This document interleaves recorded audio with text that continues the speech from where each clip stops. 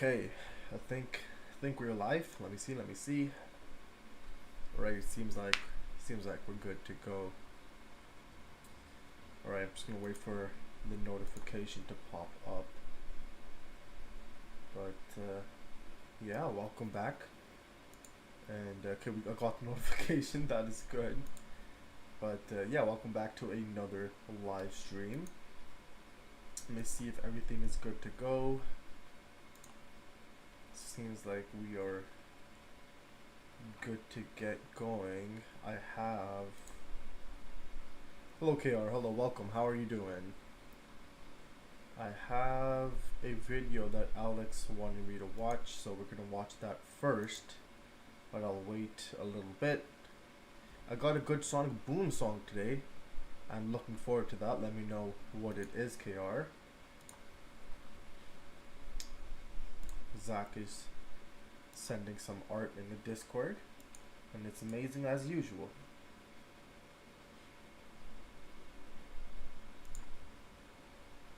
Oh god, what is this video now, Zach? Oh no, hold on, let me see this. Stop manipulating me! Stop! Stop! This morning, I woke up today and this morning. In the morning, I woke up this morning, I woke up. And remember that every morning that I wake up, I woke up that fucking day. Just remember that. What? What the hell was that video, Zach? Oh my god, okay. He woke up in the morning. That is definitely true. That is definitely true. He did wake up in the morning. May I get second suggestion? Yes, you may. Yes, you may, Karen. Let me know what it is.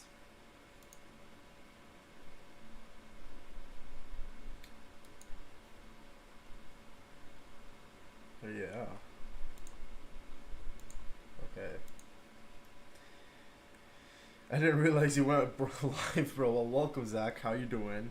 I did go live, and I saw the video that you sent in Discord. He definitely did wake up.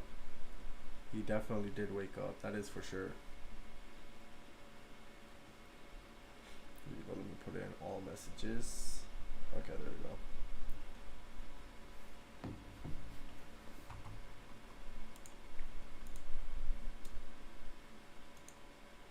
Okay. Seems like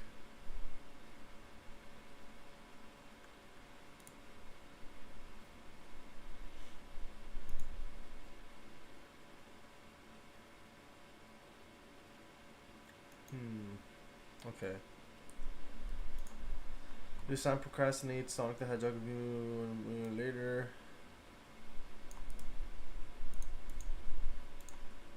Let me see. Oops.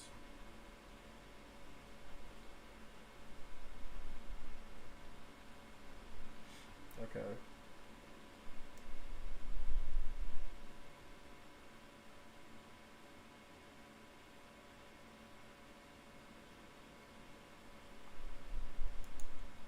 Huh, okay.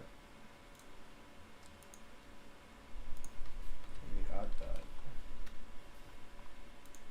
Okay. Alright, well, we'll get into the Alex video. And then, hold up.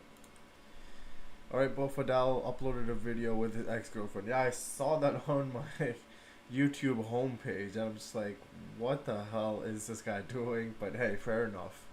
Fair enough. For real, Zach, bro. Bro went live without telling anybody. Bro, you guys get a notification when I go live. Come on now.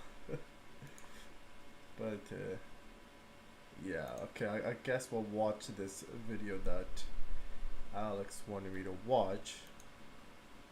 But I don't think Alex is even here yet. I don't even know if he's coming today. Bro fumbled the baddie for 20 minutes. It's real, bro. Crazy. Oh god, okay. Oh, I guess the game's the game. I don't know. People turn their noties off. Yeah, probably. That's what happens when you a Sonic fan, and probably.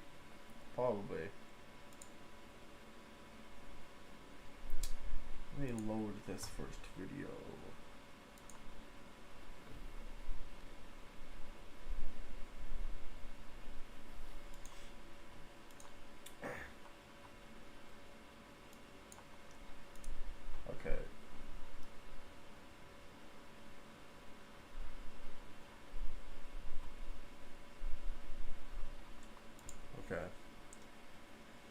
I bought something, Lego Shadow set. I don't care. I went broke. I need the Lego Shadow set.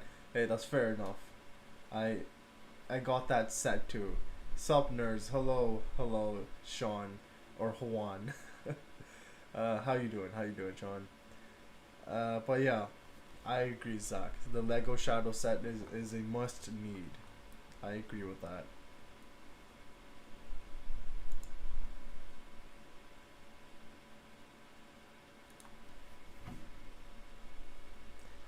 I'm hoping my dad pay taxes. I'm dying. Oh God. Well, hopefully it's nothing too crazy. No, that's crazy. I don't even pay taxes. Zach just lives for free. Zach pays no taxes at all.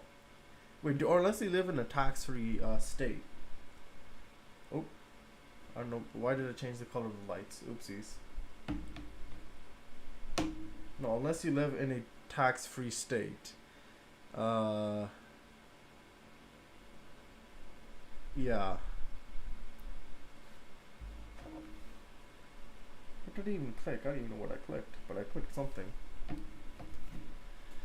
I also bought a custom Sonic Xbox controller. Ooh, okay. Honestly, I might put my glasses on.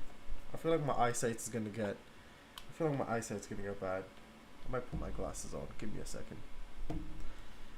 Nah, bro, turned on disco mode for a second. Rave party, rave time. Oh God. Yeah, I don't know. I clicked the button by accident. But let me put these. They put new lens in the glasses, so it's like supposed to be really good. Oh my God, why does it feel so close? I feel like I'm about to grab the monitor. Oh God. Okay. Oh man, this is.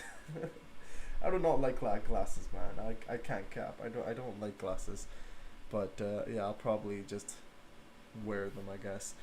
I'm drawing right now. Check Discord. Okay. Oh, okay. I like this. Okay, this is nice. This is a nice controller. Well, let me just put my thing up. Actually, I'll just put the screen up. I'm drawing right now, so you can't be in the stream for a very long time. Sounds good, Zach. Hopefully you can stay for a while though. But yeah, I like this controller. I like it. It's nice. It has the stars. Everything's blue. And then you also have Sonic. Yeah, it's nice. I like it. Me like. That looks sick. Yeah, it does. I actually really like it. It's a really nice design.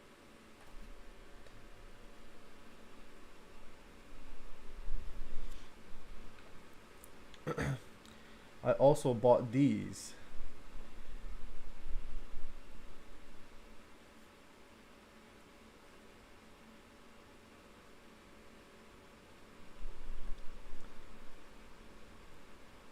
I'm waiting, KR. I'm waiting.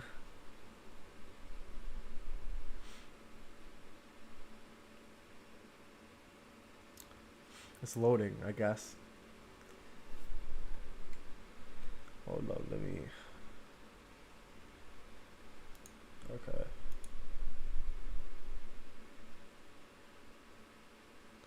Okay. It's loaded. Here we go.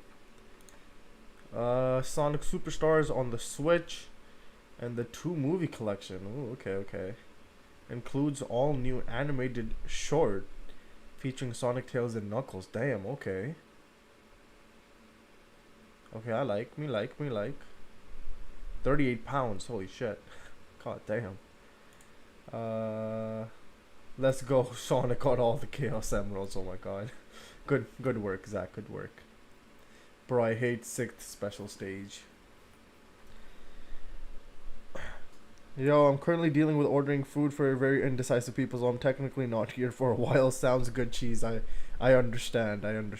No worries. Food is important. Go get that food. That shit took me like 7 tries. Oh God. Okay. God damn. All right. You know what? We're gonna hop into the video because I feel like it's been a few minutes. Because it's also been 10 minutes. All right. We'll watch this Alex suggestion. Sonic's real first movie, The Quest for the Chaos Emeralds review. the frustration though, honestly, I feel that cheese. Trust me. Even sometimes I'm really indecisive on what food I want to eat or what food I want to get. So I get that. I get it. But hopefully you guys can decide soon, cheese. Hopefully you guys can decide soon. But let's get into this video for now. Today we're going to take a look at and review Sonic's real, true first movie. No, I'm not talking about this movie. I'm not even talking about this one.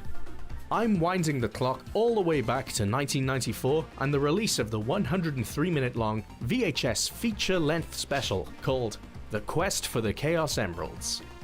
It takes place in the continuity of 1993's wacky, slapstick series, The Adventures of Sonic the Hedgehog. This feature-length adventure is basically 4 connected episodes of the show stitched together to make a movie. But before you say, "But that's not a movie," if we're counting the 55-minute Sonic the Hedgehog the movie, 2 Japanese OVAs stuck together and branded as a really short movie in the West, or say, the Futurama movies, literally each comprising of 4 episodes stuck together, then I'm going to count The Quest for the Chaos Emeralds as a movie too, albeit a straight-to-video one of questionable quality. So before we begin the review, let's remind ourselves what Adventures of Sonic the Hedgehog was, or give you a summary if you're unfamiliar. Basically, it was a very silly, occasionally gross, ugly-looking slapstick comedy series with very little connection to the games at the time, aside from the inclusion of Sonic, Tails, Robotnik, and a handful of badniks. If you've never seen the show, here's a little heads up. This movie is gonna be fucking weird. But will it be any good? I haven't watched this since I was a child, and honestly, I remember mostly hating the show back then. I felt it didn't represent what I loved about the game universe at all, but I still watched it and made do because it's all we had back then, TV show-wise. As for this movie, Quest for the Chaos Emeralds, as much as I disliked the show, I do remember this being much better than your average episode of it. In fact, if my memory serves me correctly, this is peak Adventures of Sonic the Hedgehog. not that that's saying much at all. This was as good as it ever got, and was far less weird than your average episode. Anyway, let's go through the whole thing together, and let's see if it holds up to the incredibly low bar I just set for it. And spoilers, obviously, but I can't imagine anyone in the world would possibly care.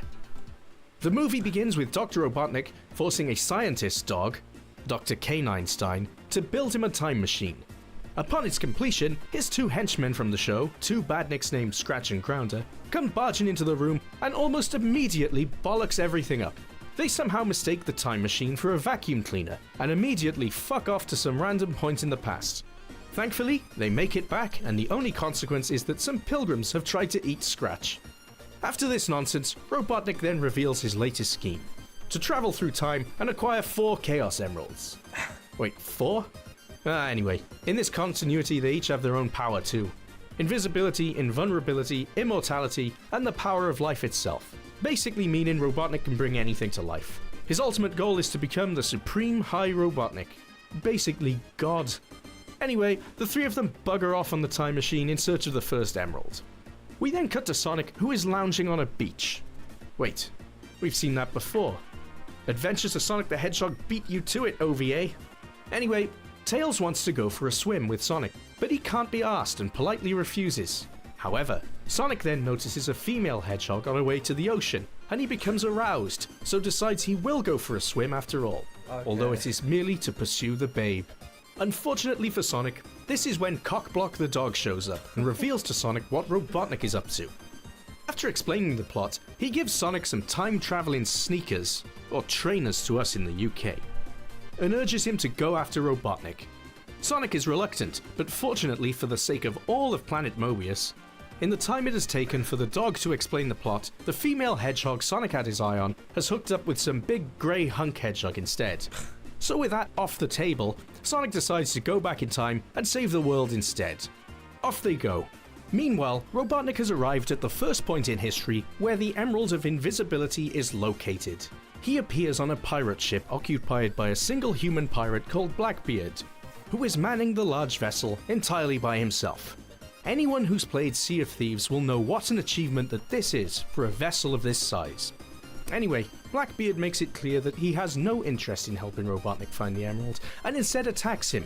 so Robotnik blasts him with a robot transmogrifier ray and turns him into a robot. The now obedient pirate robot, Blackbot, reveals the location of the emerald on a treasure map, and they begin their voyage to get it.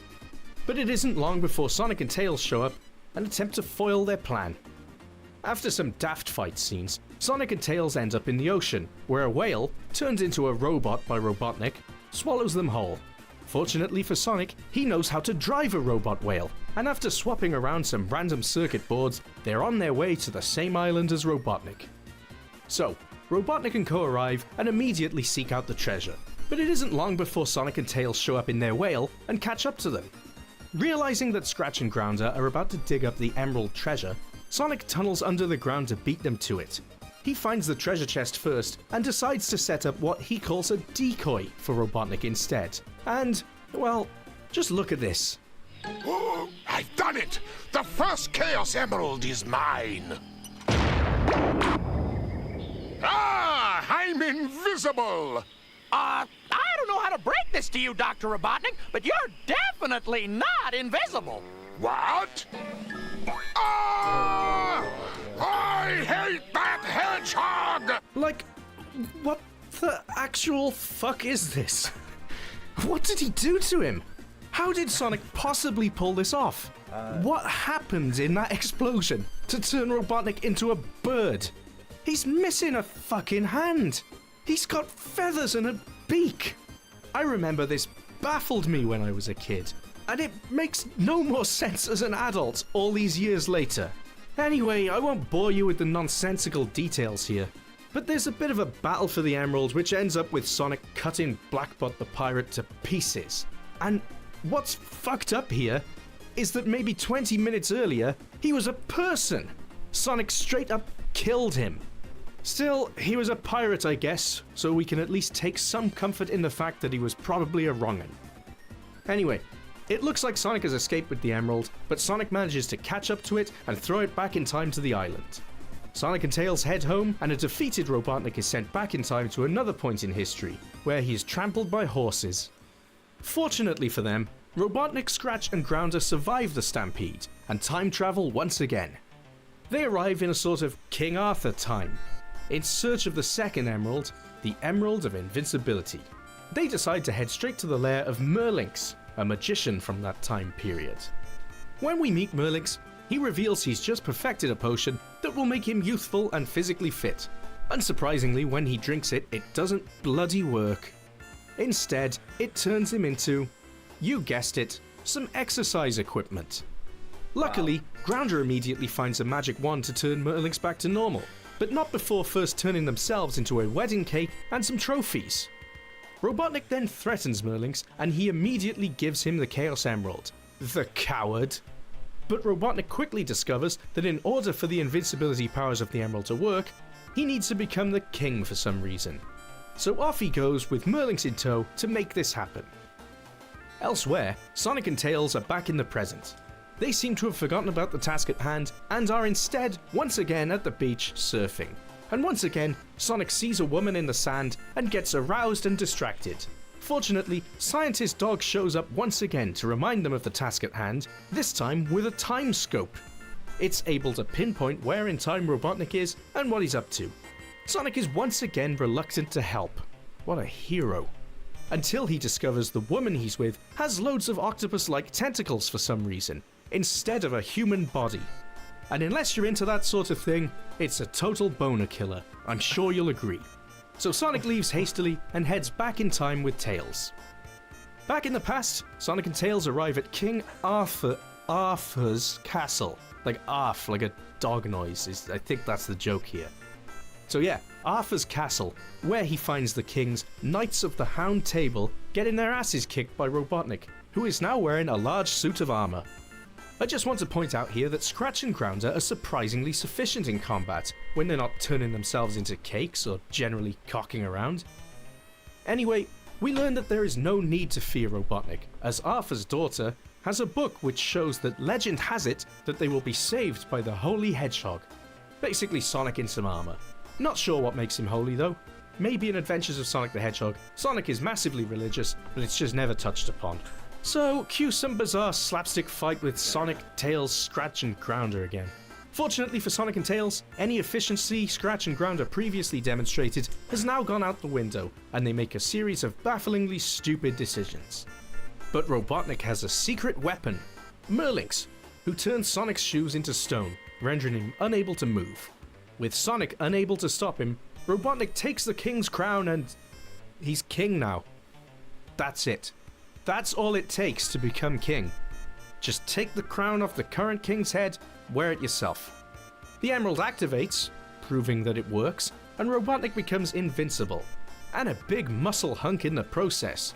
The boy's ripped. Robotnik then sends Sonic to the castle dungeon, but fortunately it's not long before Arthur's daughter arrives outside the cell and suggests they seek out Merlinx for help. She slips them some chili dogs with nail files in to escape, and manages to smash up Tails' teeth in the process. Wait, surely Sonic's spikes would be more efficient for cutting their way out of a cell than a nail file? He cuts through shit all the time, it's what he does. Why am I trying to find logic in this insane cartoon? Anyway, back in the castle, King Robotnik is arsing around, dropping weights on himself and shooting himself with cannonballs. Now, I suppose if I did become invincible, I'd probably do the same thing, but I'd make sure my non-invincible mates were stood a safe distance away, not intentionally crush them too for a laugh. What a dick! When he tires of this, Robotnik decides to go and gloat at Sonic in the dungeon, and I gotta say, I legitimately love the prance in here. Probably not ideal to try this at home, but the man is invincible after all, so he might as well enjoy it. Anyway, he realizes Sonic and Tails have escaped. We then catch up with Sonic and Tails, who've made their way to Merlinx's lair, where he is still trying to give himself youth, strength, and physical fitness.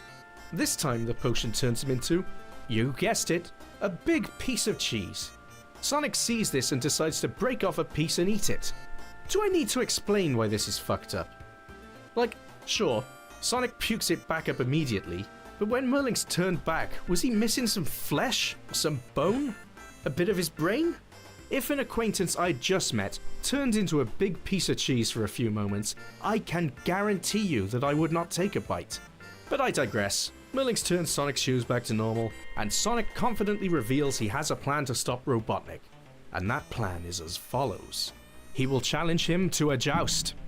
So we cut to the castle, and the joust event, where Robotnik makes predictably short work of Sonic in a rather unconventional jousting match. I don't get it.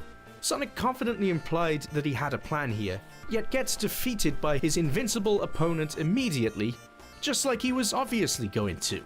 He really had no other plans besides a legit jousting contest? Fortunately, Tails, the brains of the operation, has a plan. As Robotnik approaches, quickly plant, water, and grow a giant cactus to knock Robotnik off his horse and make the emerald fall out of his helmet. I mean, this plan sounds like it's full of holes on paper, but it worked. With the emerald no longer in his possession, Sonic is able to make short work of Robotnik, while Tails uses the emerald to turn himself into a massive hunk and smash Scratch and Grounder into pieces. With Robotnik defeated and Arthur reinstated as king, he knights Sonic. It's nice of him. Sonic then uses the time machine to banish Robotnik and co. to what I assume is Mobius's version of the Colosseum in Rome, where they are sure to be ripped to shreds and presumably killed by a lion. Sonic and Tails return to the present and leave Robotnik, Scratch and Grounder to their demise.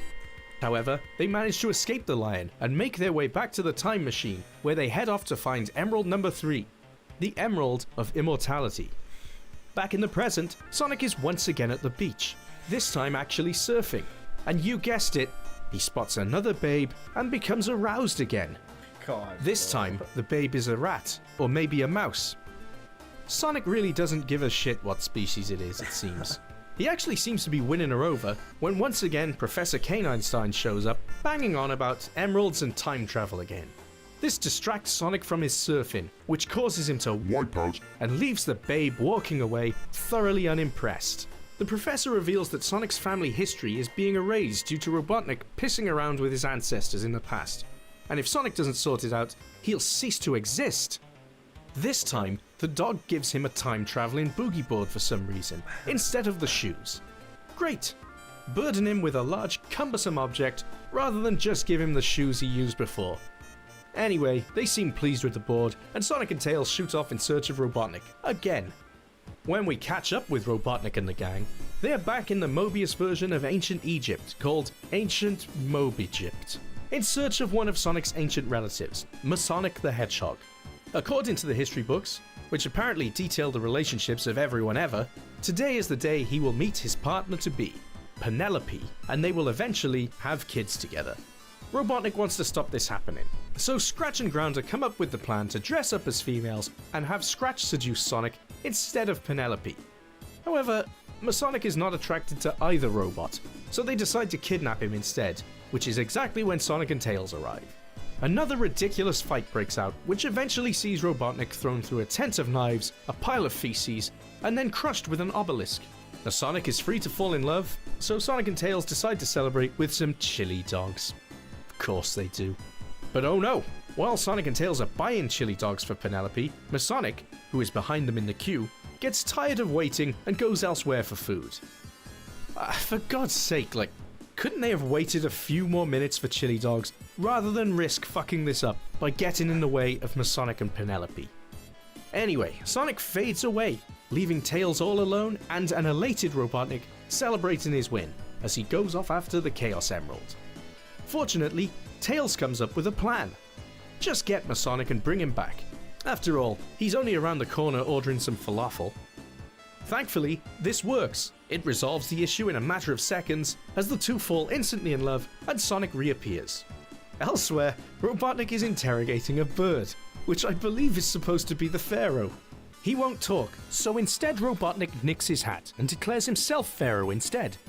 As established, apparently in this universe, if you want to be anything, like with Arthur, just steal the hat of the person currently in the job role and put it on your head instead. If only real life worked that way. Anyway, Sonic and Tails show up to confront Robotnik, but they are both captured and turned into slaves by Robotnik's guards, who have immediately blindly accepted him as their new pharaoh. So, Sonic, Tails, and Masonic, I guess he was captured as well, are now shackled and building a pyramid as slaves, while Pharaoh Robotnik and Scratch and Grounder, whose Mobigypt costumes legitimately gave me a giggle, read the hieroglyphics on the walls to learn of the location of the third Chaos Emerald, which it turns out is in a nearby pyramid, buried with Robotnik's ancestor, Robotnik Hotep. Fortunately, Penelope is lingering in the background for some reason. She overhears the plan and immediately reports it to Sonic, Tails, and Masonic. Although they are chained up as slaves, fortunately Sonic carves a hieroglyph into the stone they are pushing, and Kane Einstein correctly interprets it, God knows how long in the future, as Sonic needs a saw at this one very specific place and moment in time.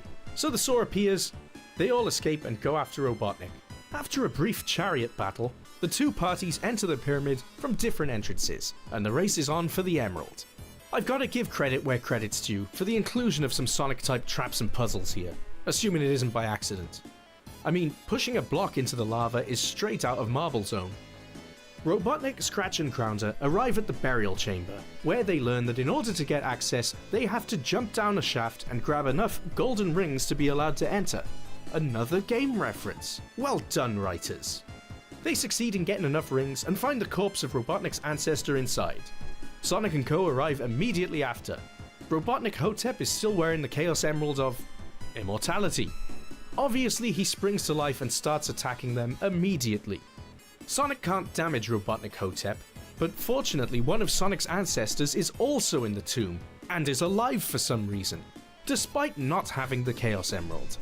He beats up Robotnik Hotep for Sonic, who eventually decides to just take the emerald off, give it to present-day Robotnik, and drop dead in the process, as he is tired of being beaten by Sonic for thousands of years.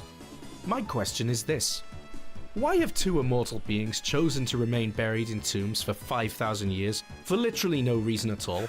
Like, they're alive, why didn't they just carry on living in the real world? Why would you just decide, I'm going to pretend to be dead now forever in this dark tomb? Anyway, Mummy Sonic gives him another emerald from around his neck, which gives him a blue energy shield, another game reference, which protects Sonic from the now immortal Robotnik's attacks. He beats Robotnik with very little effort and traps him in Robotnik Hotep's coffin. Sonic's ancestor then returns to his coffin too, and goes back to sleep for literally no reason at all. Maybe he likes it in there, in the dark, in the coffin.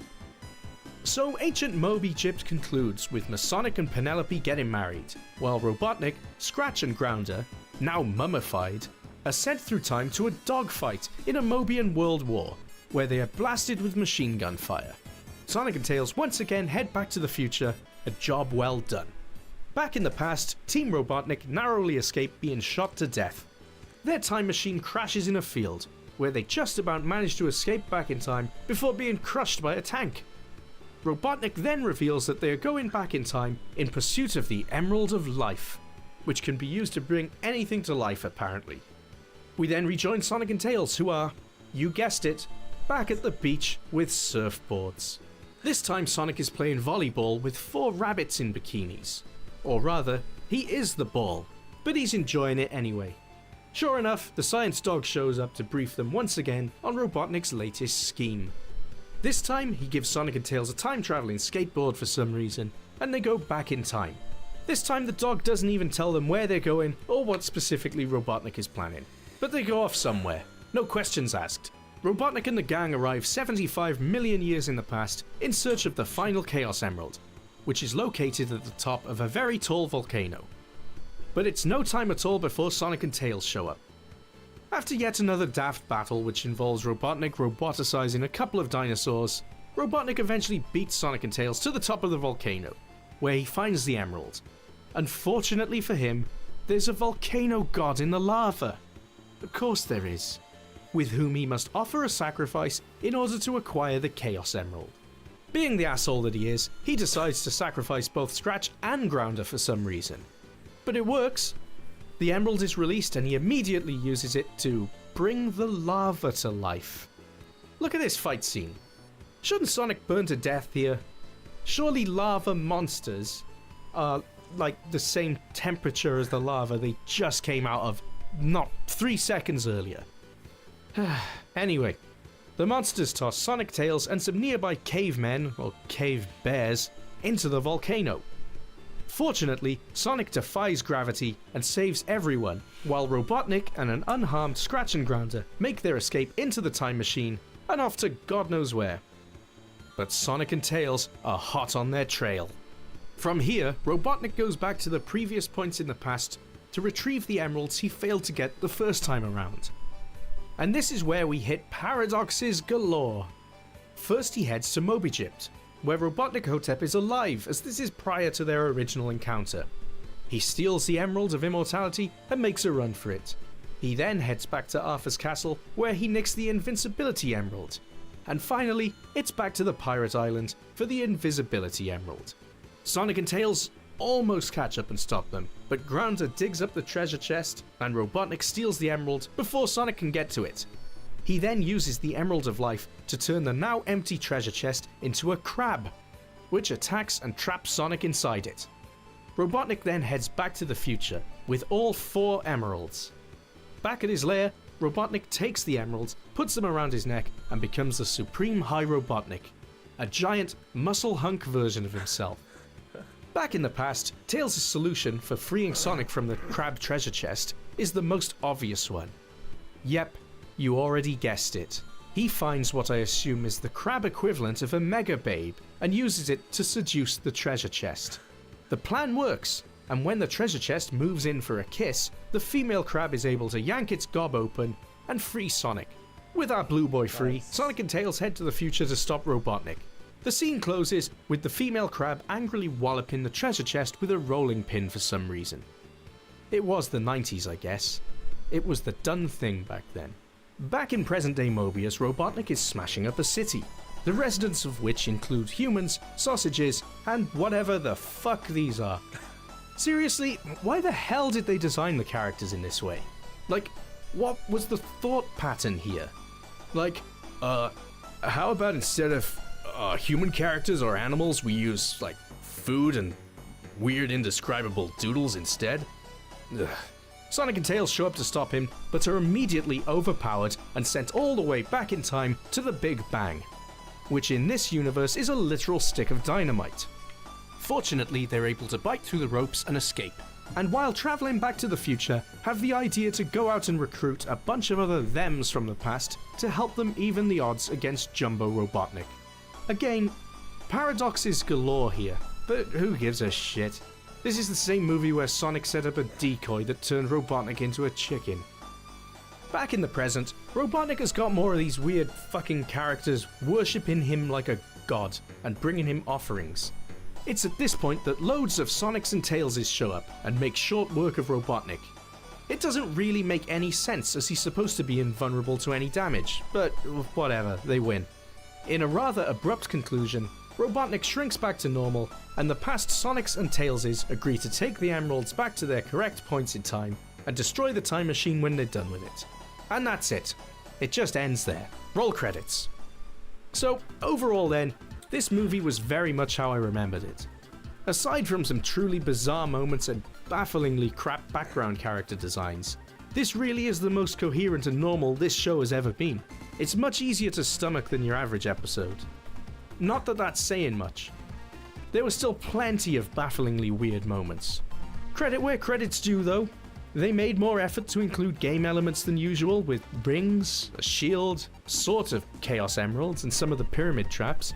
And I did laugh out loud a fair few times, but this was more to do with how fucking baffled I was, rather than any well-executed gag or funny line.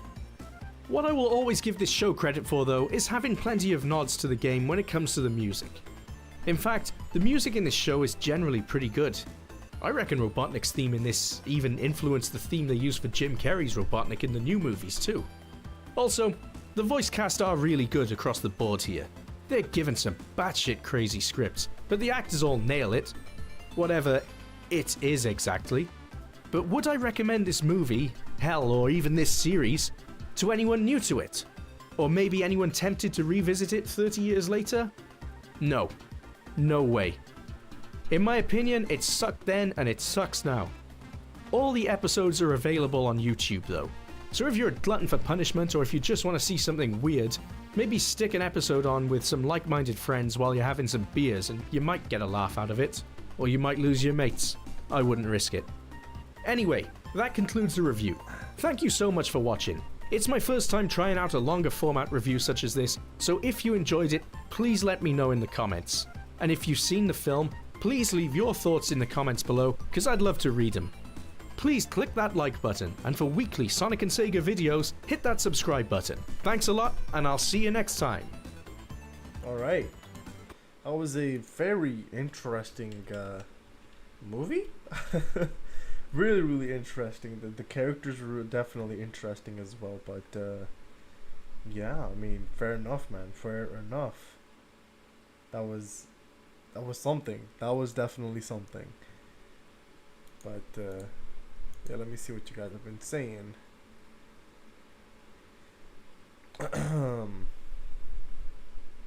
Bro, not even joking about Sonic Forces Mania, Team Sonic Racing, Sonic Frontiers, and Sonic Superstars 3 times for all consoles. Oh god, I don't have a problem. Man, what is this? What the hell? My thoughts are exactly what he just said. What? Ancient Moby Gypt. The Return of the Clown. Well, oh, the stream is buffering. Well, hopefully it's not buffering anymore. Balan or Balin on Wonderworld 3 times. So I think I'm saying, can't Tails fly if he is about to fall into a volcano? I'm pretty sure yes, he is able to. What is going on? Crab chest kissing other crab robots. Hey, I'm just gonna rewind to get your reaction to the video. Haha, sounds good, Alex. But yeah, just rewind later, bro. Just rewind later. Hopefully you're still here. This show is weird, lol. Bro who made this show? Sonic being a simp a lot, lol. Then he became the anti-simp later. Exactly. He had to become a simp to become a anti-simp later on. That was his ultimate what is it called? That arc, the character arc. That was his character arc basically. Simp, yeah, he was pretty much simping on everybody in that movie. God damn. Okay.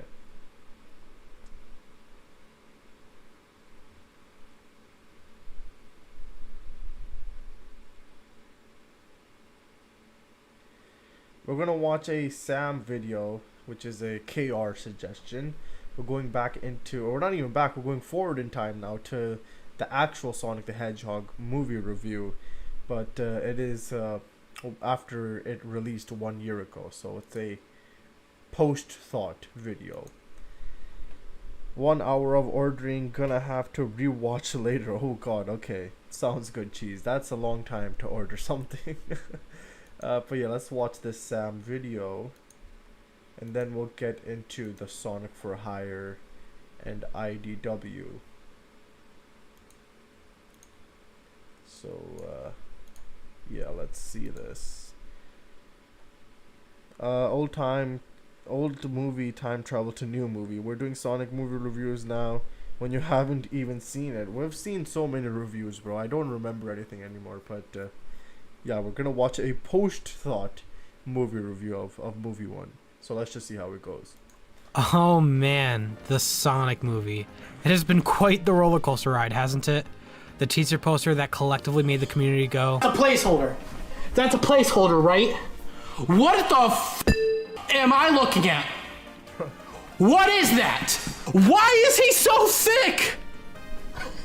He's so thick! Well, Why is he so thick? What happened? Look up he's got an ass! Oh my god. You could see the full thing. Oh, there's a video. Oh my god. Oh, that's gross. Oh, that's gross. What the f is that thing? What the f is that thing? What the f is that thing? Get the f out of the way, chair. Looks thicker than a bowl of oatmeal. the leaked designs that made us go insane.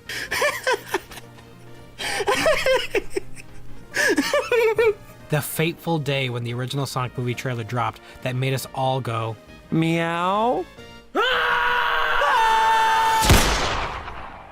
The movie team announcing that they were going to redesign Sonic. Several leaked designs later, we ended up with a Sonic that is different, but still close to the source material. And for Sonic fans, we were finally able to feel excitement for this movie. I flew out to watch it with my friends, we had an absolute blast. Movie ended up doing really well at the box office. I flew home, then Civilization fell.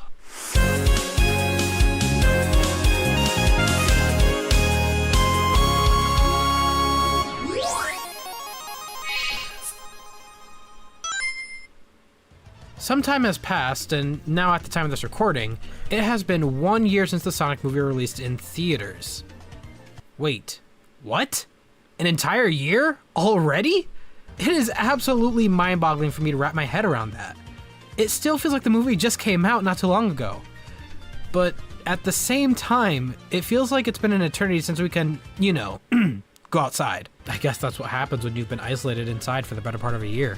Now, I've made many videos on the Sonic movie, as well as an initial review I did with the gang after we watched it. And since it's been quite a while since the movie released, and since the news of the sequel is on the way, why not take this time to revisit and give this movie a truly in-depth review to see how it holds up, and what I think the sequel should do going forward. So, let's start with the story, shall we? Also, just a heads up, I most likely won't be able to use a lot of movie scenes for this video for obvious reasons, so I'll have to stick to screenshots or clips at varying speeds. The movie starts off with the Paramount logo surrounded by rings, as well as an amazing orchestral and choir rendition of the Sega logo and start screen. After that, we jump right into the action with a high-paced action scene with our favorite beloved Blue Hedgehog Sonic being voiced by Ben Schwartz, running away from our favorite evil scientist, Dr. Robotnik, being played by Jim Carrey. We end up rewinding back to get the context of what exactly is happening, and we find ourselves in Sonic's beautiful homeworld, which, to no surprise, is largely based off of Green Hill Zone. And my god, I still can't get over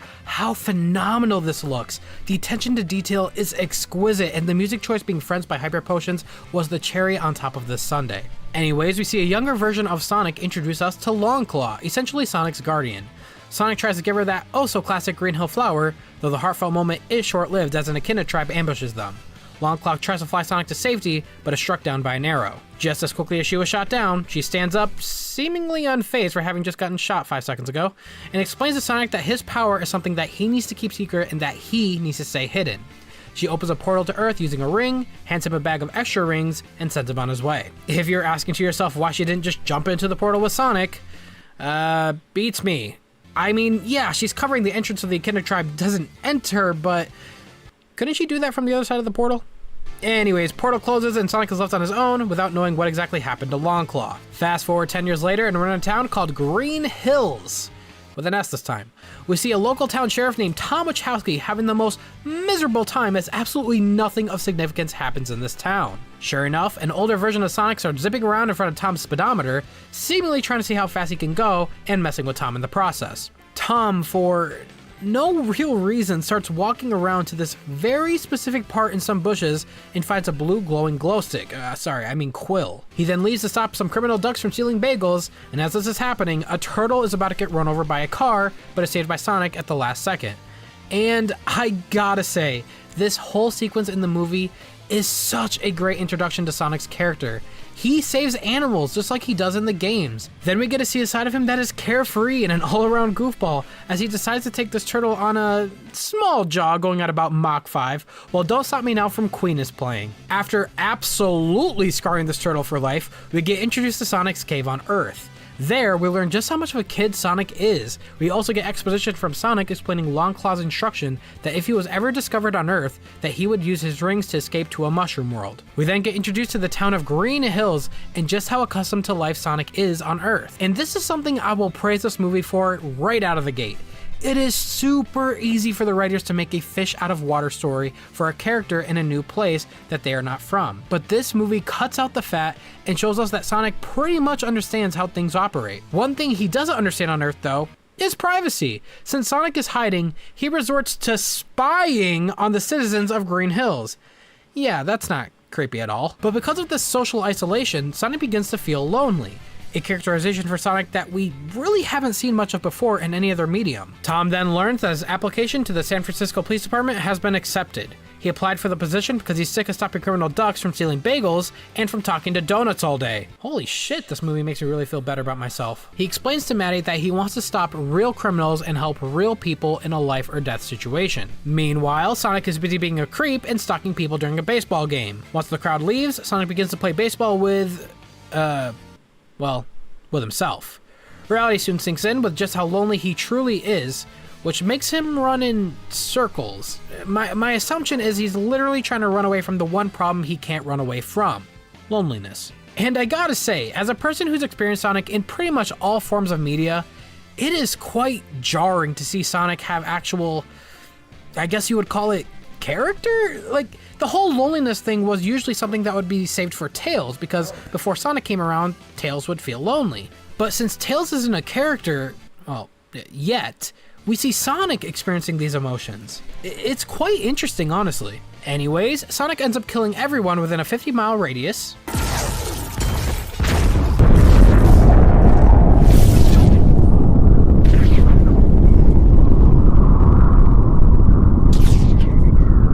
Just joking, he ends up causing a huge blast that creates a major power outage that is so large it even knocks out a goddamn satellite. Jesus! This, of course, gets the attention of the military, who, I shit you not, sits down for 60 seconds before saying fuck it and sends in Robotnik, something some of the members were extremely hesitant on doing. As a result, Robotnik gets on scene, sends in his drones that came out of his egg sack, which sends Sonic running to deploy a portal ring in a safe area. He ends up breaking into Tom's shed since that is the main resident he stalked for so long. Anyway, Tom murders Sonic. Tranquilizes Sonic as he's about to put down a portal ring. Since the portal works by thinking of an area before throwing the ring, Sonic accidentally opens up a portal to San Francisco because of Tom's t-shirt. The bag of rings that was given to Sonic by Longclaw ends up falling into the portal before it closes, and Sonic passes out. Once Sonic wakes up and scares the life out of Tom, Dr. Robotnik closes in on them. Sonic asks for Tom's help since he can't run due to being tranquilized.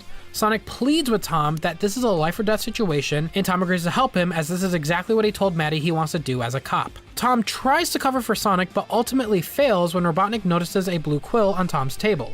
Robotnik's drone attacked both Sonic and Tom, with them just barely escaping. And sadly, this is a part of the movie that requires a high level of not looking too deep into things. By that I mean a good chunk of this movie is Sonic in Tom's car or in a stationary area. Reason being, Tom is the one driving Sonic all the way to San Francisco to get his rings back. Now you might ask yourself, why can't Sonic just run there in a flash? Well, he claims he doesn't know how to get to San Francisco.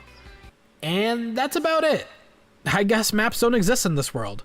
Now, I know for the sake of the movie I shouldn't look too deep into things, but this excuse can really break a lot of people's suspension of disbelief. I think this movie's suspension of disbelief could have been saved if they just showed Sonic trying to follow a map but couldn't figure it out because he has the mentality of a kid. Anyways, Sonic and Tom's first stop on their journey to San Francisco brings them to this bar. Here we get a bit more character development from Sonic, who learns what a bucket list is. But Sonic begins to feel down when he realizes he won't get to accomplish the things he wanted to do while on Earth since he has to leave to the Mushroom Planet. Tom notices Sonic begin to feel down on himself and decides to help him accomplish some of his goals while at this bar. And these scenes are really heartwarming to see Sonic act like an overjoyed kid as he accomplishes some of his goals. All is short-lived though as a huge bar fight ensues. And here we get one of the best moments in the film where we get an awesome action scene that is similar to Quicksilver in X-Men. And I am really happy they decided to do a scene like that. It is a great way to show just how fast a character is and how they can use their speed to their advantage. Sonic and Tom quickly escape the bar and crash at a motel for the night. There, while Sonic is sleeping, Tom notices on Sonic's bucket list that there is one thing he hasn't accomplished yet, was to make a real friend. As this happens, Tom overhears on the TV that he is accused of committing an act of domestic terrorism and that there is a huge manhunt underway. Does any of this matter? No, and I'll come back to this topic later. Meanwhile, Robotnik gets a lead on where Sonic and Tom are heading and sends a massive tank after them. During this, Sonic and Tom get into an argument once Sonic learns that Tom plans on leaving Green Hills to become a cop in San Francisco. While this is happening, they get interrupted by the tank. Sonic, still angry about Tom leaving, turns into Pikachu, becomes electrified, and as this happens, Sonic is thrown at the tank, doing his iconic roll from the games, which momentarily takes it out. More awesome action scenes happen as Sonic and, Tom, for some reason, take turns taking out each layer of the tank. All is well until the tank is reduced to the size of a small RC helicopter. It ends up sticking to Sonic's glove and begins counting down like a bomb. If you're wondering why Sonic doesn't just take off his gloves and throw it, well, okay. I know the original movie design wasn't going to have gloves, but still, couldn't they have made it stick to his arm or something? I don't know. Anyways, bomb blows up, Sonic gets knocked out again, and Tom decides to find his veterinarian wife, Maddie, to get some help. Meanwhile, Robotnik analyzes the quill from earlier and learns that it has unlimited power. With this power, he realizes he can use it to power his machines so they can reach their full potential. Sonic wakes up, gets gifted his iconic red sneakers from JoJo, Maddie's sister's daughter, and from there, Maddie decides to help Sonic and Tom get to San Francisco. But for some incredibly dumb, unexplained reason that literally makes no sense, they let Sonic drive. Cause it's not like they already have enough problems to deal with. Dumb, unexplained stuff like that can really take away your suspension of disbelief. Which, speaking of, the next scene breaks as well. All three make it to the Transamerica building that has Sonic's rings. But for some reason, they act like it isn't that accessible. Yeah, for some reason, Sonic just doesn't run up to the top of the building and grab them. Even though the beginning of the movie shows that Sonic is 100% capable of doing something like that, he doesn't. I know certain rules need to be set and limits need to be applied to Sonic's power, or else we wouldn't have a movie. But don't write yourself into a corner. Anyways, they get to the top of the roof, and before Sonic can escape to the Mushroom Planet, Robotnik shows up with his new machine powered by Sonic's quill. Sonic at this moment insultingly calls Dr. Robotnik Eggman, because his flying drones look like eggs. I think that's really clever writing and a good way to write Eggman as a nickname for Robotnik. Sonic pushes Tom and Maddie to safety, and by that he literally eats them off the roof, and Eggman decides to fire a barrage of bullets and missiles at Sonic. We get one last Quicksilver scene as Sonic playfully avoids the attack, but not until Eggman pushes a button that uses the power of Sonic's quill to grant his machines the ability to go at supersonic speed. This catches Sonic off guard and he ends up taking a hit. Sonic saves Tom and Maddie by throwing a portal ring during their free fall, and Eggman begins his chase after Sonic going at high speed. Here we get to the action scene that the movie started out with the only difference now being that we actually know the context of what's happening. I also want to point out that during this chase through the city, Robotnik is shooting a laser that is causing major explosions. I refuse to believe that no one died from this. He literally blows up an entire bus that's on the road. You're telling me no one was inside that? Whatever, Sonic begins jumping through portal rings in hopes of trying to lose Robotnik. He ends up going through Paris, the Great Wall of China, as well as the pyramids in Egypt. All ends when Robotnik takes a shot that actually hits Sonic, which causes Sonic to pass out for like the 20th time this movie. Tom tries to stop Robotnik, but is unsuccessful. Robotnik scolds Tom for throwing his life away for an alien who didn't even belong on Earth in the first place. Tom tells Robotnik that Sonic is more human than he ever will, and explains to him that Sonic was his friend. Sonic overhears this and becomes Thor, the God of Thunder. Just kidding. He actually...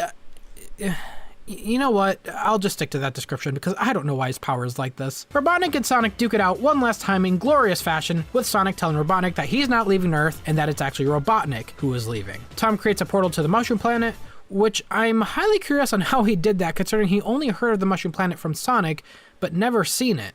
Anyways, Sonic delivers the Coupe de Grace to Robotnik and sends him to the Mushroom Planet. Tom realizes he completed his goal of helping someone in a life or death situation and decides to stay in Green Hills. Maddie and Tom are in the middle of repairing their house when they get visited by the government official who decides to act like Robotnik never existed and that none of the events that occurred.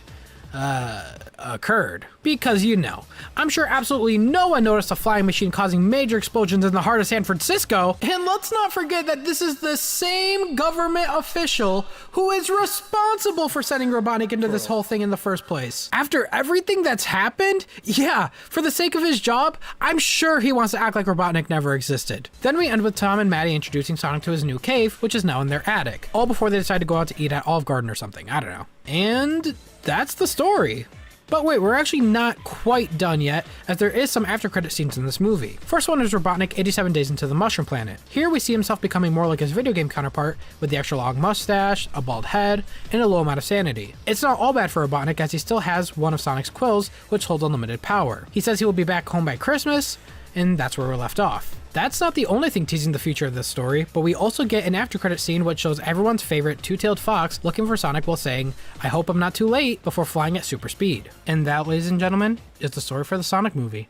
Wow. After watching it again after having not watched it since I want to say early to mid 2020, I can definitely see a bit more of the flaws this time around. While the story itself isn't bad by any means, it really isn't anything too original. I'm almost certain we've all seen a family-friendly movie that has all the same tropes that this movie had. Don't get me wrong here, I'm incredibly grateful the movie came out the way it did. When the first initial teaser dropped for this movie back in 2019, this movie looked like it was going to be an absolute train wreck. And no, that's not just because of Sonic's god-awful design, but the way the trailer was cut and the scenes that they showed, it really didn't give us a great first impression. By all accounts, everyone thought this movie was going to be yet another bad video game movie added to the larger pile of bad video game movies. But everyone who worked in the background of this film finished with a product that is solid, and I'll forever be grateful for that. With that said, let's go through what I think the movie did good, what I think the movie did bad, and what I think the Sonic movie series should do going forward. Let's start with some of the things that didn't necessarily age well, and the first thing that immediately comes to mind for me is how the majority of the movie is structured with Sonic either being in a car or in some sort of stationary setting. With a fast character like Sonic, we really want to see Sonic running around and being himself as much as possible.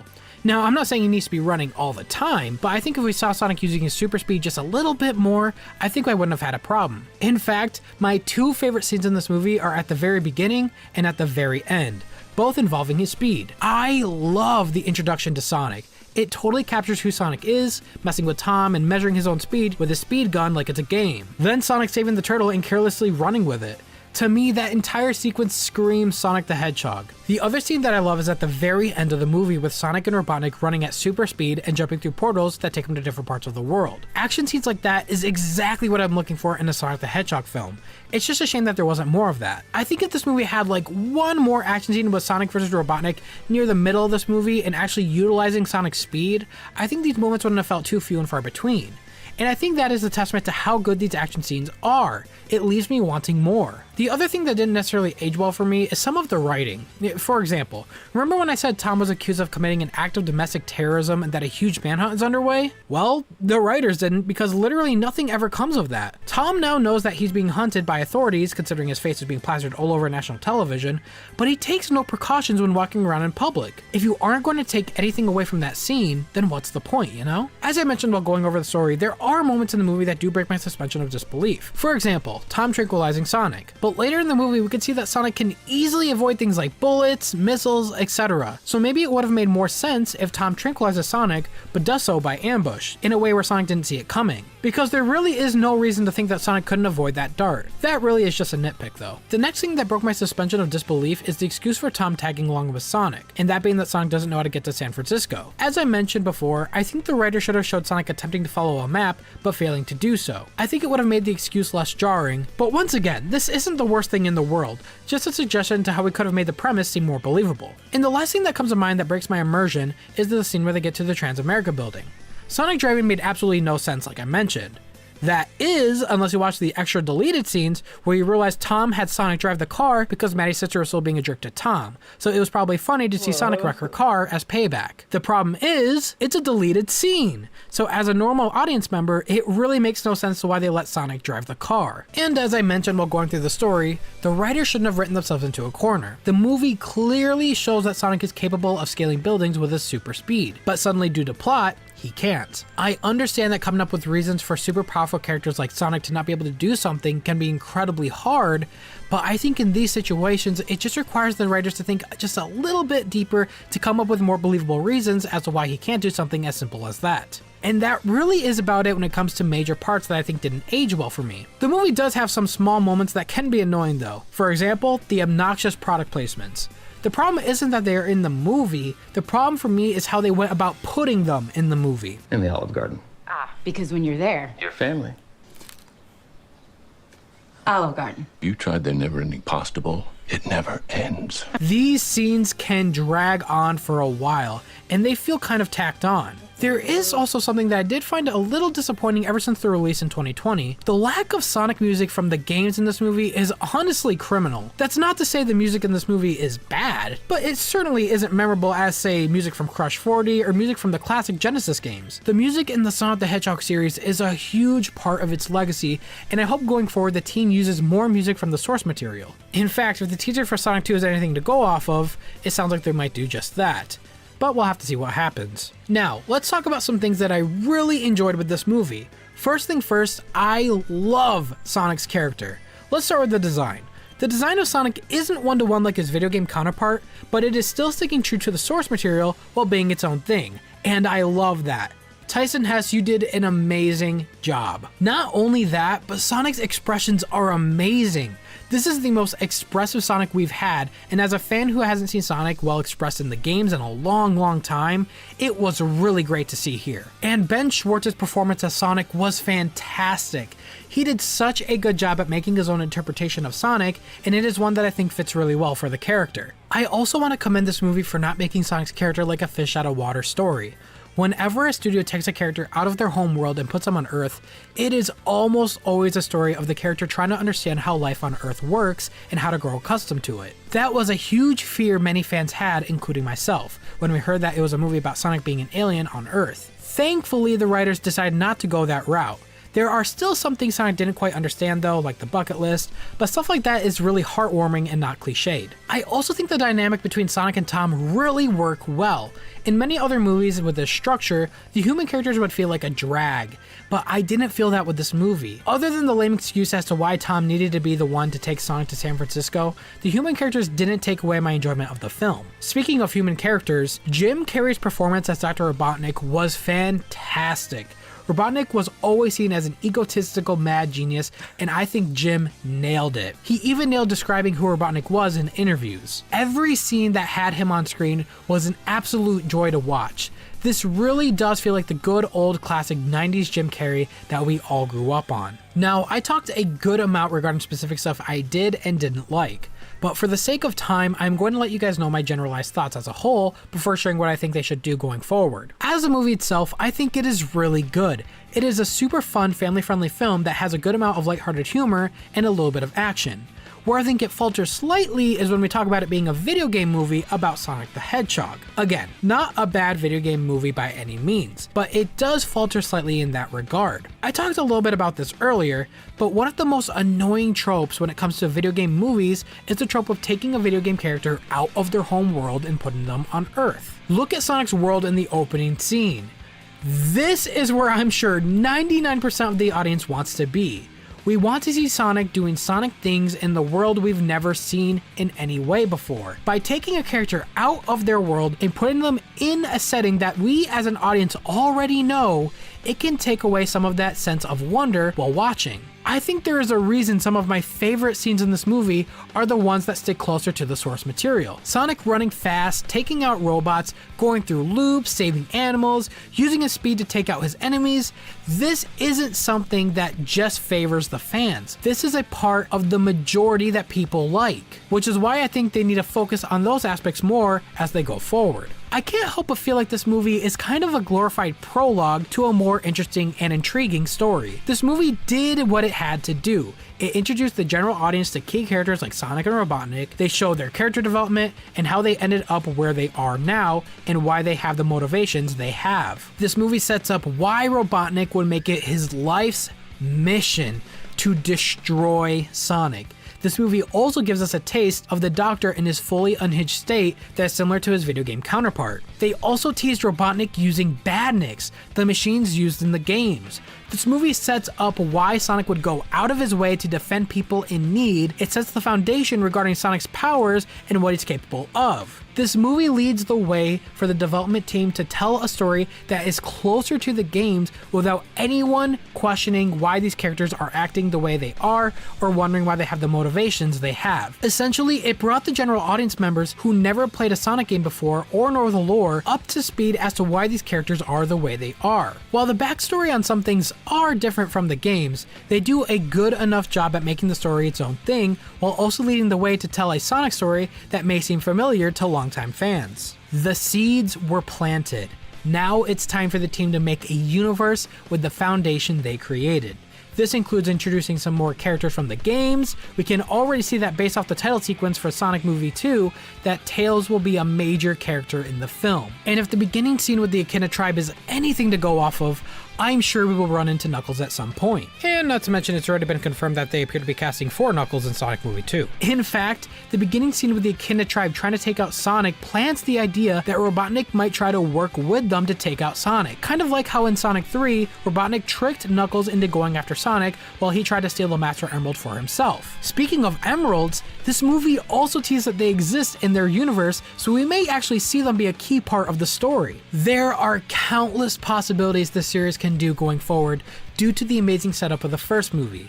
The main takeaway that I'm hoping for in the end is that the series branches out away from the stationary small town setting the first movie had on Earth with a lot of stationary scenes to full-on high-speed scenes in the mysterious and beautiful world of Sonic the Hedgehog. And considering at the time of this recording that the Sonic Movie 2 is planning to film on the tropical island of Hawaii, which would be the perfect place to film a movie that is essentially on Sonic's home world, it looks like they are doing exactly that, and I'm excited for it. With that said, I am so excited to see what they do in Sonic Movie 2, and I will see you guys when we see more information regarding the movie. Thank you guys for watching this video, and I'll talk to you guys very soon. See you later, procrastinators. Alright, it seems like movie 1 was basically just setting the foundation for where this this movie series is going to go on, and it seems like, because obviously movie 1, obviously we have hints of Knuckles, well, not Knuckles, but like the tribe. You have hints of Tails, which they obviously all do in movie 2, even though I haven't watched it. We watched quite a bit of videos and reviews on movie 2, so it does do a lot of things. And now obviously we have Shadow coming up and stuff like that, but yeah, I'll watch the movies, and then I'll watch it before movie 3 comes out, so we can so I could actually experience it before the movie comes out. But we should obviously play Sonic Generations before the Shadow Sonic X Shadow Generation comes out. But yeah, basically Sonic the Hedgehog, the movie, was setting the foundation for where the series is heading. Let me see what you guys have been saying though.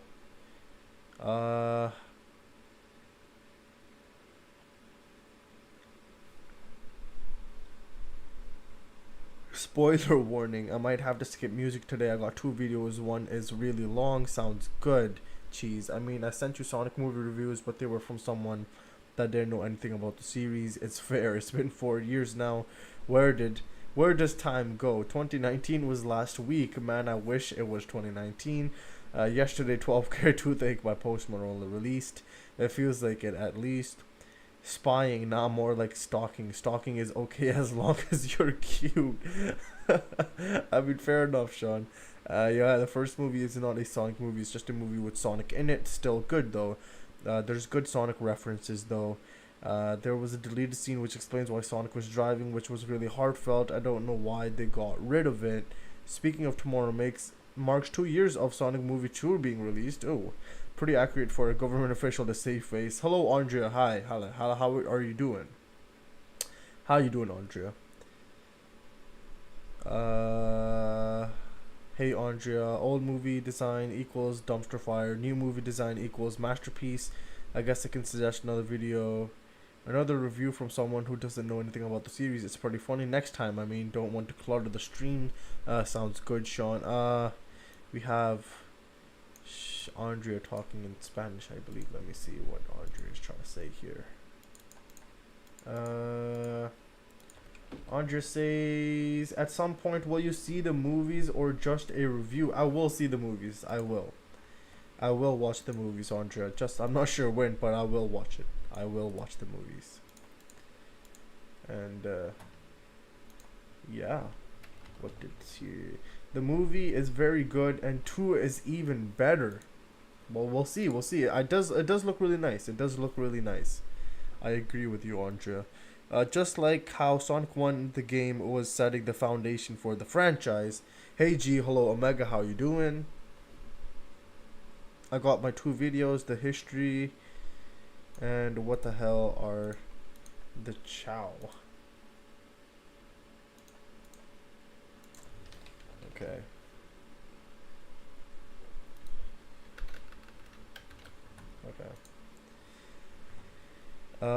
Good news I have for you. One OK Rock proof is stay for Blade English. They will use the English version of the song. Oh, okay. The company mentioned they aim for international artists for next songs. Hiring English artists for Japanese anime is really rare. Nate mentioned in a live he'll love making a new song if they called. That would be awesome. Oh, hi Omega, didn't see you there. Well, Omega is here. And next up is Sonic for Hire Season 6. So let's watch this. Sonic for Hire. It's pronounced Beyblade? Beyblade, yeah. It's Beyblade, right? Or is it Beyblade? No, Beyblade. That's what I just said, I think. Sometimes I think I say Blade, but it's no Blade. It's just Beyblade.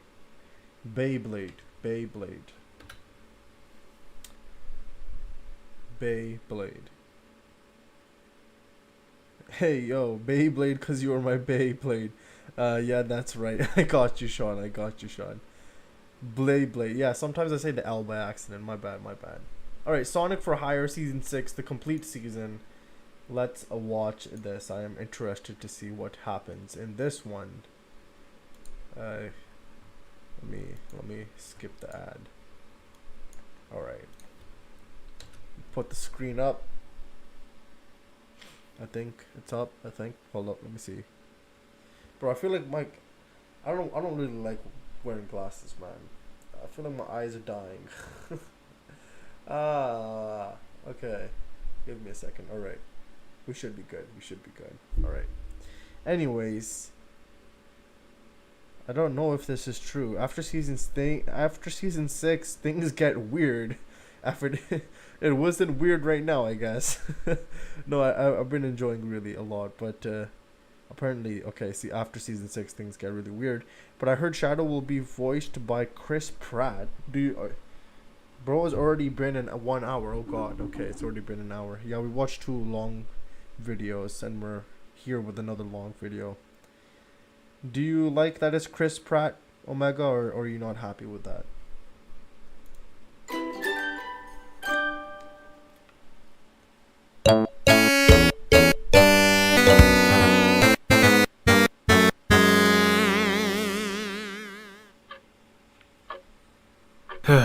Come on, Sonic, change the channel. I need a poster remote. Oh, we've seen this one like 50 times. Ugh. Oh my god, what is this, Saw? It's either Tom Berenger or a cow giving birth. Either way, we've officially bottomed out. These special effects are terrible. Hey, why the fuck aren't we at your mansion anyway? Oh, I threw a crazy Jesse Pinkman-style party for like 3 days. So my place needed some time to air out after all that disgusting Eggman meth sex. What the fuck? Why wasn't I invited? Nobody wanted to see your stupid fucking face after that whole space chicken thing. Space chicken! Oh, right. Yeah, that makes sense. Yeah, you kind of lost your shit. Okay, let's just watch this train wreck. That's it! I'm Tom Berenger! Yes, I like where this is headed. Continue. Tom Berenger used to be awesome, like me. But now he's just a joke. Like you. Plus, he looks like if Mickey Rourke and Val Kilmer had a baby.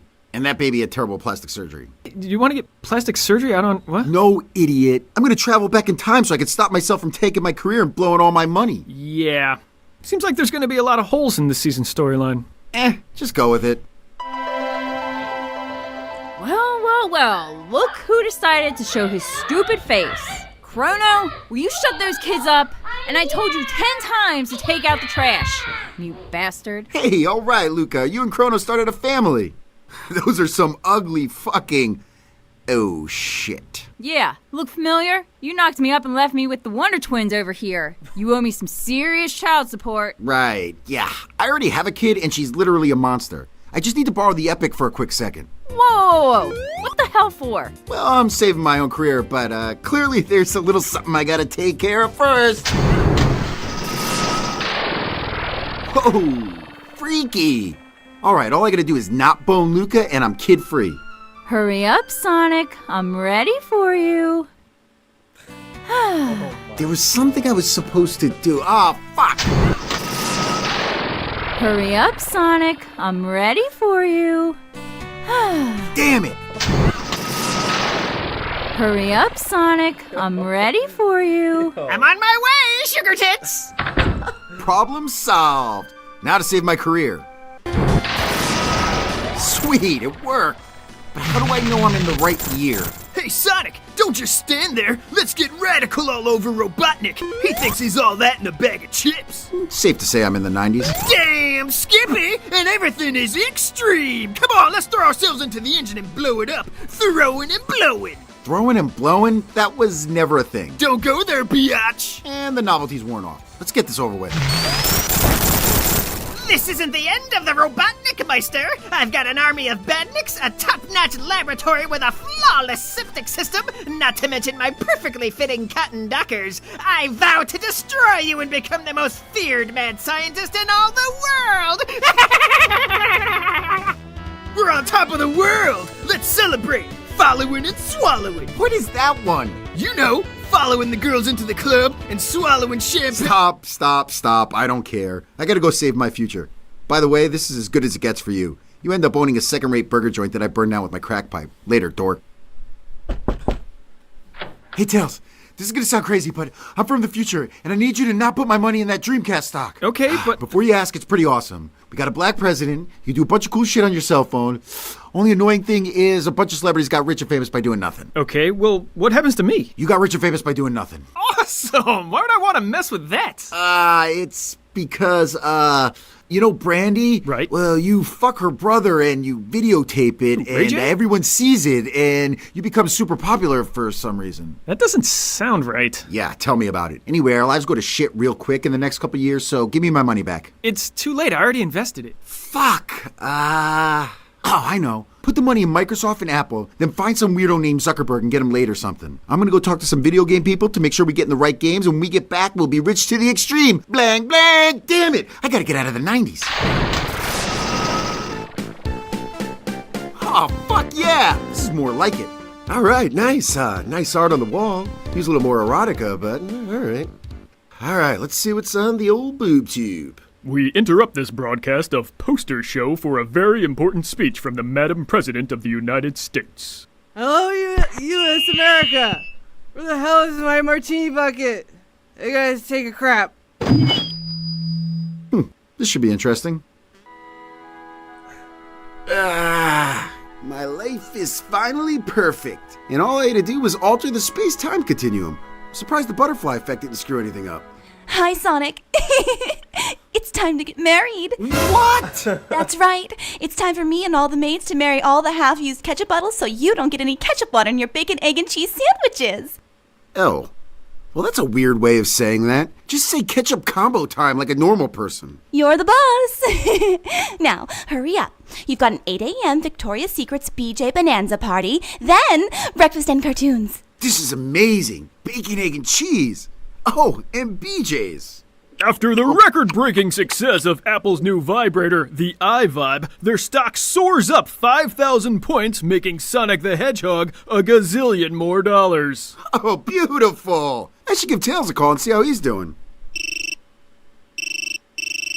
Look, Mr. X, I'll get you your money. I just need a few more days. What? It's me, Sonic. Sonic? Oh, thank God. You gotta come down here and help me out. What the hell is going on? Who's Mr. X? Why are you broke? And what channel is HBO in this alternate reality? My guide isn't working. I'm in Streets of Rage. It's right across from the Boulevard of Broken... Hey, get the hell away from there! That's my piss jar! Sorry, Boulevard of Broken Crack Pipes. Hurry! I'm on my way. Now to pick out my kick-ass ride. You're fucking kidding me. This is all I have? I guess it'll have to do. That's strange. Sonic hasn't been in the girly tricycle garage in years. He usually goes straight for the superhero vehicle garage. Hey, Ultimate Warrior and Fat Hick. How about you fight a real man? Hey, Big Ben. Look at the girl on her little bike. She looks good enough to eat. Big Ben, I'm guessing you're not the football player. Either way, it looks like I'm about to get sexually assaulted. What's this do? Oh, fuck yeah! Gazillionaire Sonic is the tits! Oh, man, thanks, Sonic. What the hell is going on? And hurry up, because you fucking stink. Yeah, so I did everything like you said, but then fucking Zuckerberg screwed me out of all my stock, and then I started in this Spider-Man reboot, but now I'm living on the streets and giving tail jobs for food. Gross. What the hell? Okay, so time travel fucked up your life, and possibly turned you into Andrew Garfield for a while. Let's just travel back and beat the shit out of Mark Zuckerberg. And maybe you should shower first. Deal. Hey, Electra! Stretch mark! Shower time! You know what? You could just take a shower at my place. Shit! The Epic is gone. Who the fuck would steal a time machine? Maybe this half-eaten, deep-fried wallet is a clue. Fucking Eggman.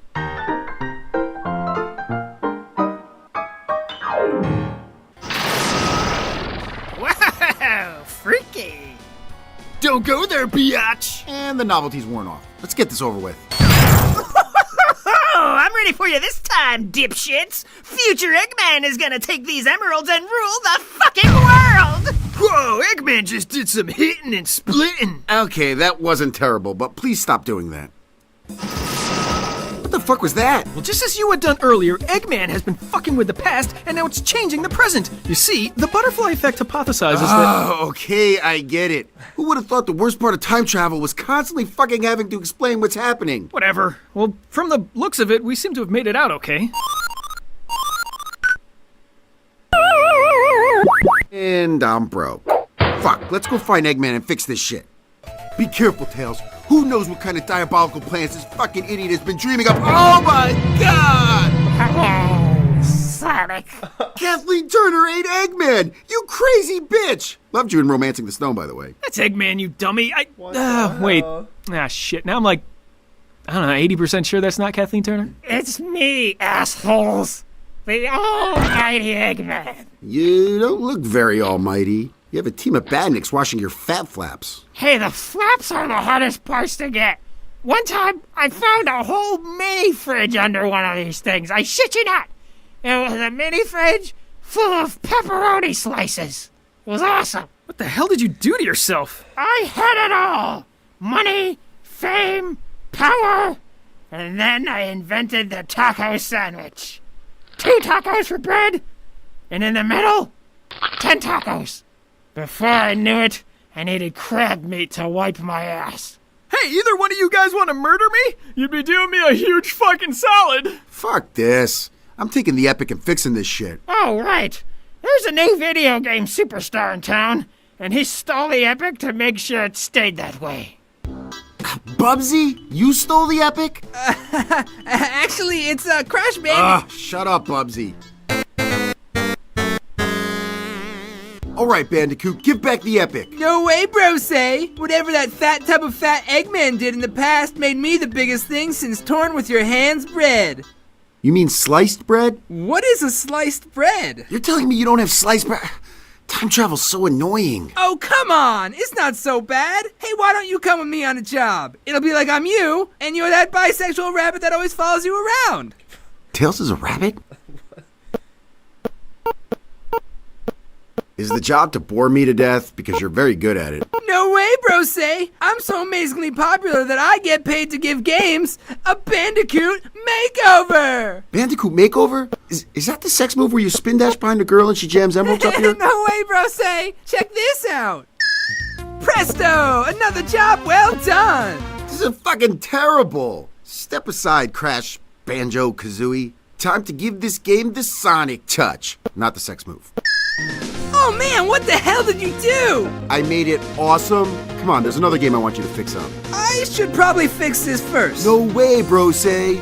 Fuck, now you got me saying it.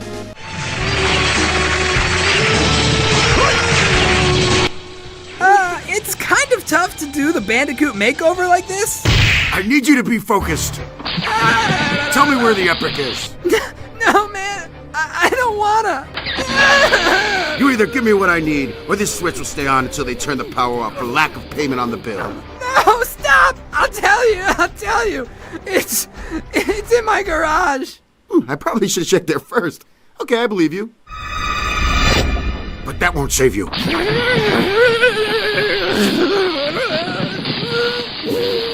I tried to make this as close to taken as I could. I think I did a good job, right? Fine, don't answer me, dick. Finally! Tell me you got me my feed! Triple meat pizzones are the only thing keeping me alive! They're like my arc reactor! Nope, no food, but I managed to get back the epic. An Ewok? Oh, whatever, I'm starving. Let's eat that furry little fucker! Look, I'm gonna travel back to fix all of this so we can live the good life. Oh my god, I don't even know what you're talking about! Look at me! I'm wasting away to nothing! Nothing! Why am I friends with this dummy? Throwing and blowing! That's the greatest expression since "Don't go there, biatch." Don't go there. That's what I was gonna. What are you doing? Prepare to die, son. Whoa. What the hell happened to boxing glove guy? Okay. Somehow that should totally fix the future. Now this is more like it. Let's all get drunk and sing Sweet Caroline. Sweet emotions. Wait, that's not right. Hey, Sonic. What's up, buddy? We weren't expecting you to drop by. So I grabbed a couple more bottles of wine out of the cellar. And by cellar, I mean my ass. Whoa! What the fuck is this imposter dude in my house? What the fuck are you guys talking about? This is my mansion. Just look at these paintings. Okay, seriously, what's happening here? Dude, Thunderhead's been making public appearances as you for years, and now he's considered the real Sonic. It's like how Daniel Craig is the real James Bond, and you're like Pierce Brosnan's Mongoloid nephew, Jojo Brosnan. Okay, that was a bit harsh. Let me prove I'm the real Sonic. How about a challenge? Everyone knows Sonic is known for one thing. Yeah! Tweaking on bath salts and dry humping J.C. Penney's mannequins. I'm talking about the spin dash. Whoever does the most impressive spin gets to be Sonic. It's fucking on! I'm gonna bang the hell out of those mannequins! You don't stand a chance! Tails, can you just tell him that? Come here for a second. You're way off base. Let me just... Okay, all right. Okay, I got it. Bring on the fucking mannequins! They're gonna... No. Look, it's... Wind dash. Alright, whatever, I don't get it, but let's do this dance!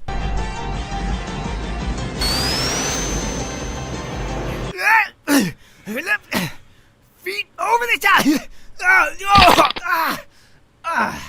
Fuck it. That was pretty pathetic. Yeah, I think I popped one of my wine balloons. Feels good to be the one and only Sonic. Fuck! Did someone steal the epic again? I really need to lock that thing. Sonic, you may want to check this out. I just traveled through time, and now I want Pop-Tarts. Guess who's back, motherfuckers?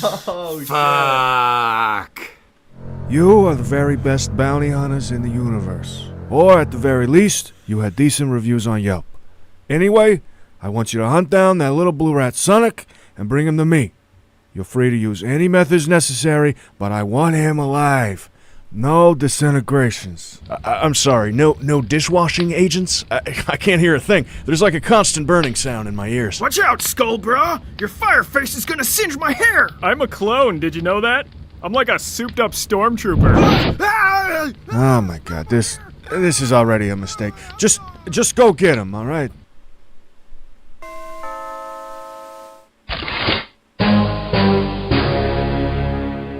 Are you Sonic? No? Hey, Eggman! Food's here! Food. Here's your man. Didn't you just call him Eggman? Did I, Sonic the Hedgehog, call Eggman Eggman? No, Eggman's your Sonic. Get him?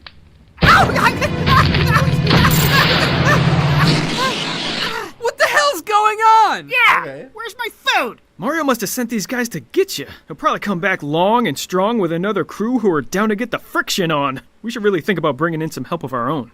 Thanks, narrator. Cut to a new scene.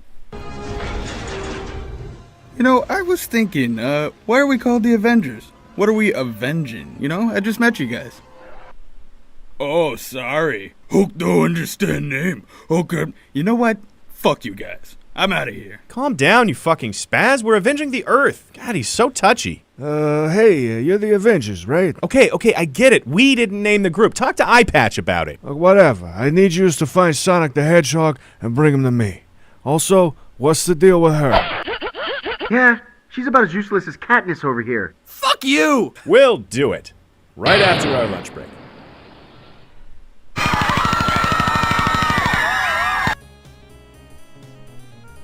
Hey, what's up, guys? So I need you to protect us from Mario and his goons. Ha! It's like I'm Nick Fury ordering you peons around. Shit. Where'd they just take Sonic? I don't know. Who cares? I hate those guys. Yeah, I'm sure they hate you too. You're like the Aquaman of the group. Mario, before you make your point. Ha! Point. Man, I fucking kill myself. Remember? Because I killed you on those pointy spikes. Anyway, Mustache, Man, I fucking hate that guy. Whoa, did anyone else just feel that? It was like I had an excruciating ice cream headache for 15 years that all of a sudden went away. Yeah, it's like someone pulled a jagged shard of glass out of my back and then nursed the wound back to health. Yeah, I think I just splooged my undies. Oh, and I think I felt something, I guess. I don't know. It was like a pinch, right?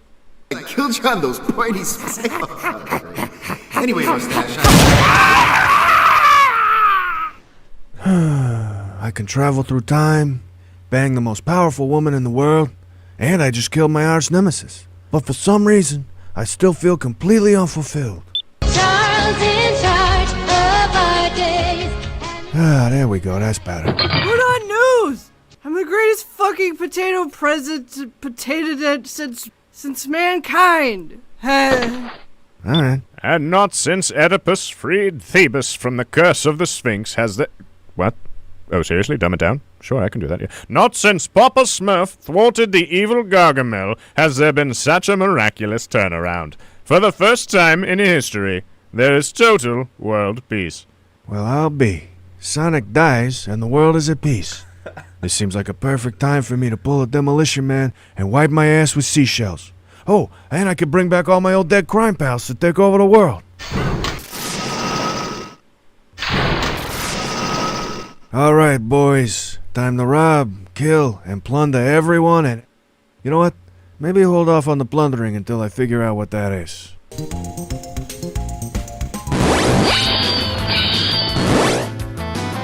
I wonder where Sonic is. He'd love this. He'd be all like, I love this. Didn't we let him get abducted by Mario, who wanted bloody revenge? Oh, I'm sure they worked it out. Mario may come across as one of those brooding, murderous psychopaths, but, something tells me deep down he's just a big softie. Even so, maybe I should try and find him. I mean, sure, we've had our differences, but in the end, it's about looking out for others, doing what's right, and being the best Oh shit, Pizza's here! So then I says, that's not a turtle shell, baby!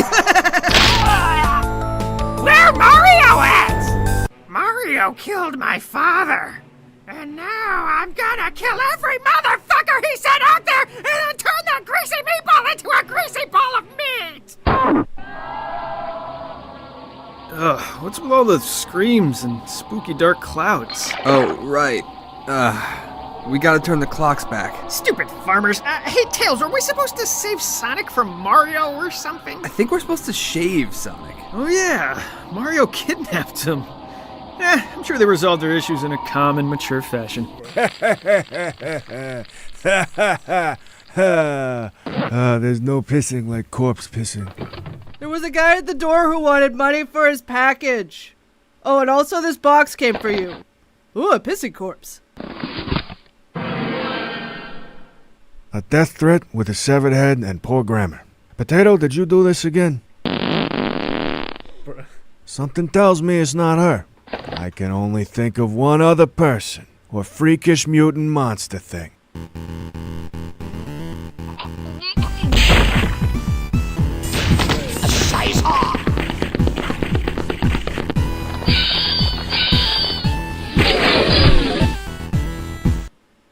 I am bored. That is a loud clock. Shut the fuck up, clock. Finally! Where's Daddy? Daddy is busy at the moment. He's a toilet now.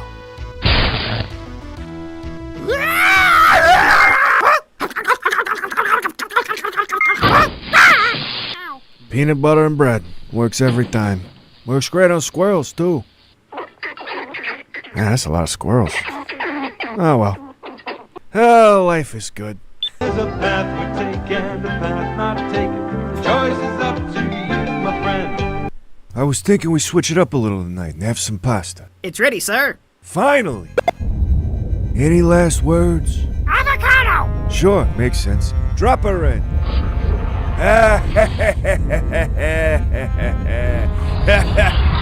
Okay, seriously. Nothing can kill this bitch?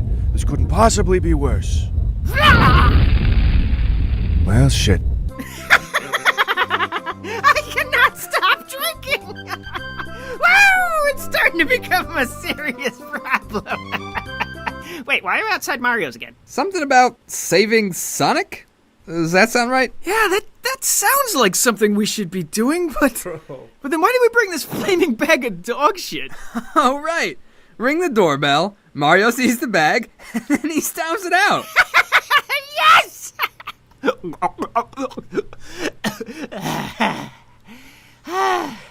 I used to be a scientist. Avocado! Ow! Avocado! Ow! I really wish I could kill you.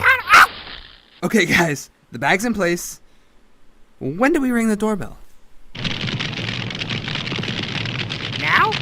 Here, I got you some goddamn avocados. Now would you please just shut the fuck up?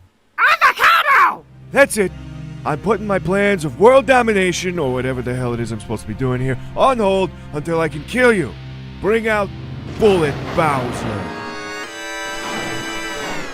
Fire! Oh shit, fire! Fire! Fire! Now, throw it! Now, Mario, stomp on the poo. Wait a minute, is Sonic dead? Soniqua, what are you doing? What the fuck is going on here? Out of my way! We gotta get out of here! Alright, let's get Sonic and the Epic and try to fix this fucking mess. Wait, where is the Epic? Time for this time machine to fly, 'cause time sure flies. Shit, wait, there's something cool there. Hang on a second. Oh, shit! Shit! I hope this works. What the hell do you assholes want? Nice to see you too, Luca. We were wondering if you had, you look great, by the way. If you had, Webster's dictionary defines friendship as... Sonic's dead and we destroyed the Epic with a flaming bag of dog shit. You got any other spaceship time machines laying around? Oh yeah, Chrono's got a whole garage filled with them. Follow me. That is one ugly little kid. Here you go. Take whatever you want. I'm starting to think Chrono's a hoarder. Beautiful! One for each of us. But won't all of us traveling through time separately fuck shit up even more? Not if we all go to the same place. Alright, fine. But we all gotta promise to go back to the exact time before Sonic got killed. Got it? Whatever. Man, what the fuck happened? Whoa, what am I standing on? Holy shit, is this me? Eggman, what happened to you? Oh crap, I'm Baby Eggman! This is insane! Wait, let me see if this diaper works. Push it up. Yep, we're good. Oh, Earthworm Jim, changing time. Jim? Jimmy? Where are you? I'm right here. I'm guessing none of us went to the exact same date. I told you this would fuck things up, so nobody went back and saved Sonic, right? Fuck! Hey, what's up, guys? Hold on, how the fuck are you alive? Nobody stopped you from dying. Yeah, thanks for that, assholes. I have no idea what happened. All I know is I woke up with Mario's cock in my mouth. Oh, come on. Yeah, whatever you guys did made Mario into a chicken farmer, and while I was sleeping, one of his roosters must have mistaken my mouth for his food dish. That seems like a long way to go for a dick joke. Fuck you, Yoshi. Okay, so let's just get in one of these time machines and go back to...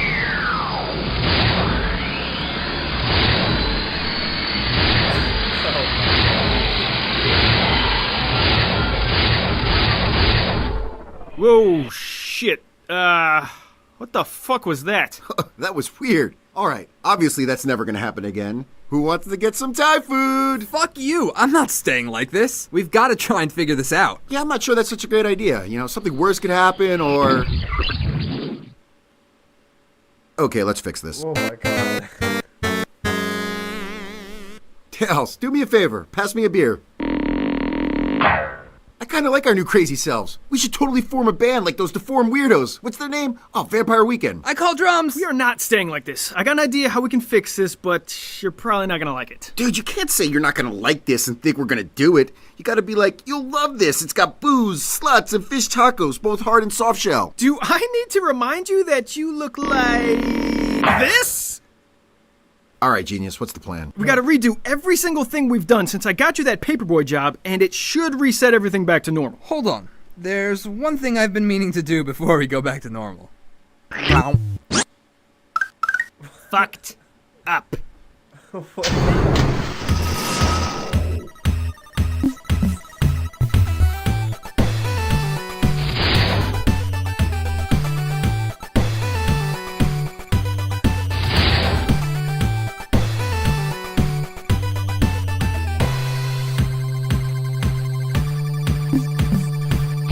Knuckles, you work here? Work here? More like own it, frying it. Wait a second. What the fuck is going on? What's wrong with you guys? Us? You literally wear boxing gloves all the time. Hey, is that a time machine parked on top of my moped? What? No. We haven't been fucking with space and time and now need to relive all our wacky adventures to fix everything? Nope, not us. Bullshit! I want in. Burger Time sucks anyway. The chef's an asshole. I need more mutant pickles to murder. Fuck off! I'm out of here. Shit, he can't go with us. We have to do everything exactly the same. Screw it. I'm sure we'll be fine. See? Told you we'd be fine. This can't be good. This isn't right. I don't know. Those boxing gloves look all kinds of right to me. Yeah, no, this isn't right. We gotta kill our other selves before things start to go crazy. Kill what now? Okay, now what? Aw, man, I think a bird just shit on my head. Oh, wait, that's good luck. That was a pixel... I think the world is starting to fall apart. Jim, we gotta hurry up and kill ourselves. Yes, finally. I meant the other versions of us. Oh. That stupid fish is still dead. What the fuck, Jim? You're supposed to kill him. I tried, but he's just so damn good looking. Don't tell me you. Daddy! What the hell? We wormholed each other. Okay, don't panic. I'll kill myself and things should be fine. What the fuck is happening? Whoa, where are we? Oh my god, I fucking love this! This is the best! Look how skinny I am! Oh my god, it's perfect! Nothing the best about this. I don't care how skinny you are. I cannot stare into this guy's dead eyes. Knuckles, fucking say something, Knuckles. Say something. Knuckles, say something. Sonic, okay, calm down. It's okay. We're gonna get out of here. It's all gonna be fine. Shit, I don't think we're gonna get out of here. Whoa. Hold on a second. Hang on, I got a question. Now, is Jim having sex with himself considered gay or masturbation? We gotta get out of here.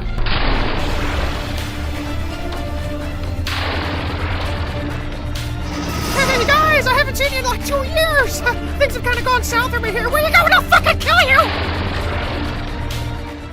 This probably isn't the best time for this, but I never got a chance to kill myself. I was kind of looking forward to that. I think this is game over. Oh no! This is it! I was hoping it would never come to this. Reset the Genesis, okay. Oh god.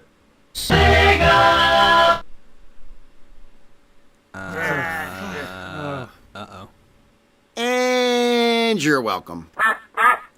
Hey, this is Mike from Lowbrow. Thanks for watching our video, and be sure to click like and subscribe. Maybe stick around and watch all our other funny... Okay, I have no idea where the hell this is gonna go, bro. What the hell just happened? I don't know. I have absolutely no idea. What the hell is gonna happen? I don't know. Everything reset. Everything is it has gone. It has disappeared. They are starting from scratch. So it's gonna be interesting what the hell happens. But yeah, that is definitely really interesting and funny. But let me see here what you guys said. I don't know if this is true. Bro, it's already been an hour. Do you need glasses to read, or are you Velma without them? No, I don't. I never wear glasses. So I think it's just reading glasses or something like that. It's not. It's nothing too serious or something. He's joking about Chris Pratt. Oh, okay. Pratt will also be a good Amy. The joke is that he's the weirdest choice for voice acting. I mean, he voiced Mario and will voice Garfield. All the Chrono Trigger fans are celebrating. Damn Eggman chonk. Oh god, yeah, Eggman. Oh god, I think Shadow voiced by Chris Pratt. I'm 80% sure. Chilling now playing Sonic Dream Team. The pissing is real. Why is Eggman not wearing any trousers? I don't know. I have absolutely no idea. Super Smash Bros. R-rated version. Things get weird after this. Oh god, okay. Well, we'll look forward to that in the next live stream. But for now, we will be watching the IDW comics. I think we're on 17. IDW 17, I think. Let me see here. Wait, let me see if I've seen 16. Yes, okay, we are on 17.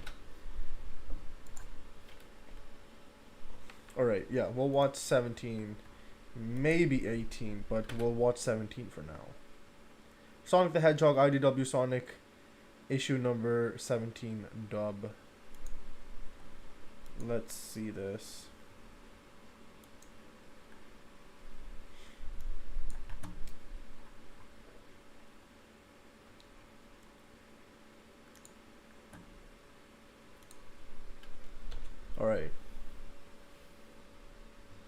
Alright, let's see this. I think the screen is up. I liked the live action part. Yeah. Alright, okay, let's see this one. Let's see this. And Sonic is infected too? Sheesh. Thanks for the intel, Tails. That sounded serious. What's the situation? Details are sketchy, but it sounds like Eggman is back, and is using some kind of goo to turn folks into zombie robots. Sonic got infected by one of these zombots and has to stay on the move to keep his infection in check. That sounds spooky! Are they coming for us? We can't rule out the possibility The of... world's a big place. I'm sure we're fine. What we need to worry about is our next client, who could step through that door any second.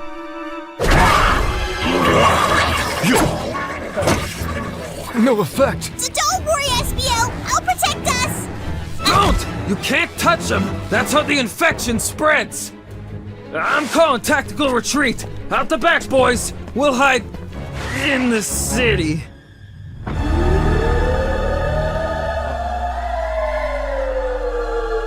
Up there! That has to be Eggman's new flagship. I'm sorry, guys. I don't think I can fly us up there. Appreciate the thought, Charmy. For now, let's head downtown and see what we can do!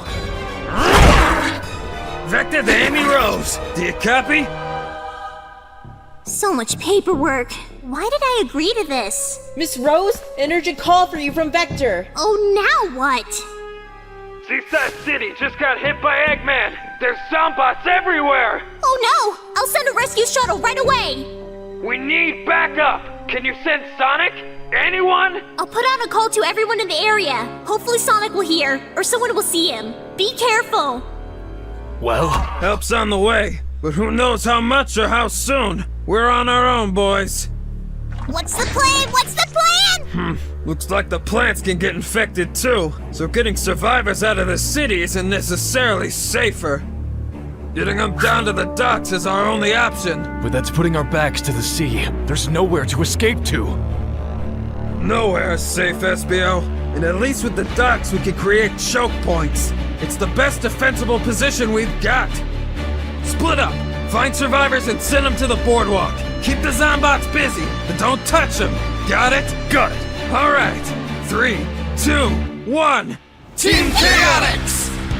Look at me! Flawless technique. Pop the clutch! I only know how to drive automatic!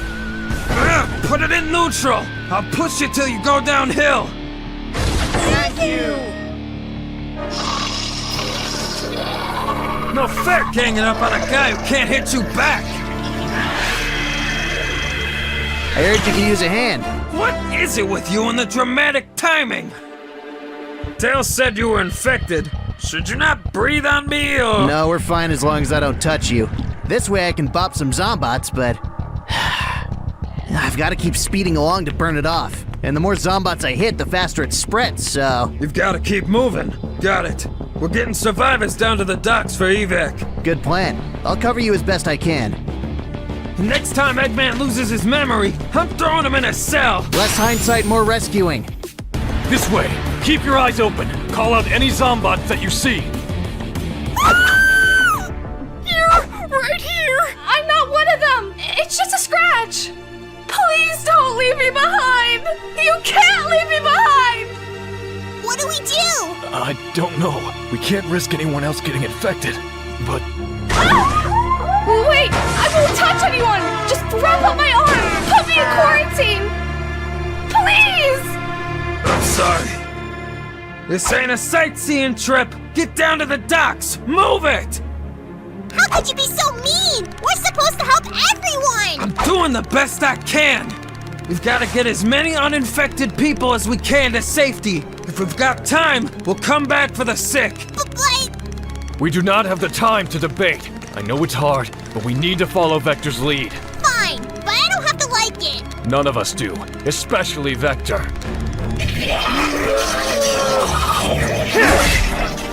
The stairwells are clear! Hustle! All right, the rescue shuttle. Now the evacuation can begin for real. It's gonna get the attention of the zombots, though. I better... Man, this is a nasty feeling. I want to protect everyone. But I'm no good to anyone if I turn into a zombot. Better run this off.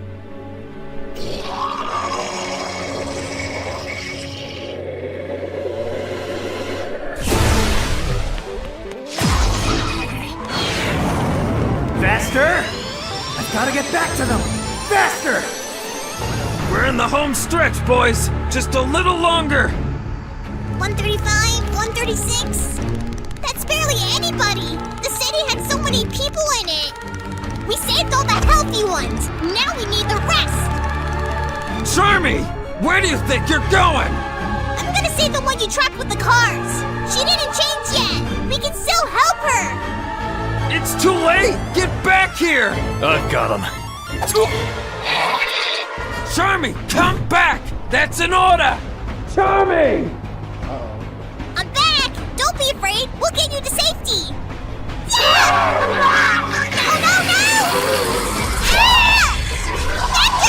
Vector! Let me go! I can find him! Whoa! What happened? Charmy went back into the city! He hasn't come back! And if you go, you won't come back either! We've got a city's worth of zombots closing in! We have to go! Now! They're right. You guys get out of here. I'll sweep the city and look for Charmy. But... Alright. I'll do my best to find him.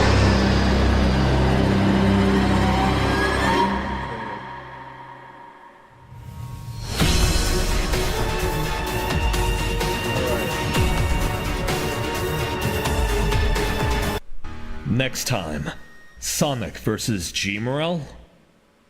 Okay, things are definitely starting to get rough here for, especially. Why the hell did Charmy leave, bro? Bro, come on now, man. All right, Charmy was. I know he has a really good heart, but it's okay. 1 second. I want to see number 18, man, because that was short, man. That was like 5 seconds. Come on now. Yeah, that was pretty damn short. We'll watch number 18. Sonic the Hedgehog IDW issue number 18. Let's see this. But yeah, the Chaotix, you know, doing their best. Vector trying his best as well, but Charmy was like, F that, bro. I'm saving everybody. And he probably got infected now. But we'll see. We'll find out now. We'll find out. Hopefully we find out actually in this one. I don't know if we will. But let's see. Let me see if the screen is up. Give me a second. Alright, let's see this. I don't understand, Doctor. This village is too remote to be of any strategic value. Why are we going out of the way to infect it? It's twofold, my dear Starline. Once fully converted, this lush space will become a veritable minefield of metal virus infection vectors that not even Sonic can avoid. And he'll still run right into it all because he has some dear friends here. What better way to break his will than to hit him where it hurts? Having fun, Sonic? When I'm done down here, we're gonna have words, Eggman. Too much going on. Gotta focus. I've still got a lot of questions about Eggman, but he can't be the priority right now. I couldn't find Charmy. Couldn't save him. Poor kid got wrapped up in something way too big for himself. And if the same thing happens to her...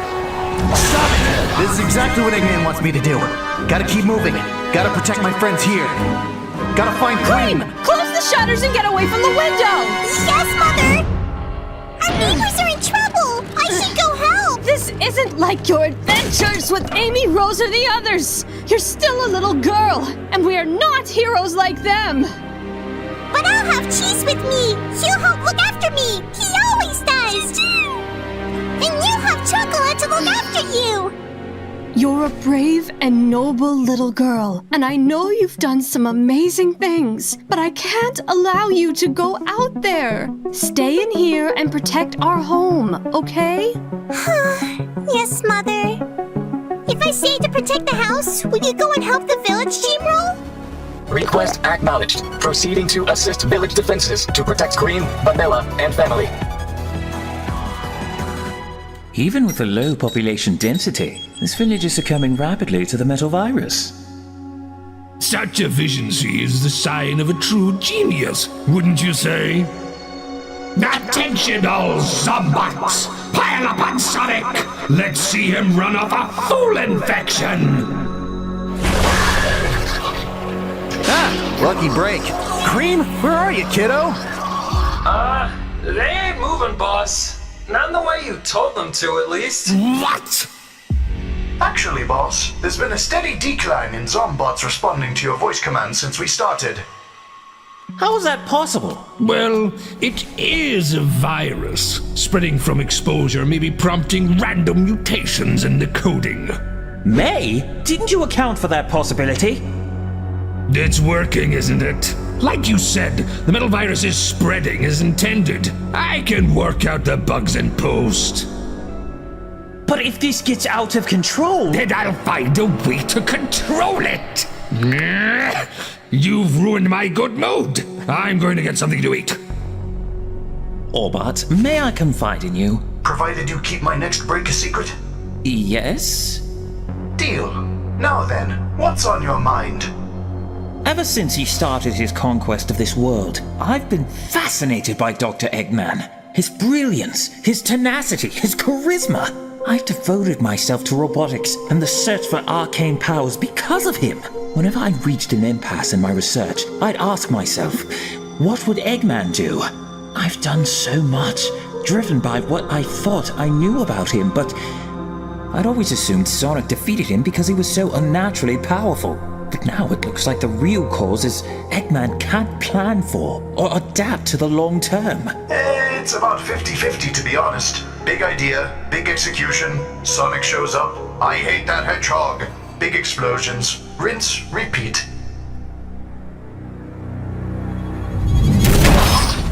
A shuttle's coming to evacuate everyone. Head north to the glade.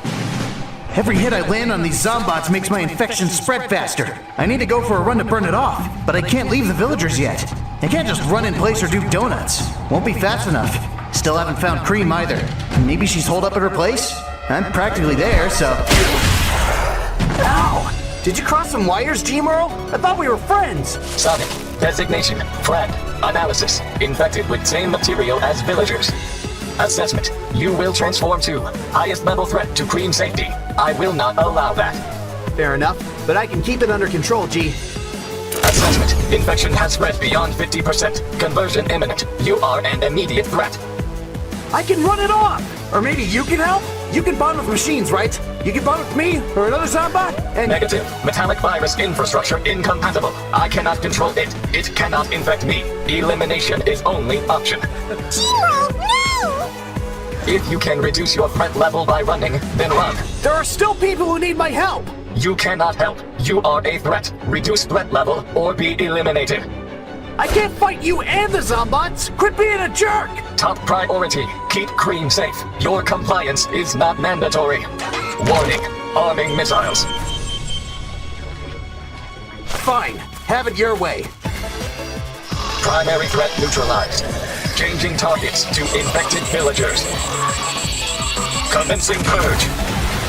G-Merle, stop it! Cream is outside designated safe zone. Please rectify. You've got to stop! I must protect Cream. Cream commands I do not. Please specify parameters.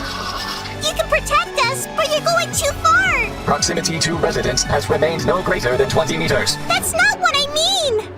You attacked Sonic! He's our friend! He would never do anything to hurt us! You know that! Sonic is infected. Sonic is a threat. Sonic is a victim! I asked you to protect the village, and you attacked someone trying to save it! I may have not operated optimally. And these Zombots are victims too! You can't go blowing them up! Logic error. Zombots are a threat. Please specify. They didn't want to be robots! They don't want to do bad things! You shouldn't punish them because Eggman is making them do it! Eggman made you into a scary robot too, remember? All you did was fight and destroy! But my friends didn't destroy you! Tails fixed you! You got to come live with me! Don't they deserve a chance to be fixed? Shouldn't they have a chance to be happy? Nope. New mission parameters accepted. Only non-lethal force authorized. Delay, detain, disable. Do not destroy. Hooray! Thank you! Be sure to apologize to Sonic when he gets back! Acknowledged.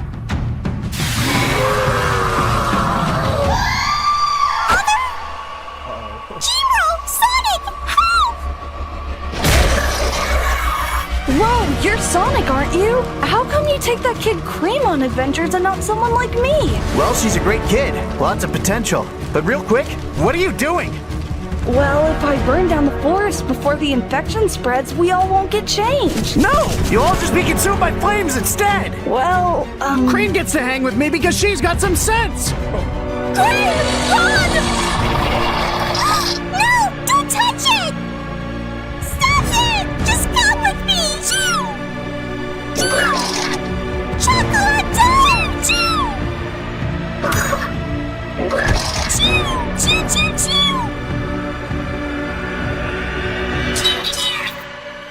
No! We can't leave them! I just got clean! Why do you guys have to keep... Cream? Kiddo, I need you in the here and now. This is bad, but Cheese wouldn't want you to get caught. He'd want you to be brave. I need you to be brave. Just like all our times before, okay? Okay.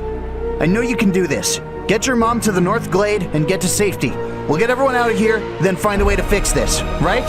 Yeah. Thank you, Mr. Sonic. Take care of yourself. I'll be fine. Keep safe. Kid's going to grow up into someone amazing. Thanks. You are welcome. I am sorry. That was fast. Just how I like it. Cream and Vanilla are heading for the North Glade. You make sure the shuttle gets off okay. I'll cover you here. Understood. Initiating new mission parameters. No, you don't! Zombots on the ground? I can trip them up. You two flying around? That could cause some trouble. Sorry, guys. Sonic, this is Rouge. Do you copy? Yo, I copy. Are you busy? Just wrapping up some personal business. What's up?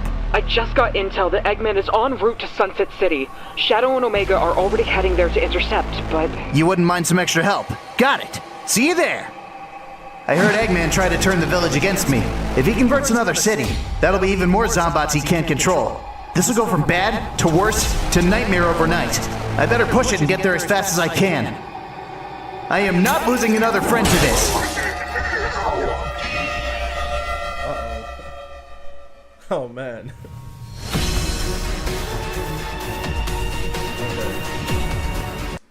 Time. Sonic and Team Dark battle for Sunset City. Okay. Bro, why do I feel like these go by so fast, bro? I just want to keep watching, but we'll stop it at there. I don't want to get too addicted. Anyways, we'll go to the history of Macy's Thanksgiving Day Parade Sonic the Hedgehog Balloon by Pat Mack. I have absolutely no idea what's going to happen in this one, but we'll find out. Oh god. Uh-oh. Wait a minute. The notes no! The notes crashed. Why did the notepad crash? Uh-oh, oh god. No, this is not good. This is not good.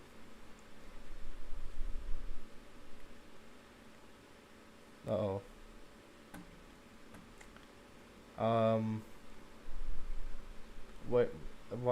Okay, what do I do now? Hold on. I don't want to just... Okay. What do I do? No! No, not MatPad. Pat Mac. Pat Mac. That is the person. Bro, what this is... Okay, I don't even know what to do anymore. I just need to delete this. Okay, I guess so. Delete. Oh god, okay. I almost deleted the stream. Okay. We're still streaming, I believe.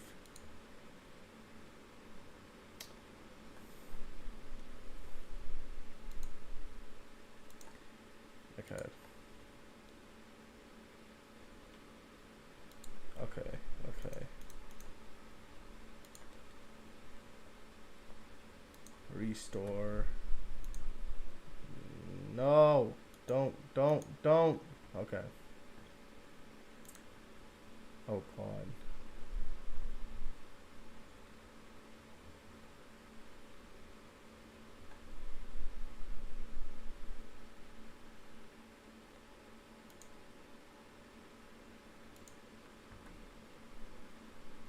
Why is this being so weird, bro?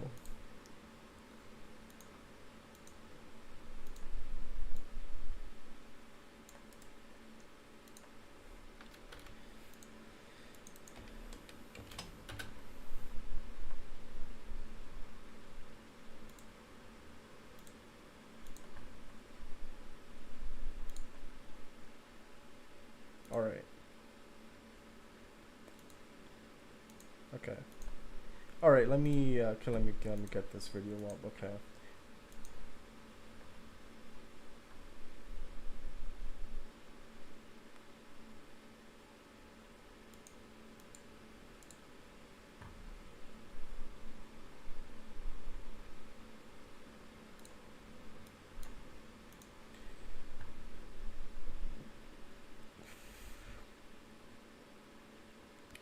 For something I ordered very spicy, this isn't very spicy.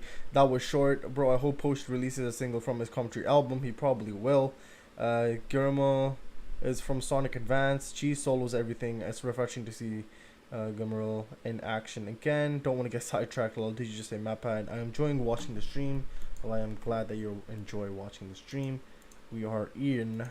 Let us see this. It's a parade video, it seems like. So let me just put the screen up. Put the screen up. Okay, the screen should be up. Okay, let's watch this now. During the early 90s, Sonic the Hedgehog was one of the most marketable and popular characters around, and in 1993, with the much anticipated release of Sonic 3 coming up the following year, Sonic hype was at an all-time high. To capitalize on this, Sega launched several promotions to help spread awareness of the Sonic brand and build hype for the new release even further. Some of these promotions include various giveaways, the legendary Sonic 3 McDonald's Happy Meal toys, and quite possibly one of the best known promotions was that Sonic got his very own balloon in the Macy's Thanksgiving Day Parade. That's right, starting in 1993, Sonic could fly in the same parade that has housed timeless characters such as Garfield, Red the Angry Bird, Greg Heffley, Jimmy Neutron himself, Pikachu, but specifically this Pikachu holding the smaller Snowman Pikachu, and of course, Felix the Cat. However, the Sonic balloon actually has a pretty interesting history, as he has made many appearances throughout the years, and has become pretty famous, or, well, maybe infamous with fans of the parade. So, let's take a look at the many appearances and history of Sonic the Hedgehog at the Macy's Thanksgiving Day Parade. The Sonic balloon made its debut in the 67th annual Macy's Thanksgiving Day Parade in 1993. The thing that made this balloon's initial appearance so noteworthy is that Sonic was actually the first ever character that originated from a video game to get a balloon in the parade. Jumping all the way, along comes Sonic the Hedgehog. Every kid knows this video game superstar with his bodacious blue spikes and red-hot sneakers. Furnished by Sega of America, the Hedgemeister's debut in the parade is already bigger than a Sonic boom. Hey, I must say, Katie, that Sonic the Hedgehog is looking as sharp as his 3 rows of spiky quills. I just wonder who gets to scratch his back. Not me, Willard, but thanks for joining us, Sonic. Would you scratch my back? Not on your life. As for the design of the balloon itself, despite looking a little strange by today's standards, the balloon is such a classic piece of Sonic history that I can't help but love its design. The one thing that's always been odd to me about it though is that Sonic has a mouth on both sides of his muzzle. However, this is really only an issue if you looked at it from the front. Since the balloon is so huge, chances are people on the sidelines wouldn't have noticed that as it flew by. As Sonic was shown on TV, the song that played was Spinball theme from the obscure CD release Virtual Sonic. Very interesting choice for a song to play while he's on screen, but definitely a good one. Love them Yankees. Hallelujah. Due to the heavy winds, they were showing you some of our balloons on videotape. We just wanted you to know that. It is a really windy day, and it could be a bit of a problem. Now, the reason I said Sonic may be more infamous than famous in the Macy's Parade community is that, well, during Sonic's original flight in 1993, the balloon hit a lamppost, resulting in the balloon ripping, which led it to collapse onto the ground. This resulted in it taking down a lamppost, as well as unfortunately landing on a child and a police officer. Thankfully, aside from a few injuries one would sustain after a 21-foot Sonic balloon fell on them, the two made it out perfectly fine. Now, Sonic is by no means the only balloon that has gotten ripped or destroyed during the parade. Given how cold, windy, or overall bad late November weather is where these parades usually take place, it's surprising how many of these giant balloons actually stay in the air. However, I'm sure this incident left a sour taste in the mouth of many regarding Sonic at Macy's. It wasn't good for Sega's PR, that's for sure. Annual Macy's Thanksgiving Day Parade today. Winds gusting up to 20 miles an hour battered some of the parade's giant balloons. Poor Rex the dinosaur was blown into a light pole and he popped open. And later a gust of wind blew Sonic the Hedgehog into another light pole. That guy sprung a leak and fell to the street, knocked over a lamppost. A child and a police officer were hit, slightly injured, but they're okay tonight. Yeah, maybe this wasn't as perfect of a marketing plan as Sega had hoped, but I'm sure many remember waking up to see Sonic during the parade, so maybe it was still worth it, regardless of the incident. Despite the balloon's mishap at the 1993 parade, that was by no means the last we saw of it. In fact, the next time we would see the balloon wouldn't even be at a parade. Instead, the balloon was patched up and flew once again at a special Sonic 3 world premiere event that took place in Punxsutawney, Pennsylvania on February 2nd, 1994, otherwise known as Hedgehog Day, Sonic 3's release date. Weeks ago when this was announced, people literally canceled vacations that they were going to take so that they could be here to see the Sonic the Hedgehog balloon and be able to play the game for the first time in the world. And even today, how they've walked up to us and said, "Thank you for doing this. This is tremendous." This event allowed people to come and see the Sonic balloon, as well as of course play Sonic 3. There was also a second inflatable Sonic, as seen here. While it's not exactly a balloon, this one looks really nice, with lots of art-accurate colors and shading that makes it look really high quality. I may even like this one more than the parade balloon.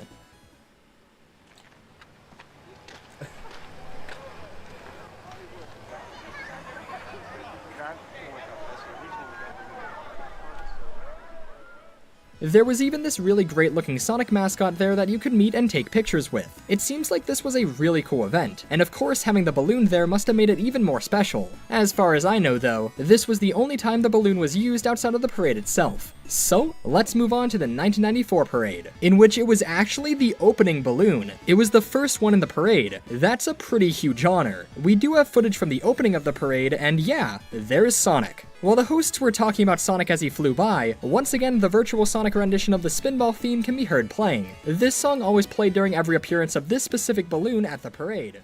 Take a look, folks. Here's Sonic the Hedgehog. I just saw him up at 72nd Street, 77th and 72nd. Sponsored by Sega of America. Flies above us right now at 6 feet tall and 26 feet wide. Check out my friend. Ooh, baby, baby. He's a super hog with massive size, 21 feet. You know something? I bet he could flatten a cement mixer with one dainty little step. Hey, Willard, don't tempt him.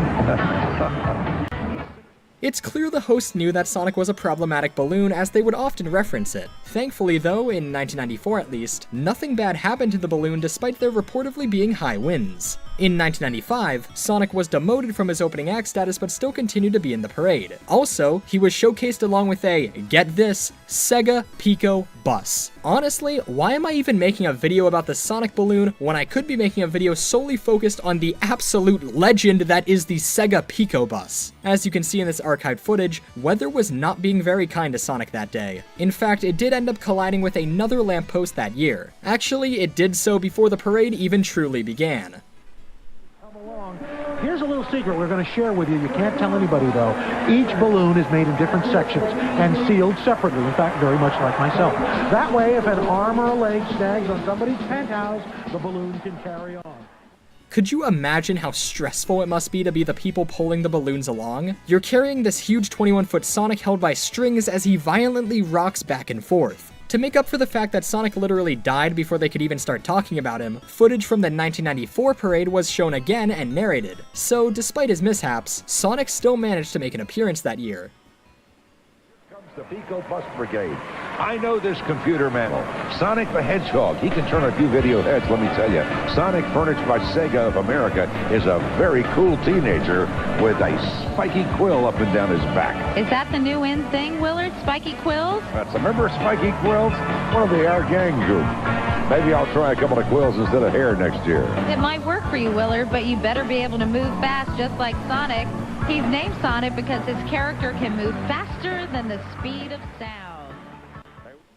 At this point in 1996, there really isn't much to say. This year, Sonic flew perfectly fine, which is good to know. However, the hosts definitely played up Sonic's attitude and coolness appeal during his appearance this year. I'll just let the footage speak for itself. He's faster than the speed of sound, that's why they call him Sonic 3D Blast. Deal with it, he is the coolest, but when it comes to video game characters, dude, he's the hottest. Sonic is provided by Sega of America Incorporated, dude. Hey, dude. Hey, Katie, let me tell you something. He is one happening hedgehog. Dig the rows of spiky quills down his back, all moosed up for today's parade, would you say? As if, I'd say he's dropping some serious tune.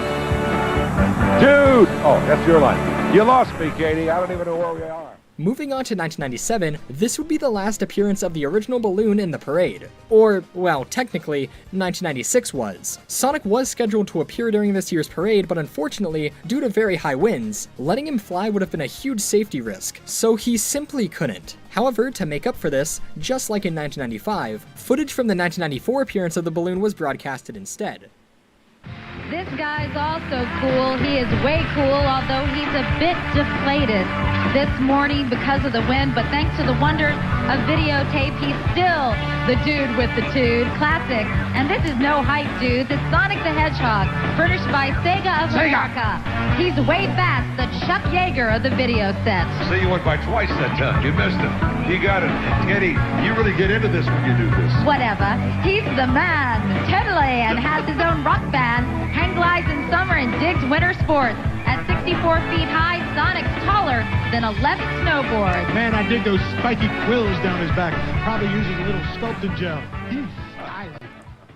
This was unfortunately the last time we saw this original Sonic balloon, as in 1998, he was retired. While it was never officially stated exactly why they retired the balloon, there are a few suspected reasons. For one thing, it was very clear that this was not the best designed balloon around. It was constantly a risk to fly, and despite looking cool, it probably wasn't seen as practical to keep it in the parade. There's also the fact that around 1998, Sonic really wasn't all that popular. The Sega Saturn wasn't doing well, and with the cancellation of Sonic Extreme, things weren't going well for Sonic, so maybe he wasn't seen as popular enough to keep in the parade. Some suspect it could have also been due to the introduction of the modern Sonic redesign at the time, rendering the original balloon outdated, at least by Sega. Whatever the case, Sonic was gone from the parade, and it was unclear whether he would ever return. With his rocky history, maybe it was for the best to shelve him, and that's what they did for years.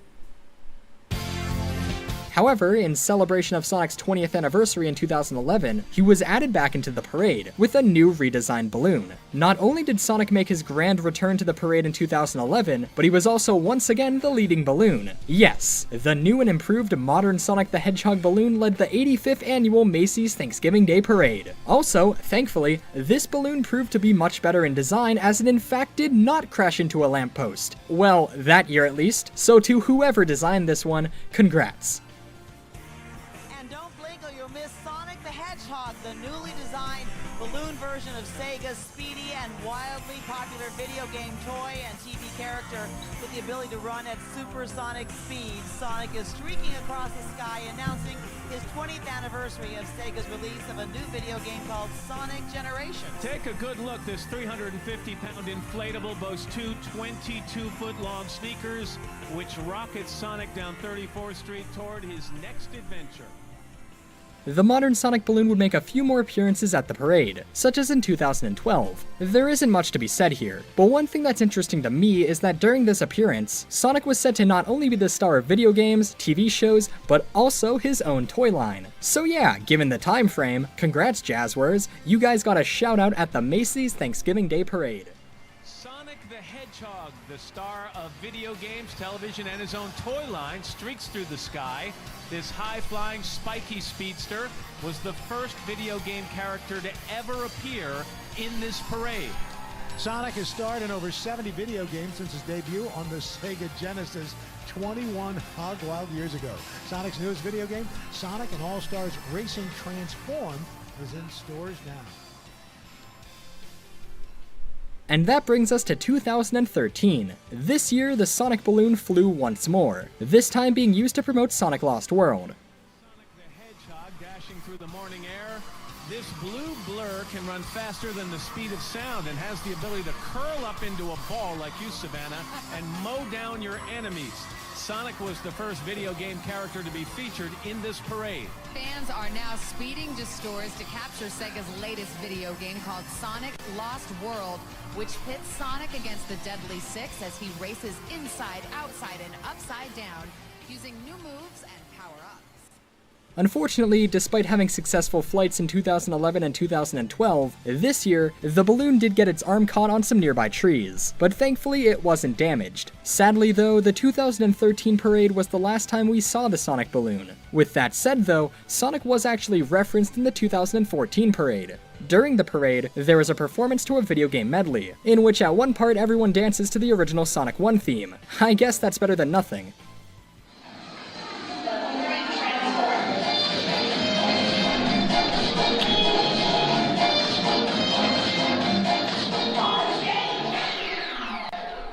Well, unfortunately, that was the last time Sonic was showcased at all during one of these parades. He wasn't at the 2015 parade, or even the 2016 parade, which would have made sense given that was Sonic's 25th anniversary year. However, I'm sure we'll see Sonic at one of these again eventually, perhaps with the popularity of Sonic Mania and Sonic Forces, as well as the fact that there's a Sonic movie being developed by Paramount Pictures set for release in 2019, I'm sure we'll see Sonic again at the parade someday.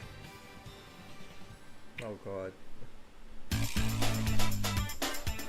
Before I end this video, I want to show you guys something rarely talked about when people discuss these balloons at the parade. Take a look at this. For every balloon in the Macy's Thanksgiving Day Parade, concept art, as well as a model figure has to be created, and thankfully, we have most of this early material archived for the Sonic balloons. Here's what is said to be the original sketch of the 1993 Sonic balloon, and here's concept art for the 2011 balloon. Along with concept art, general promotional artwork for both of the balloons also exists. For example, there's this artwork that was shown at the Sonic 3 promotional event, and there's also this promotional flyer for the 2011 parade, where you can see a drawing of the modern Sonic balloon. As cool as the concept art is though, the real prize of these early mock-ups has to be the model figures. Sadly, only a few images of the original balloon's figure are saved, but we do have several shots of the one that was made for the modern Sonic balloon. This is so cool. I would love to see this in person someday, but unfortunately, who knows where this model figure could be nowadays, especially considering the balloon isn't used anymore, or at least hasn't been for the past few years. Honestly, they could make a full line of figurines based off of these model figures, and include the most popular balloons from the parade, which hopefully includes Sonic. It sounds far-fetched, but I'm sure those who have memories of watching these balloons on Thanksgiving Day would love to have figurines of them.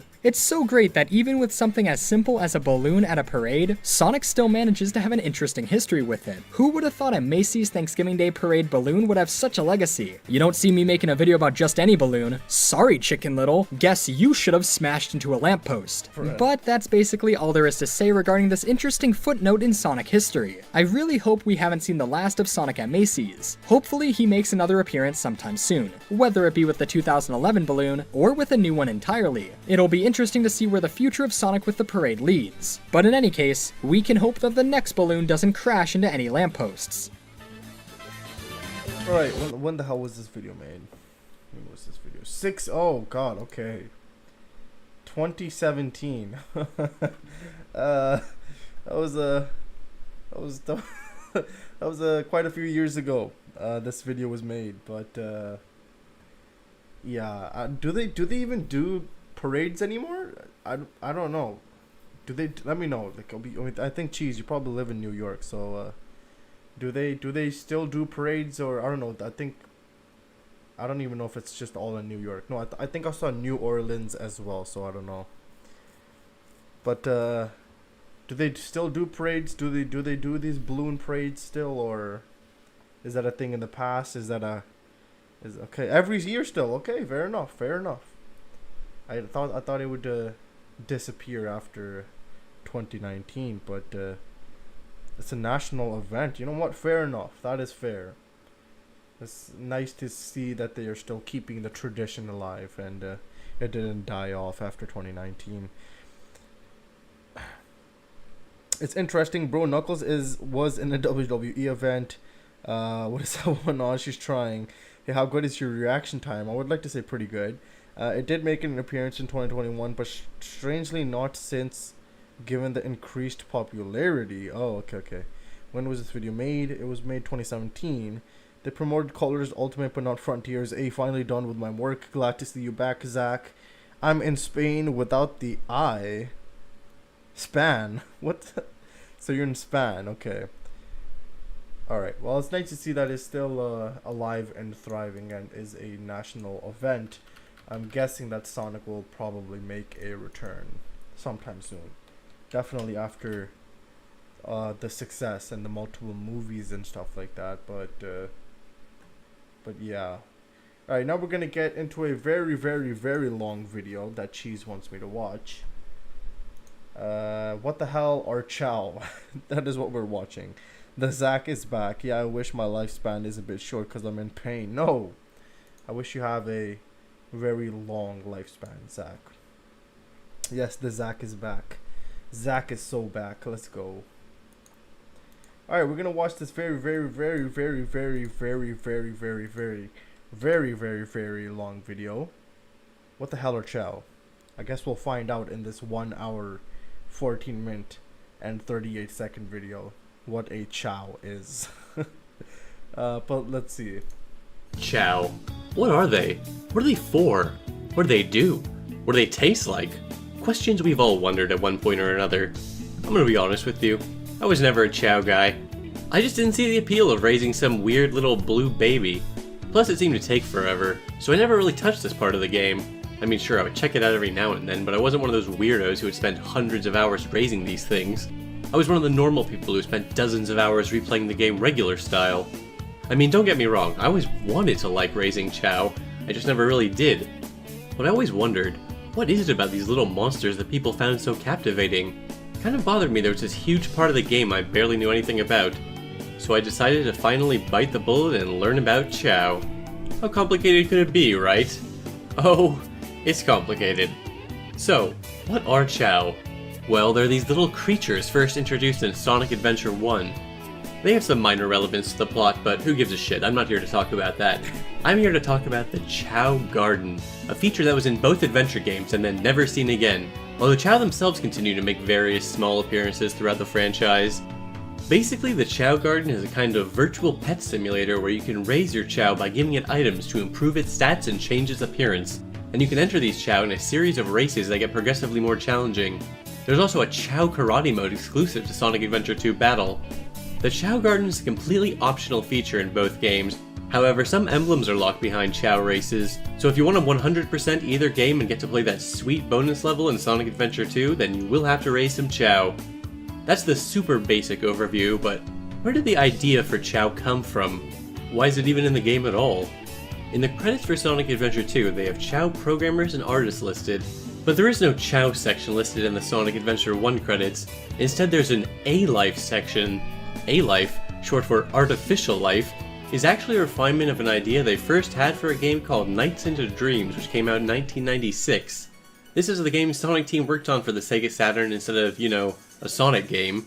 It also had a remake come out on PC in 2012. Nights is a game about running around as a boy or girl and then turning into an androgynous purple dream clown and then flying through rings or something. What Nights is about isn't really important to this video, so don't worry about it. What we're going to be talking about are these guys, the little background NPCs of the game. They're called Nightopians, and this is what the original Nights into Dreams webpage had to say about them. Nightopians are carefree, happy inhabitants of Nightopia. They're born every time balls of light called Idea collide. The sole reason for their existence is to have fun. Because they are incapable of doing anything else, they have no need to work together or to cooperate towards a common goal. As a result, they have no leader and no language. What they do have is the ability to see the consciousness of each visitor, dreamers from our world, through Idea. When visitors arrive, the Nightopians can see their consciousness and recreate the happy world that is hidden deep inside. That's why Nightopians, who don't have the capacity for intelligent thought, can sing, dance, and even go fishing. That's pretty fucking weird, but okay. These odd little cherubs aren't quite as cute as Chao, but they're alright. So what's the deal with these guys? The levels are populated with these little dudes, and they go about doing various different things.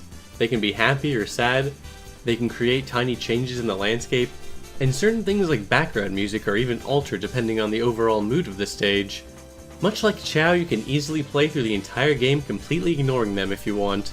But they're actually not just a static background element or whatever, you can interact with them. If you drill dash near one, it will become frightened, lowering its mood. You can even do a paraloop to kill one if you want. Although much like real life, this is considered a social faux pas, and it lowers the mood of every other Nightopian in the level. Depending on the mood of the Nightopian, it will either follow you, remain indifferent, or run away. If you have the patience, you can lure two Nightopians together, and when two Nightopians touch, there's a chance an egg will appear. The happier they are, the more likely they are to breed. After a few playthroughs of the same level, known in-game as days, it will eventually disappear, starting with the oldest ones first. In addition to Nightopians, you can also create Meepians, which are hybrids between the Nightopians and the enemies of the game. You create a Meepian by grabbing a Nightmarean minion and releasing it. As it bounces around the level, if it collides with a Nightopian, there's a chance an egg will be created containing a Meepian. Meepians will have the head, torso, arms, or legs of the enemy type which was used in this creation, so there's a wide variety of possible outcomes. Meepians can also raid with Nightopians and other Meepians to create interesting body part combinations from multiple different enemies.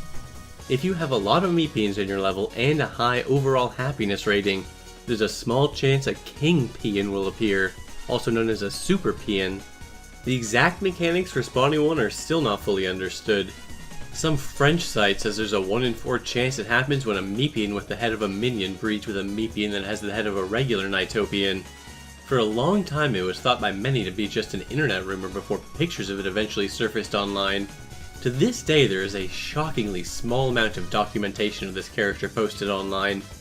So what happens after the King Pian shows up? Well, most peons go away after a few days, but the king will stick around your level for up to 9 days. He'll fly around at first and survey the area, then eventually he'll begin constructing a little castle that will appear over the course of several days. Eventually he'll leave, but after it's done you'll still have the castle permanently added to the background of your level. Now after all that you might be wondering, what exactly was the point of all of this? What does the castle do? Nothing. It just looks cool. Let's say you want to check the status of your peons, see the overall happiness and maybe your Nighttopians to Meepian ratio. Well, the thing is, there's no way to do it with a game by itself. But if you have the demo disc Christmas Nights, there's an unlockable feature called Nighttopian Collection, which is the only way you can see information about your Nighttopians by looking at your save files from the main game. Christmas Nights is quite a fascinating little oddity. It's a little too much to get into now, but I would be remiss if I didn't mention it contains the first playable appearance of Sonic in a 3D game, predating both Sonic R and Sonic Jam's Museum mode. There's even an inflatable Dr. Robotnik for the boss, but that's for another time. There's a great interview that's been translated over on shmuplations.com about the design philosophy behind the A-Life system at Nights, but it's too long to get into here, so I'll have a link to it in the description. Anyways, let's get back to talking about Chao. But the first question is, which version of the Chao Garden should you play? There's 2 games, or rather to be more precise, there are 4 distinct iterations of the Chao Garden. There are some features only in Sonic Adventure 1, and there are some features only available in Sonic Adventure 2. And there are some features only available in the Dreamcast games, and there are some features only available in the GameCube games. Hell, technically even these GameCube versions have a few differences from the PC versions, but for the most part these are essentially the same experience. Obviously taking an in-depth look into every single one of these would take too long and be redundant. Luckily it's pretty widely agreed that Adventure 2 Battle has the most robust and complete Chao system. So for the most part this video will be focusing on the Chao system from Battle, but I'll bring up the relevant differences between versions when necessary. Before I begin, I just want to say there's no way in 1,000 eons I could have possibly divined all this arcane knowledge on my own. Credit where credit is due, I learned most of what I know from Chao Island, the internet's premier resource on Chao knowledge. So to start raising Chao, first you need to go to the Chao Garden. In Sonic Adventure 1, these are physical locations you visit in the adventure field, although you can teleport between them once they're unlocked. In Sonic Adventure 2, you need to find a Chao container and break it to collect a key, which will transport you to the Chao world upon completing the level. From this point on, you can access the Chao world with this character at any point from the level select screen. So when you first enter the Chao Garden, there will already be 2 eggs waiting for you. When presented with an egg, you have 3 possible options. Wait patiently for the egg to hatch on its own, which takes about 5 minutes, or you can pick it up and shake it gently for a few seconds and then put it down and it should hatch immediately. And of course the proper way, smash that sucker into a wall, although of course they don't like that. Chao can have a number of different facial expressions, and contrary to a popular rumor, the method of hatching doesn't seem to have any bearing over which expression you get. One of the more striking features of Chao is the little floating ball above their head. This is called their emotion ball, and they can change shape to communicate how they're feeling at the moment. Once your Chao is born, the first thing you should do is take it over to the Chao Kindergarten. Once here, go to the fortune-telling house. Upon arrival, the first thing she says is, "Welcome to the fortune-telling house. You won't get your fortune told here." Huh, seems like you might want to consider a different name then. What she will do is allow you to name your Chao. She'll also suggest a random name. Some of her names are pretty good. Papoose, Quincy, Chaz, Chaggy, Jojo, Bruno, Honey, Dixie, Elvis, Woody, Soul in all caps. Look, proof the game is soulful, guys. Smile B in all caps. This is actually a reference to the Sega studio Smilebit, the guys who made Jet Set Radio. In fact, I think a bunch of the all-cap names are Sega references.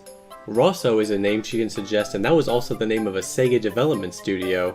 And HITM refers to Hitmaker, also known as Sega AM3. WOW refers to Sega AM1, formerly known as WOW Entertainment. Nagoshi probably refers to Toshihiro Nagoshi, the CCO of Sega. Another area in the kindergarten you can take your Chao to is the classroom. You can leave your Chao here and they'll be taught a lesson, either how to play an instrument, how to do a dance, how to exercise, how to sing, or how to draw. You can place up to 4 Chao in the classroom at once. It takes 30 minutes of playing the game outside of the Chao Garden in order to complete the lesson. There are 5 different levels of singing ability, the Chao learning a new song each time it completes a level. Similarly, there are 5 levels of drawing, with the Chao learning a new picture each class. Chow can actually draw without lessons if it wins the crayons as a prize from one of the Chow races. With the crayons, it can draw a Chow and any player character it has a close bond with. If you're kind to a Chow with a specific character, its bond level will increase, and it will become friendly and come towards you when you approach, whereas if you abuse a Chow, it will grow to hate that character and will run away from them. There's also a black market area in which you can buy various items from a cool, shady Chow with rings you've collected during the main game, but I'll talk more about him later. You can also take your Chow to the health center. If your Chow is feeling sick, the Chow doctor will give them medicine and make them healthy again. There are a number of sicknesses your Chow can get, but none will have any serious lasting effects, and they can all be cured by a trip to the doctor. The doctor will also comment on your Chow. On modern games, you can view the medical chart which displays your stats, but in the Dreamcast versions, the only way to check your stats is with the VMU minigame. You can also view your Chow's record page, which keeps track of their minigame performance, and their personality page, which has information on their personality type as well as age and favorite fruit. Chow personalities are not fully understood. Specifically, it's not known how exactly they affect a Chow's actions and behavior, or whether they're genetic traits or not. Personalities also don't work quite how you'd expect. Even though the doctor's office can only display one personality, a Chow can have up to 3 personality types at a time. A Chow can even have 0 personality types. The Chow personalities are gentle, naughty, energetic, quiet, big eater, chatty, easily bored, curious, carefree, careless, smart, crybaby, lonely, and naive. The last main area of the kindergarten is the principal's room. He just gives a variety of tips. It's some pretty useful information if you know absolutely nothing about Chow. There are 2 different types of trees in the Chow garden. One grows in the garden and never dies. Other types of trees grow from the seeds that you can buy from the black market. These trees grow and later die. Cool, good to know. Now how do I plant the seeds? How to plant the seeds? Well, that's a secret. Gee, thanks a lot, asshole. Actually, I'm the Chow doctor. Okay. Wait, what? I saw the Chow doctor, he's over in the other room, and you're not him. He's got those crazy eyebrows. So why the hell would he say this? Well, as you may suspect, it turns out it's just a simple translation error. The Japanese word hakase can be translated as either doctor in an academic sense, meaning someone with a doctorate, not necessarily a medical doctor, or as professor or expert. So with the actual Chow doctor one room over, it clearly should have used a different word, but hey, that's far from the only issue with Sonic Adventure 2's translation. Anyways, let's head back to the actual Chow garden now. Once you get bored of watching your Chow crawl around and flail about in the water, it's time to start raising their stats. You do this by playing through the stages and defeating enemies, collecting animals, and in Sonic Adventure 2, Chaos Drives, and then giving them to your Chow. The 4 main stats are Swim, Fly, Run, and Power. These are all fairly self-explanatory. Your Chow starts off crawling, but after 50 points in Run, he can start walking. The higher the stat, the faster he goes. Once your Chow reaches 100 points in swimming, it'll stop splashing helplessly and begin to actually swim. For flying, well, they don't really fly exactly, but the fly stat determines their speed and distance traveled after jumping off a big ledge. Power is probably the least obvious, but it affects both the Chow's climbing speed and how fast they can shake the nut down from the tree, as well as how fast they can push the beach ball in Sonic Adventure 1. The 5th stat, Stamina, is a little different from the first 4. It doesn't affect the Chow's appearance or evolution at all, and it's not raised through animals or drives. You have to feed the Chow fruit that grows from the trees in the garden, or items bought directly from the black market with rings. It is nonetheless quite an important stat. There's a stamina bar that slowly drains while a Chow is racing, and you have the option to cheer the Chow on for an additional speed boost at the cost of using some stamina. Once the Chow runs out, it will begin to move extremely slowly, so efficient use of stamina is crucial. However, there are actually 2 more hidden stats, Intelligence and Luck. Intelligence increases the speed and accuracy they complete the puzzle portion of the race, as well as increasing the speed at which they open the Jack-in-the-Box. All animals and drives increase intelligence a small amount. A higher Luck stat decreases both the chance for your Chow to trip and the odds they'll get scared by the Jack-in-the-Box. It's also believed to increase their chances of picking a route that avoids traps during the ending area of the Diamond and Onyx courses. The stat is also raised slightly by all animals and drives, but Chaos Drives increase it twice as much as animals. The mushroom item from the black market also increases luck. If I had to rank the stats in terms of importance, it would probably be in this order. Running is always useful. Nearly every single race has a considerable amount of traditional running on land. Stamina is also incredibly helpful, allowing you both speed boosts on demand as well as simply being necessary to complete the longer races. Swimming is probably the next most important. There's a considerable amount of swimming sections in the races. More swimming than flying or climbing, that's for sure. A good swim stat can help compensate a lot, assuming the race has a water section of course. Similarly, there aren't that many flying sections, but when they do happen, they can be a great opportunity to get ahead. Power, I just really can't say is terribly important, at least for racing. But there are a few power-oriented races, so it's not like you can or should completely neglect it. Luck and intelligence are both fine, but I mean, you can't see them in-game, and there's not really much you can do to go out of your way to specifically focus on them. I guess luck is a little more important since you're always at risk of tripping when you're running, and it's very, very annoying when you lose a race you otherwise would have won because of it. Whereas intelligence only affects two very specific puzzles which aren't even in most races. Okay, so now that you understand what the stats are, let's talk about how to raise them. As stated, you need to bring the Chao an animal or chaos drive. Let's start with the chaos drives because they're simpler. These drop from the gun robots in Sonic Adventure 2, opposed to Eggman's robots which drop little animals and a nice little piece of lore consistency. There are 4 different colors, each one correlating to one of the 4 main stats. The color drive drops when you destroy an enemy is random. In the Dreamcast games, giving a Chao a drive or animal would directly increase its stat a set amount. In the later games it doesn't quite work that way. Giving a drive or animal to a Chao will not directly raise its stat number, instead it increases the Chao's progress bar. Once you fill up a Chao's progress bar, it will level up, and the stat will increase a random amount determined by its stat grade. Chaos drives increase the progress bar 24%. The progress bar is actually a percentage-based system, but the game displays it as 10 little rectangles, which round to the nearest 10%. For example, anything between 15% and 24% would just show up as 2 filled squares. It should be noted that this helpful little stat window that pops up when you pick up a Chao was introduced in Sonic Adventure 2 Battle. For the Dreamcast games, the only way to see their stats was with the VMU. So as stated earlier, they're not like Tamagotchis in the sense you have to feed them for them to survive. The fruit is simply for raising stamina. Technically you could have a Chao for its entire lifespan and never feed it once, but you wouldn't be very happy about it. Plus they'll eat on their own if you leave fruit near them.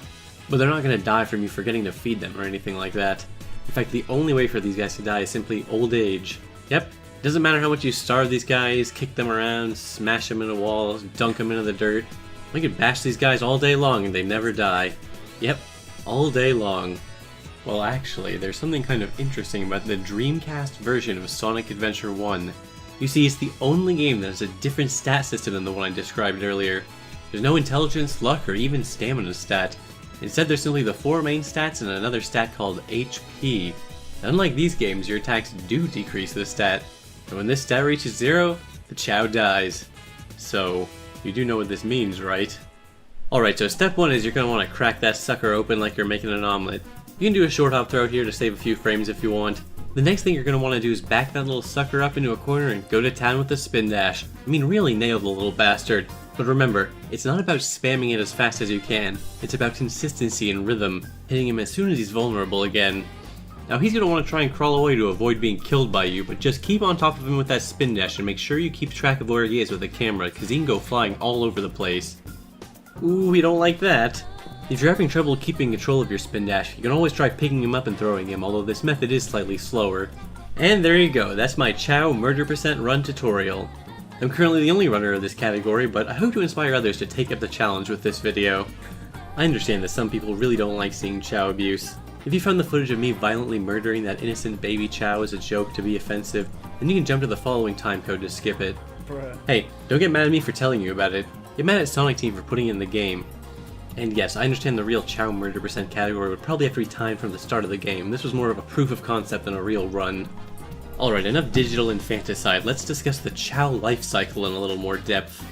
Each Chao is born from their egg, lives in a child phase for about 1 Chao year, which is 3 hours and 12 minutes long assuming your game is running at 60 FPS, then enters a cocoon and evolves into an adult Chao. We'll talk more about this evolution in a minute. For now, let's take a look at Chao death. A Chao's life lasts for about 5 years, after which it will enter a second cocoon. If you're neglectful or abusive to your Chao, it will actually die, disappearing forever. However, if it had a high enough happiness stat, it will instead enter a pink cocoon and reincarnate as an egg. Luckily, happiness is pretty easy to raise, so this isn't really that difficult to achieve. Just give them a lengthy head massage. Back in the Dreamcast era, all cocoons were the same color, so it was a little more suspenseful. Now you know what's going to happen as soon as the cocoon forms.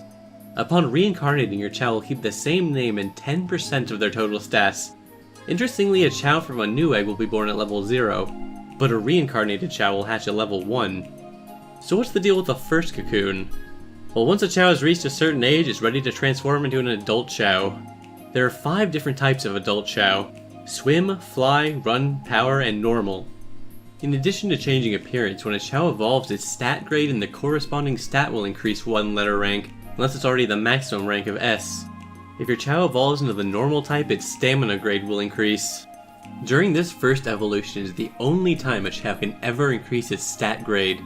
So if you want your Chow to have all S ranks, you're going to have to go through the laborious process of raising it, evolving it, and having it die and reincarnate over and over again. Which is why the more common method of getting a Chow with all S ranks is by breeding, but I'm getting ahead of myself here. So what determines which evolution the Chow will undergo? I mean, it's just whichever stat is highest, right? Well, no, it's not that simple. It has to do with your Chow's stat influence, which is independent from its level and actual stat number. It's essentially just 2 sliders, the run power slider and the swim fly slider, which can be represented as a graph. You see, these stat types are diametrically opposed. As you give your Chow run drives to animals, its power influence decreases, and vice versa. Same goes for swimming and flying. If you give your Chow 1,000 green drives to make him a little speed demon, then 80 red drives, it will evolve into a power type despite run being a much higher stat, as that's the stat with the highest influence at the time of evolution. If you want your Chow to evolve into a normal type, then you have to balance it so none of the 4 stats has too much influence. It takes about 20 animals or 40 chaos drives to max the stat influence out from the neutral position. But what if the influence values are exactly the same? In the case where the swim, fly, and the run power sliders have equal absolute values, which can easily happen if you max out both influence stats, then we have to take a look at stat dominance to determine what the evolution's outcome will be. The hierarchy goes swim, power or run, and then flying. Stat influence continues to play a role in the life of an adult Chow. You can continue to further affect the appearance of the adult Chow by giving them animals and drives. This is informally known as the second evolution. There's no cocoon for this evolution, it merely refers to the natural growth of an adult Chow over time as it receives stat influence.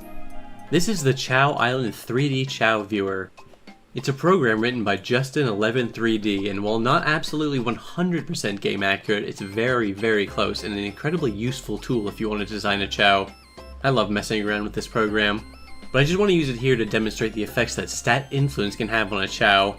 Something interesting is that stat influence does not immediately have any effect on an adult Chow. Like if you immediately shove 100 chaos drives in his face the second he emerges from his first evolution, he won't immediately change shape. It's only as time passes that you begin to see the effects. Even if you don't give them any drives or animals, adult Chow will still change over time. Although the effect can be quite subtle as seen in the normal Chow. For example, this is a newly evolved Run Chow. So as the running Chow gets older, he begins to turn more blue, and his little head nubbins come up to form ears. It's clear this is obviously becoming a little Sonic Chow. That's cute. It does make sense that the Run Chow would look like Sonic. If we were to continue giving it lots of run drives and animals and max out his stat influence in it, you'll see that it becomes even bluer and more Sonic-like. This is what the second evolution refers to, so this would be called a Run Chow. But unlike the first evolution, this is not a permanent change. If you were to then max him out on power via drives, his appearance would change to this, and he would be known as a Run Power Chow. Again, the further into an adult Chow's lifespan, the more prominently the effects of stat influence are displayed. Another cute little detail is the Fly type Chow looks similar to Knights, and indeed if you make a Fly type Chow it makes the effect even more pronounced. Anyways, I know it might seem like I'm over-explaining this a tad bit, I just want to make it very clear how many different possible ways you can get your Chow to look. It's very customizable and easy to make a fairly unique looking Chow. Speaking of customizing your Chow, it's finally time to talk about animals. Animals are the other thing you can give your Chow to boost their stats besides Chaos Drives, and indeed animals came first, as the drives weren't introduced until Sonic Adventure 2. It's always been a serious tradition to have little animals inside Eggman's robots that pop out when Sonic destroys them, and it's kinda nice they progressed this aspect of the series by giving them an actual gameplay use now. The reason I chose to talk about Chaos Drives first is I wanted to keep things simple when explaining stats and evolutions and all that jazz, but the truth is your Chow aren't gonna look like this. They're gonna look like this! You see, when you give an animal to a Chow, not only does it increase their stats, but the Chow also receives a physical attribute from the animal. Each animal will have a number of different possible attributes it could give. For example, if you give a Chow a penguin, there's a chance it'll replace the Chow's feet or arms, or if you give the Chow big-ass penguin eyebrows. The body part you get will be randomized, which can be a bit of a pain in the ass if you're trying to give your Chow a certain specific combination of animal parts. It should be mentioned that the pool of animals is slightly different between Sonic Adventure 1 and 2. There's some overlap, but each game has a few creatures unique to it. Sonic Adventure 2 more so, as it has a greater total number of animals. As you may have noticed, the portraits have a colored background. As I'm sure you can guess, yellow, purple, green, and red backgrounds all correspond to their stat type, as evident from the kinds of animals themselves. Birds for flying, strong animals for power, etc. There are several key differences between Chaos Drives and animals. The first of which is that animals can and usually do affect all 4 bars instead of just one. Another major difference is they can actually decrease a progress bar. An animal can never lower stats or remove levels, all it can do is slightly decrease one of your progress bars, and there's no effect if the bar is already at 0. Animals are typically much more efficient and faster way to level compared to Chaos Drives, as long as you're using them intelligently. Like look at the otter for instance. He increases swim 44% compared to the 24% of a yellow Chaos Drive, and on top of that he even increases run 8% too. The downside is he decreases fly by 4% and power by 16%. So it increases progress bars by 52% total, but it also comes with a decrease of 20% for a net total gain of 32%. Again, that already alone makes it better than Chaos Drives, but if you can get a shitload of otters, then once your power and fly progress bars hit 0, they can't go any lower, so every otter you're getting the full 52% stat bonus without any downsides. It doesn't necessarily have to be a bunch of the exact same animal either, just pay attention to which bars are getting downgraded and make sure the animals you're giving your Chow have stat boost synergy. Some animals only decrease 1 progress bar instead of 2, and some don't decrease any at all. These are the most valuable animals, and they're the ones without a stat-colored background. In Sonic Adventure 1 there was just the blue background animals, known as the random type. They increase every stat group and don't decrease any. Sonic Adventure 2 also has these animals, but it introduced 2 additional types of rare animals, Mythical and Ghost. These are even better than the random type on average, but they're harder to obtain. Because animals are just so much better than using the Chaos Drives for raising stats, you basically have no choice but to use them.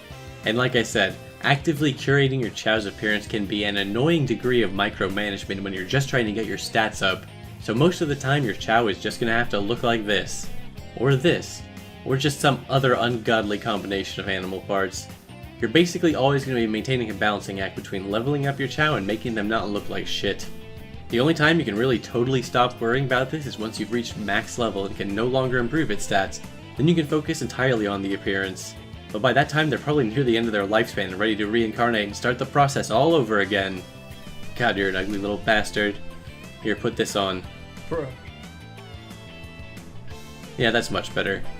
So yeah, it turns out the true utility of Chaos Drives is that they don't turn your Chow into a freaky little monster. In Sonic Adventure 1, nearly every enemy in the game contains an animal. Each stage has a pool of 5 different animals you can find inside enemies, which change depending on the level. In Sonic Adventure 2, Chaos Drives are more common to find in enemies than animals. However, each stage will have hidden animals scattered throughout it.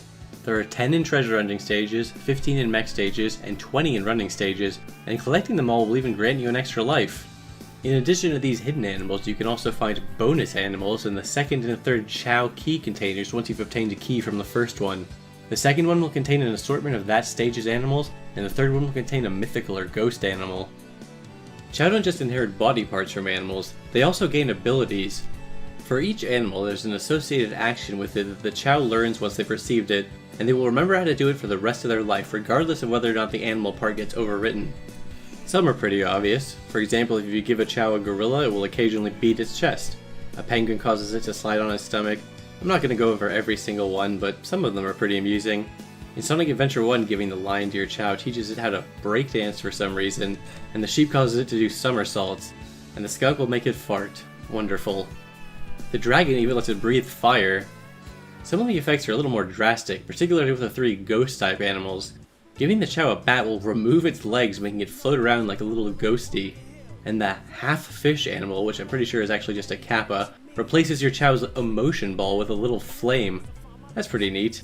Let's say you don't like the way your Chow looks. Maybe you just want his legs or emotion ball to come back or something, or you just want to remove all the weird animal tumors that have grown all over its body. Well, if you're playing Sonic Adventure 1 or DX, you can't. You're shit out of luck. However, there is a way to remove animal parts in Sonic Adventure 2. But how, you might wonder? Is there something you can do at the kindergarten maybe? Talk to a doctor or get an item from the black market? Nope. The way you remove animal parts is with the third ghost animal, the skeleton dog. Each skeleton dog you give your chow will, instead of adding a new body part, actually remove an animal feature at random. As stated earlier, the skeleton dogs are a ghost animal, which are much rarer than normal stage animals, which is, shall we say, less than convenient. Luckily, due to something I'll be discussing shortly, this is really not a deal breaker or major issue, just a questionable design choice. So as I alluded to earlier with my hilarious paper bag joke, you can give your chow hats to wear which cover up their head. They can wear part of an eggshell as a hat, or if you're playing as Knuckles or Rouge, you can dig up a pumpkin or skull hat for them to wear. But most of the hats can simply be bought from the black market. But if you just go get a hat and give it to your chow, he's just gonna look confused and throw it away. It doesn't matter how many times you shove it in that little bastard's hands, he will refuse to put it on. You see, this is because chow are not born with the ability to wear hats. So, how do you unlock it? What weird solution is it this time? Well, in order to give your chow the ability to wear a hat, you need to give it a skeleton dog. Yep. In addition to removing body parts, once your chow has been given its first skeleton dog, you permanently gain the ability to wear hats. There isn't any sort of visual indication or notification that your chow can now wear hats, nor does it mention this anywhere in the game to my knowledge, especially not that useless fucking principal. Oh, and in Sonic Adventure DX there were no ghost dogs, so they had to give this property to the koala. In the original Sonic Adventure 1 there simply were no hats. Oh, after all that you want to take the hat off, huh? Well, I'm afraid there's only one way. It's okay. This is mandatory abuse. It's for his own good. So here's the rub. Raising a chow takes way too fucking long. Like if you just try to raise a good chow by stopping in between levels as you play through the game normally, it will take you a very long time and quite a lot of playthroughs. Realistically, at some point you will end up being forced to grind over and over for animals, which is incredibly tedious. I really just think they should have balanced it slightly more leniently. Like, I understand the whole point of the Chow Garden was to increase playtime, and making you replay stages was part of that, but raising just one chow feels like it takes an eternity, let alone trying to do multiple at once. However, by a stroke of luck, a glitch was discovered that seems to be an exact solution to this problem. The infinite small animal use glitch is probably the single most famous glitch in the entire game. Usually once you give a chow an animal or drive, it will grab it, embrace it, and then release it in a shower of sparkles, after which you're no longer able to interact with it, and it disappears shortly thereafter. However, there is a very small area where if you put down the animal right in front of the chow, close but not too close, the chow will absorb the animal and gain the stats, but you'll still be able to pick it up and use it again. It can be a little tricky to figure out the sweet spot at first, but eventually you'll get a feel for it. It helps having a few animals near you so you can chain them together to keep the chow from wandering off. This works with chaos drives as well, however they go flying much further, so it's harder to pull off consistently or to get into a good rhythm. This glitch spread across the internet chow community like wildfire, and honestly, it's not even that hard to discover for yourself. This is basically the glitch that saved the Chow Garden. I honestly believe there would have been substantially less people who got really into the Chow Garden if it wasn't for this glitch. Also, like I stated earlier, with this glitch you only need one skeleton dog to remove all the animal parts in a chow, which makes that process much less tedious. So that's pretty much all the basics covered, right? Am I forgetting anything? Oh yeah, just one of the most fundamental and iconic features of the Chow Garden, which was introduced in Sonic Adventure 2. Alignment. Luckily for me, alignment is a surprisingly simple feature, all things considered. It's basically just a slider that goes from hero to dark. When a chow is still in its child form, its appearance isn't just affected by its stat influence, it's also affected by its alignment slider. If you're kind to a chow as a hero character by petting it, feeding it, etc., you will increase its hero alignment, and you can watch the effects of this happen in real time if you just pet the shit out of one for long enough. However, if you were to abuse the chow as the hero character, its alignment will shift the other way, towards dark.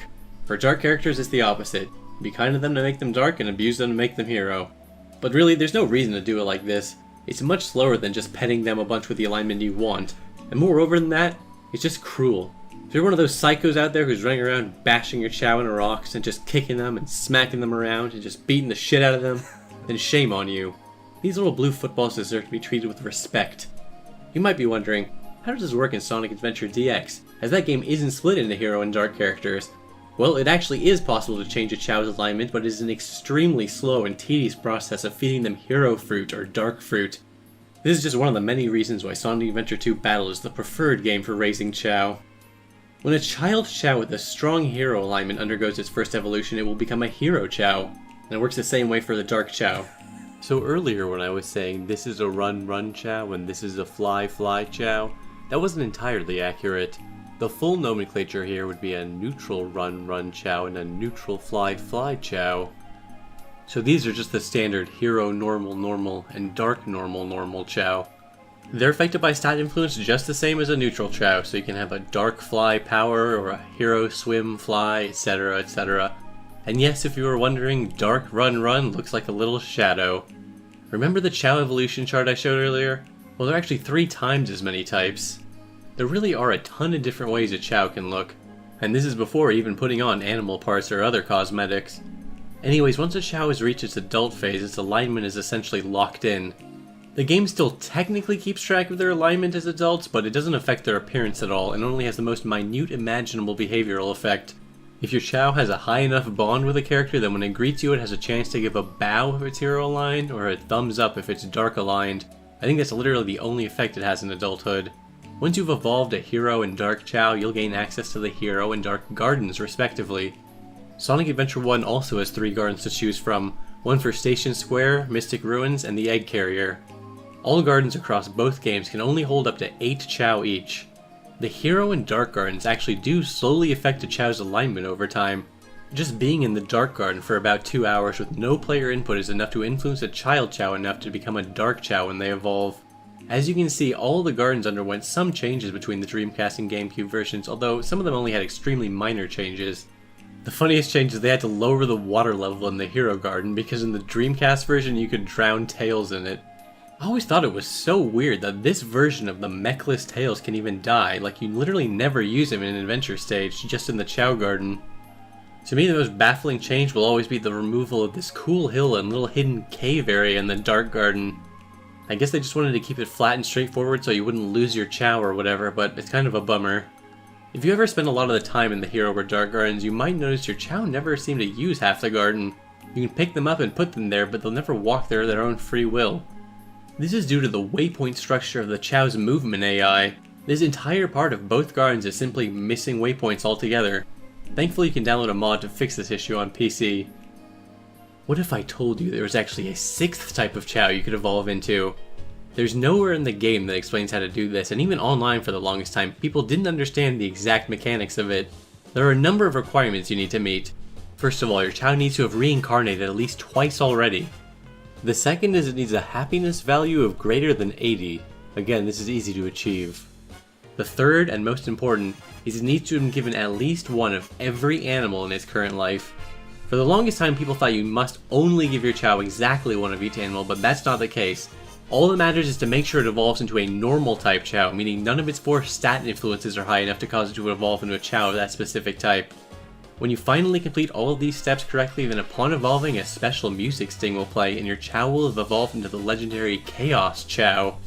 This is a very special kind of Chow.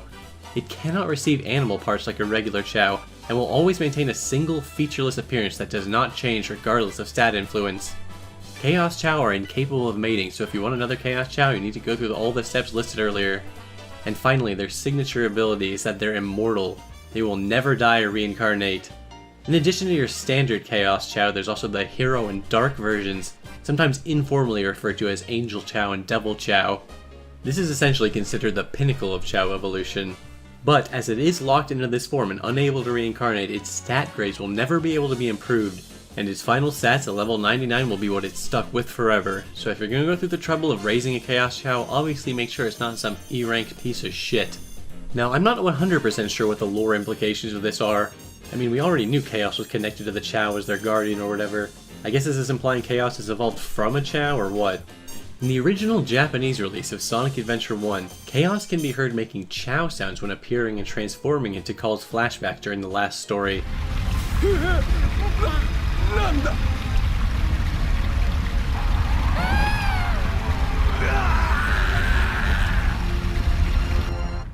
For whatever reason, these Chow sounds were removed in later versions. Well, according to the official Chaos character page on Sonic Channel, he is in fact a mutated Chow after all, so let's just leave it at that. So, what do you do if you want more Chow? Well, the main way to get more Chow is by breeding them. After about 3 Chow years, an adult Chow will naturally enter a mating phase, or you can use a heart fruit from the black market in order to cause any adult Chow to immediately start its mating season. Once you have any two Chow who are ready to mate, put them next to each other and they'll rub their little faces together and an egg pops out. It's really that simple. Chow are not gendered and there's no such thing as Chow incest, or, well, at least there's no negative consequences from it. In Sonic Adventure 1, there are also 3 hidden Chow eggs you can find in the adventure field. A gold one, a silver one, and a black one. Then, through breeding these rare Chow together, you can hatch the bronze and onyx Chow as well. In the Dreamcast version of Sonic Adventure 1, these were the only different color Chow you could get besides the default. In fact, these 3 eggs were the only eggs you can get in the entire game besides the ones you get from breeding, so I think that means if you were to kill the 2 starting Chow from each of the 3 gardens, then find all 3 eggs in the adventure fields and kill those Chow too, you'd be permanently stuck without a way to get new Chow, right? Every other version has a black market you can buy new eggs from, but not the original Sonic Adventure 1, so I think that makes it the only game you can achieve total Chow extinction. Not that I'd ever do such a thing, of course, but I'm just saying some depraved madman out there or some stupid poor kid who just sucks at raising Chow has probably done it. Sonic Adventure 2 for the Dreamcast, in addition to introducing the Hero and Dark Chow, also brought back the black, silver, and gold Chow from the first game. However, as there were no adventure fields to find the eggs, and this is when they had the idea to create the Chow Black Market. However, it's quite different in this game compared to the later iterations. It was only accessible online via the in-game web browser. You see this bulletin board?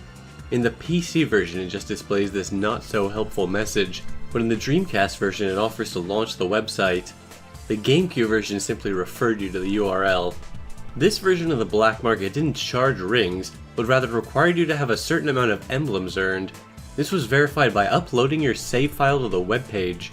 Players were able to download a number of rare Jewel Chow, like the Ruby, Sapphire, Amethyst, and Emerald Chow. The final Chow available from the site was the incredibly rare Moon Chow.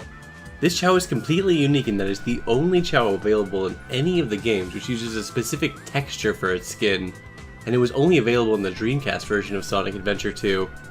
Despite this, you only need 30 emblems to be allowed to download it, which is a pretty low number all things considered. In addition to the black market, there was also a section called the Chow Daycare where you could upload your Chow for other people to download, and you could browse other people's Chow creations too.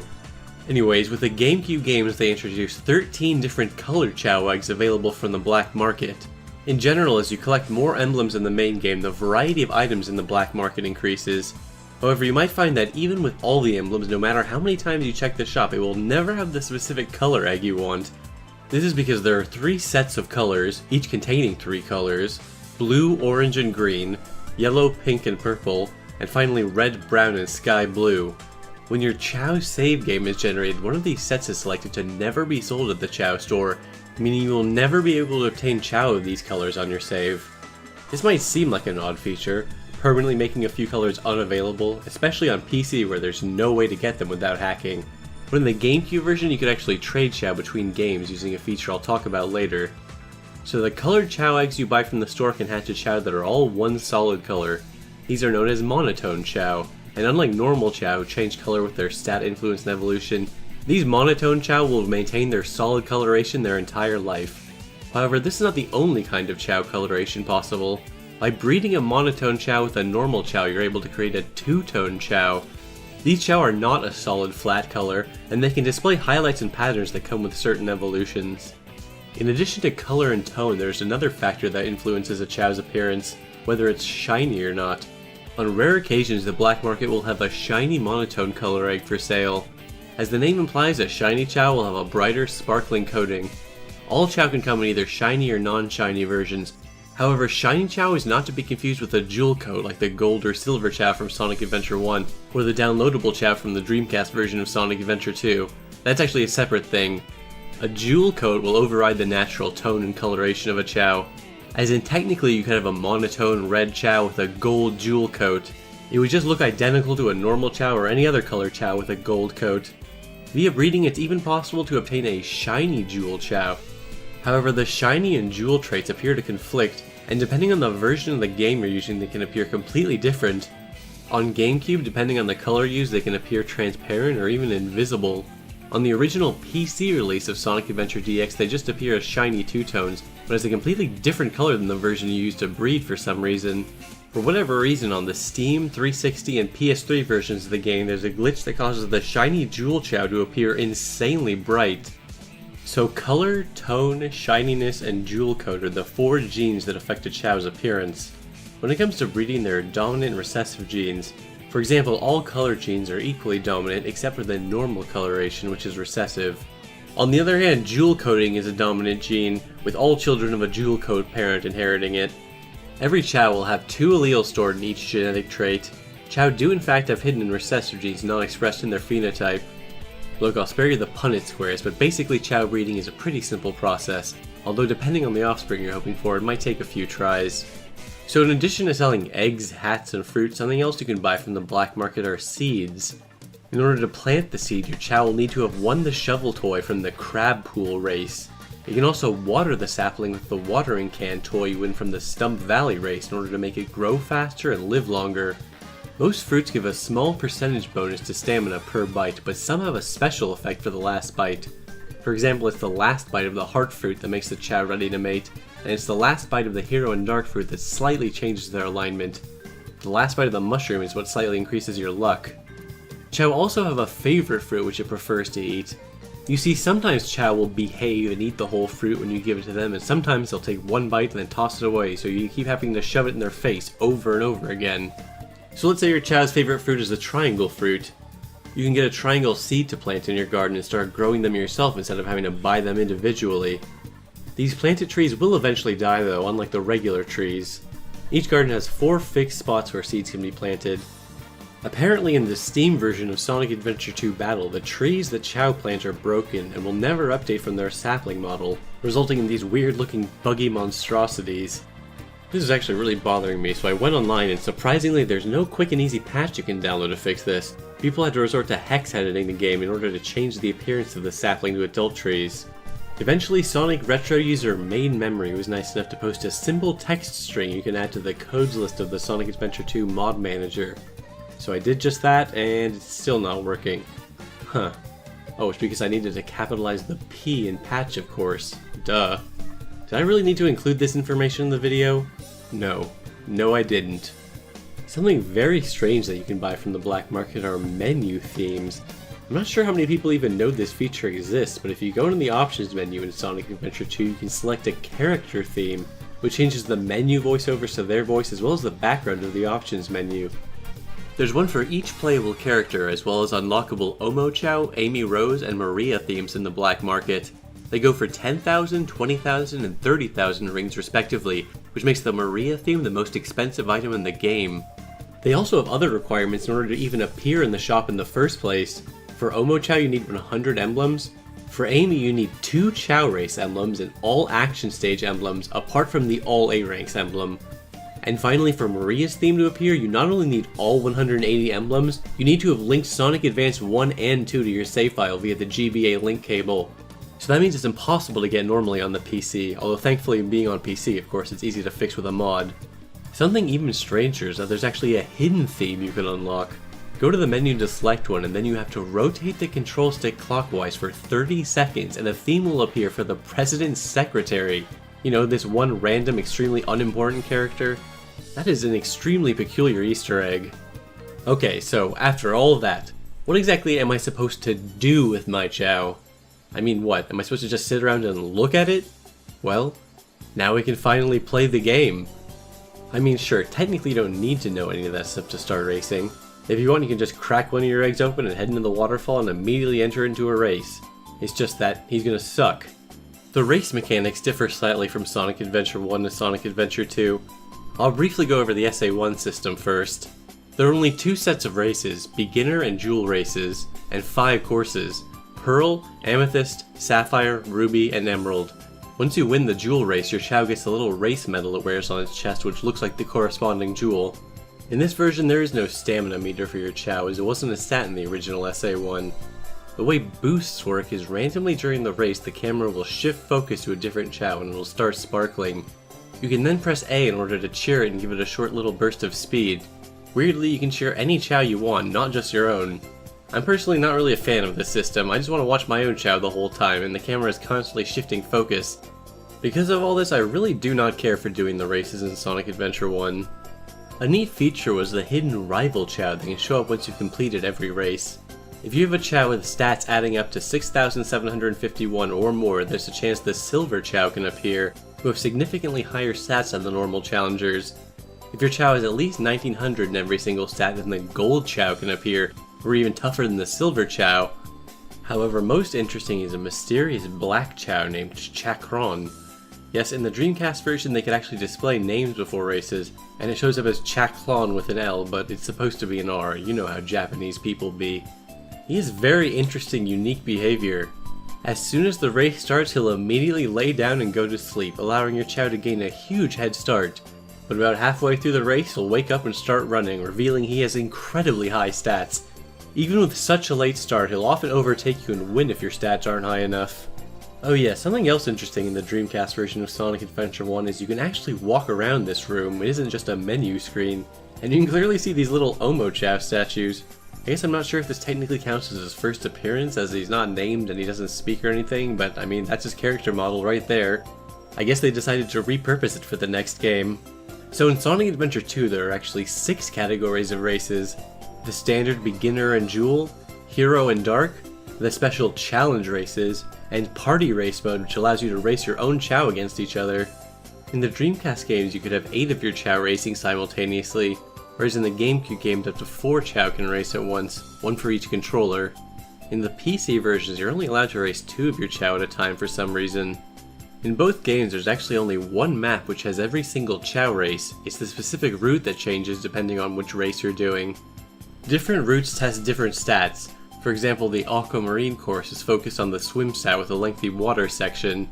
Each category of race not only has different routes but different difficulty levels as well. The beginner races have 3 levels of difficulty per track, and once you beat them you get a little medal on your Chao and unlock the jewel races. These races are much longer and have 5 difficulty levels per set. Upon winning the 5th and highest level, your Chao will receive a medal of the corresponding jewel. In addition to swag, medals, and jewels, Chao can also win toys from beating Chao races, such as the Pogo Stick and Sonic Doll. Most of these toys are just something the Chao will pull out and play with when it has nothing to do. However, few toys you win are not specific to an individual Chao, but are instead items that show up in the garden, like the ball, the radio, the jack-in-the-box, the rocking horse, and the television. Once you evolve a hero or dark Chao, you unlock their respective set of races, just 4 each. Oddly, you don't have to be a hero Chao to enter the hero race, you're just not allowed to be a dark Chao and vice versa. So you can beat every race in the game with a high level neutral Chao if you want. The hero races are against dark Chao and the aesthetic of the course has been changed to a spooky version to match the tone. Again, the opposite is true for the dark races. It's against hero Chao and a more angelic looking version of the stage. The final challenge in both sets is a one-on-one race against a Chaos Chao of the opposite alignment. Winning this race also grants your Chao a hero or dark themed medal. The final and most interesting set of races is the challenge races, a set of 12 uniquely themed races against very challenging opponents. The first 2 races are actually a callback to Sonic Adventure 1's Chao races. The first is against gold and silver rivals, and the second features the return of Chakron. Unfortunately, he lacks his trademark sleeping behavior, but at least he retains his super high stats. The third and fourth races are interesting. In the third race you're up against a bunch of Omochaos, and in the fourth you're up against a bunch of small animals. Technically these are all just reskinned Chao, so it's not that different from a gameplay perspective, but they are pretty difficult opponents. The fifth race is against so-called Cockroach Chao, Black Chao with little antenna. The next race is another one with reskinned Chao, this time against Little Egg Chao. Next race is against Skull Chao in the Spooky Garden, followed by a very similar race against Pumpkinhead Chao. This is followed by yet another spooky race, but against Ghost Chao with no legs and the flame balls. The 10th race is a rematch against an even stronger Chakron. And the penultimate challenge race is against a group of colorful dual Chao called the Chao Rangers. The final challenge race, called Here Comes the Ultimate Rival, is a one-on-one race against a neutral Chaos Chao with extremely high stats. Upon beating this race, your Chao will get the gold medal. Now, there's a number of minutiae I could get into here, like the time my Chao tripped, then immediately tripped again, or that time it fell into the hole at the end of the race, and then it tripped in the hole, or that time I was doing the puzzle section and this fucking guy just comes up and skips it. Like, what the hell, this little bastard is cheating. I have done a shitload of races for this video, and this was the only time I ever saw Chao flat out skip the puzzle section. What the hell is that about? But let's just move on to discuss Chao Karate, a feature only in Sonic Adventure 2 Battle. In this mode, 2 Chao fight each other. You can either enter in a tournament against 5 progressively stronger computer Chao, or you can choose to fight any 2 of your own Chao. On the GameCube, the Interleague match option allows you to battle Chao from 2 different memory cards, so you can take your memory card to your friend's house and watch your Chao fight against each other, which is pretty cool. In this mode, you do not directly control the Chao, rather you merely observe them as they fight. At the bottom of the screen, you'll see your Chao's Zeal meter. It will gradually decrease over the course of the battle, with chunks coming off if your Chao gets hit or misses an attack. Once the Zeal meter hits 0, your Chao will sit on its ass and you need to mash that A button like there's no tomorrow to cheer it on and restore as much Zeal as fast as you can before your opponent gets a free hit in. For whatever reason, they decided the cheering noise had to be the most annoying sound in the world.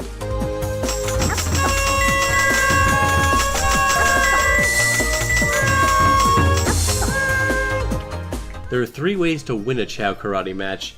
The first is simply attack the opponent until their health bar is depleted, of course, and the second is by knocking them out of the ring. The third is simply to have more health remaining once the 90-second time limit is up. It's possible to tie, but it's pretty rare. You might be wondering how stats work in this mode. Well, in this mode they do different things. Swim is the defense stat, which lowers the damage you take from enemy attacks. Fly is stealth, which increases your evasion, making your Chao more likely to dodge. Run is speed, which increases your Chao's attack speed, a very useful and important skill. It's in this mode that the power stat truly shines. It's not terribly useful in races, but as you might expect in this mode it directly increases your Chao's attack power, meaning your attacks do more damage and it sends them flying back further. In addition to this, as your power stat increases, your Chao can learn new attacks like the spin kick. Stamina of course simply affects the size of your Chao's health bar, as well as reduces the amount of Zeal lost when attacked. Intelligence and luck are both related to Zeal, decreasing the rate at which it drains and increasing the rate at which you recover it respectively. There are 4 different levels of karate to select. Once you beat expert mode, you unlock the Super Tournament. Each is a series of 5 battles against the computer. Certain rounds will have alternate opponents you can occasionally face instead. The final fight of the Super Tournament is against an Onyx neutral Chaos Chao called Flash. Defeat him and your Chao will achieve the rank of Grand Master. Now it's time to discuss what might be the biggest difference between the console versions and the PC versions of the adventure games. They completely lack any sort of handheld cross-compatibility. In each garden there's this machine. On Dreamcast it's to send the Chao to the VMU, while on the GameCube it's to transfer them to the Game Boy Advance. The VMU machine has different designs for the Hero and Dark Gardens, which is a nice touch, whereas there's just one GBA machine. Since there's no tiny Chao garden on PC, in Sonic Adventure DX it's known as the Chao Name Machine, since there's no kindergarten in this game where you name your Chao. In Sonic Adventure 2, however, it's literally just the Chao garbage can. Getting rid of unwanted Chao is the only remaining feature of this thing, so now it has the extremely ominous title of the Chao Departure Machine. To get rid of a Chao, you can chuck it in this thing and select the Goodbye option. The music changes to this incredibly melodramatic sad song and it reads, "Chao will have a happy life in a faraway forest. You will never see your Chao again." Oh my god, that's so sad. That's the saddest thing I've ever seen. Psych! Just kidding, I don't give a fuck. Get the fuck out of here, you little bitch! Hit the road, Jack. Don't you come back no more, no more, no more, no more. Hit the road, Jack. And don't you come back no more. What you say? Nah, I'm just kidding. I won't really get rid of you. Yet. Originally in the Dreamcast games, an integral part of the Chao raising experience was putting it in the VMU to interact with it. In addition to just raising your little Chao while playing the main game, you could even take it around with you. In fact, quite a lot of important functionality was locked behind this feature, such as the ability to see their stats and mood, and it was crucial for raising your Chao's stats quickly. There were also unique items you could obtain which had special effects when taken back to the main garden.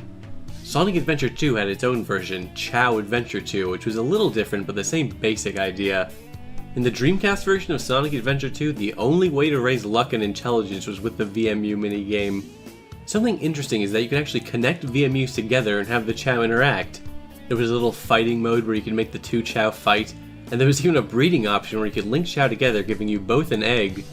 VMU breeding is actually superior to regular garden breeding, giving a Chao that starts with 10% of the stats of its parents averaged together. For the GameCube games, this feature was completely revamped and overhauled, as obviously it would be very difficult to play Chao Adventure on a GameCube memory card. Instead, they introduced the Tiny Chao Garden, a feature that was designed to take advantage of the GBA link cable. The Tiny Chao Garden is a simple 2D Chao Garden that was included in Sonic Advance 1 and 2 as well as Sonic Pinball Party. If you didn't own any of these games, they actually gave you the option to download a temporary copy of Tiny Chao Garden to your GBA, which you can use until you turn the system off, either just to mess around with it or in order to transfer Chao between games. The Tiny Chao Garden essentially works like a simplified version of the main Chao Garden, unlike Chao Adventure 1 and 2, where essentially just little mini-games. Time does not pass in this garden, so your Chao won't grow old or die. It can hold one Chao and one egg at a time.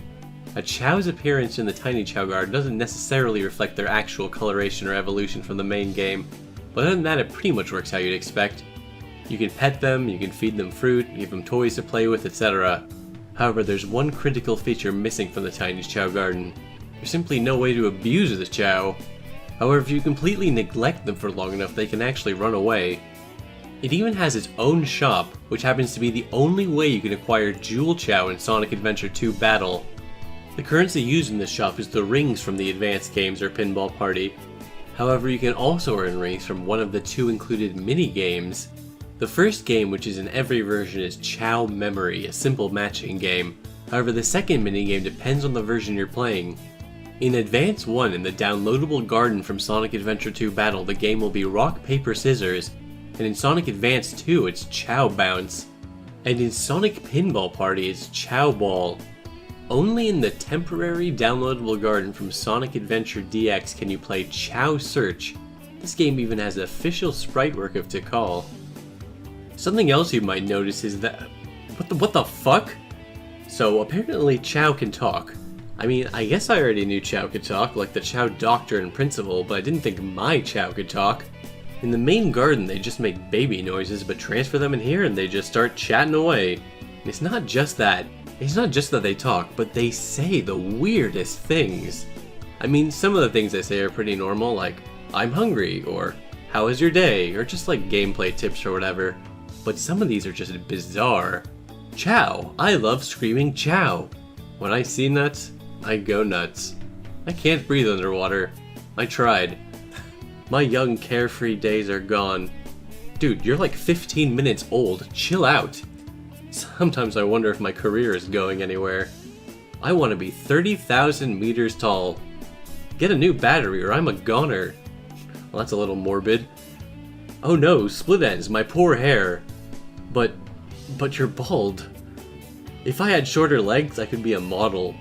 What the hell are you talking about? How could your legs literally get any shorter? Your feet are practically connected to your torso. What is politics? Should I care? What is political reform? Is it tasty?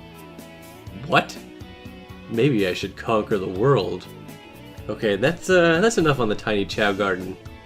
What if I told you there was one final special type of Chao, known as Character Chao? Unlike the Sonic, Shadow, and Nice Chao, which are natural stat-based evolutions, these are three completely unique Chao, specially edited to look like one of three characters, Tails, Knuckles, and Amy. But there is no way to unlock these Chao on your own through the natural course of playing the game. You see, these Chao are actually distributed at special events in Japan, like the 2001 World Hobby Fair. There aren't a whole lot of pictures of these events, unfortunately, and for a long time this was thought to be the only way they were officially distributed. However, users of the Chao Island forum, specifically Per and X-Pop, eventually discovered there was another way Japanese players could obtain them. This is the Nintendo GameCube 2003 eSoft Catalog. As the title implies, it's an electronic software catalog, and has 116 titles listed. It also contained a few demos, one of which was Sonic Adventure DX. On the demo menu, one of the options has a little Chao icon. The text translates to Joy Carry, which was a term used for downloading minigames to the GBA from the GameCube. Selecting the tab shows off a number of minigames, including Puyo Puyo, Choo Choo Rocket, and Tiny Chao Garden. Picking this option allows you to choose one of three character Chao to put in the game. Here we can see the screen showing a lot of the live event photos. When you transfer the Chao over to Sonic Adventure 2 Battle, it also gives you 1,000 rings for whatever reason. A forum user named Air Conditioner managed to track down one of these discs, and even made an ISO image of it and put it online, so you can try it yourself if you want. You know, if you really want an unofficial, official character Chao. Anyways, these Chao are immortal and cannot breed like the Chaos Chao, and nothing can change their appearance like animal parts. They start with 250 in all stats at level 1, all A ranks, and maximum intelligence and luck. For whatever bizarre reason, the Knuckles Chow is unable to participate in the dark races, and the Amy Chow is unable to participate in the light races. Amy secretly a dark character confirmed? Or, and this is pure speculation on my part, like I implied earlier, they're probably just copied and pasted from the Chaos Chow and they just changed some values around, because otherwise they're nearly identical on a gameplay level. But alas, this was all Japanese only, unfortunately. There was no way to obtain any of these character Chow in North America. Well, actually, there is a legitimate way to unlock the Tails Chow, but the method is unbelievably esoteric. Step 1, turn off the game. Step 2, pop in your copy of Phantasy Star Online Episode 1 and 2. Once you've completed the first 3 quests, you'll unlock an offline mode only quest called The Fake in Yellow. If you've already completed this quest, you'll need to either finish every single quest to be able to replay it again, or try again on another difficulty setting. The quest objective is to find Dr. Gulls. It's a fairly straightforward mission. Just complete the level and talk to the friendly Ragrappy and he'll agree to return home. A telepipe to Pioneer 2 will appear. Take it back, but do not finish the mission. Instead, immediately return through the telepipe. Once you're back, you have to find a specific area and face it. Eventually a Chow will appear and talk to you and give you a key item. It even plays a little song from Samba de Amigo. There will now be a Game Boy Advance machine sitting outside of the Hunters Guild. Activate it and connect your GBA to download the Tiny Chow Garden. This version of the garden comes with the Tails Chow. Now turn off Phantasy Star Online and put in Sonic Adventure 2 Battle again and transfer him over. And that is the only official way to get a Tails Chow in this region. I should mention this was far from the only crossover they had with Sonic, so it's not like this was totally out of the blue or anything, but it's still a pretty obscure method. With the way stats affect a Chow's appearance, sometimes I wonder what it would be like if you could maximize run and power, or swim and fly. But as stated, this is fundamentally impossible on a genetic level for Chow. However, interestingly enough, in the 3D Chow viewer, it gives you that option. Again, this is just for funsies, none of this is actually possible in-game without the use of hacks. And obviously you were never supposed to see Chow like this. These are forbidden Chow. Like, let's take a look at a neutral run Chow. Let's see what he'd look like with full power influence on top of this. Oh yeah, that looks powerful. Now let's crank up the fly stat. Oh yeah, looking good. Let's just go ahead and max out all the stats. Damn, he looks straight up majestic. Look at this absolute unit. Or here, why don't we make the ultimate swimmy boy? And now, let's give him the ability to fly. And now let's make him fast. And finally, we make him strong. Oh yeah, I would not want to fuck with this guy. It almost looks like he's got another little face on his forehead. Little fucking Bizarro Sephiroth dude. And I have absolutely no idea what the fuck is going on with the Child Chow. This is beyond my mortal comprehension. Okay, I have to stop, or I'll be literally doing this all day. Something really caught my eye when I was using Fusion's Chow Editor. A warning. Setting your Chow's stat values too high can make them unable to complete races. Stats too high to finish a race? How does that work? Well, I decided to do some experimentation to figure it out.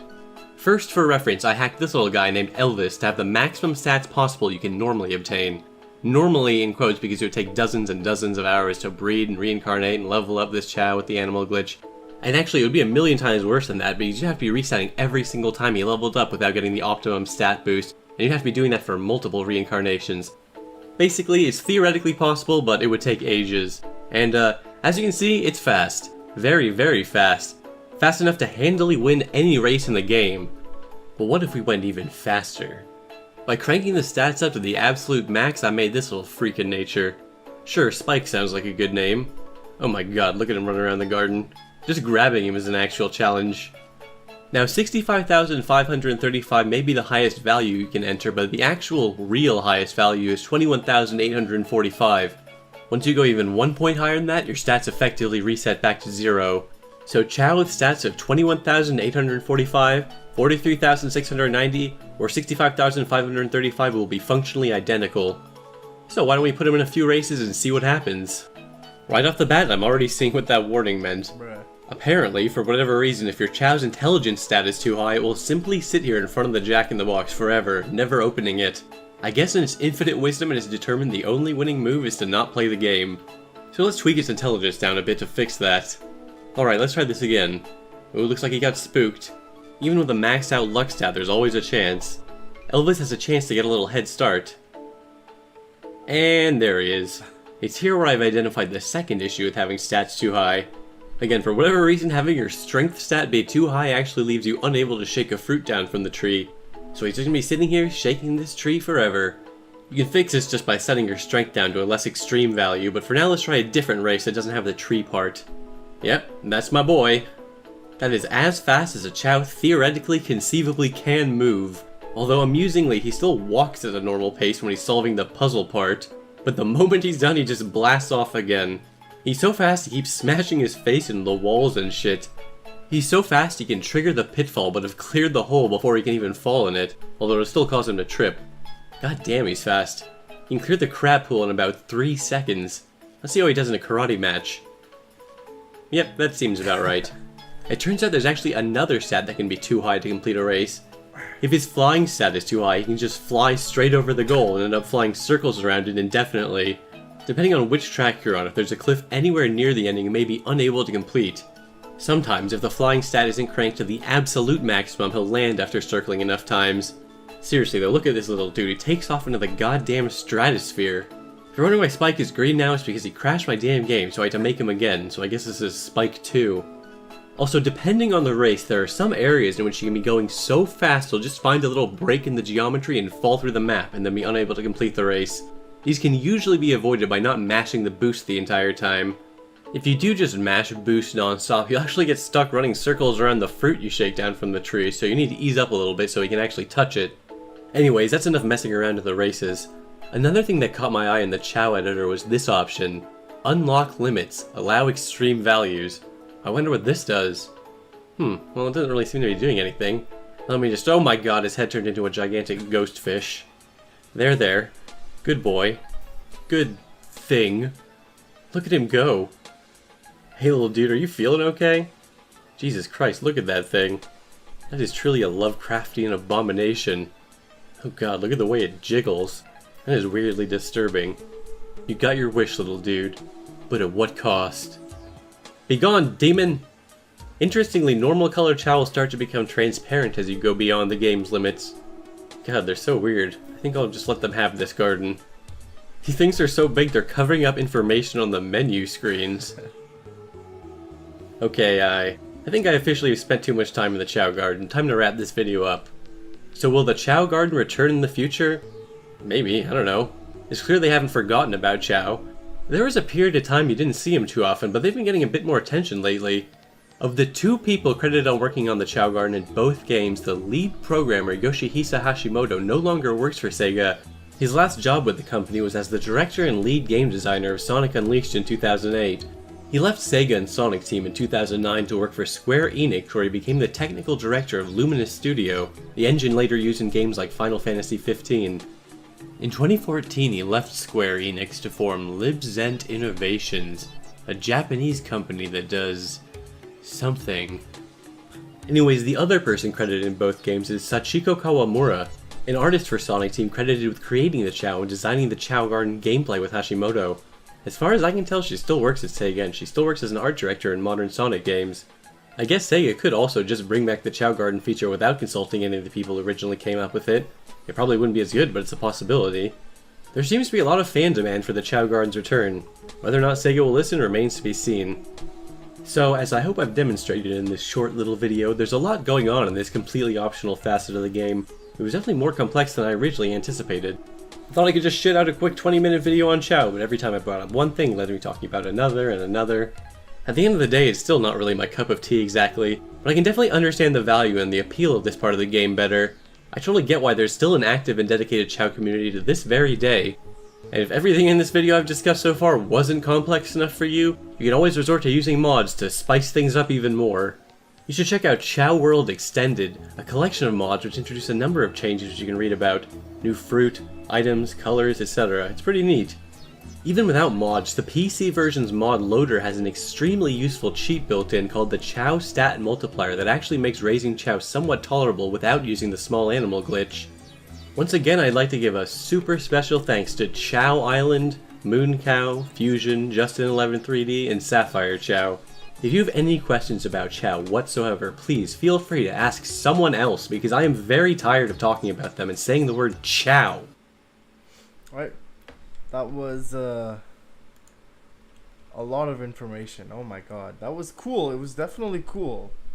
And definitely a lot of learning, but a lot of information.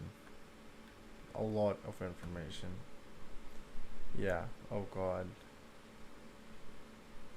That was yeah, I that was so much information on Chaos. Oh my god.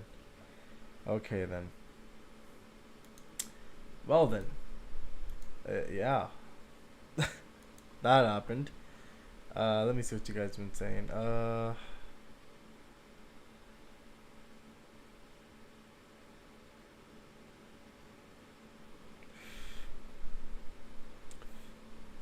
Chow is a little guy.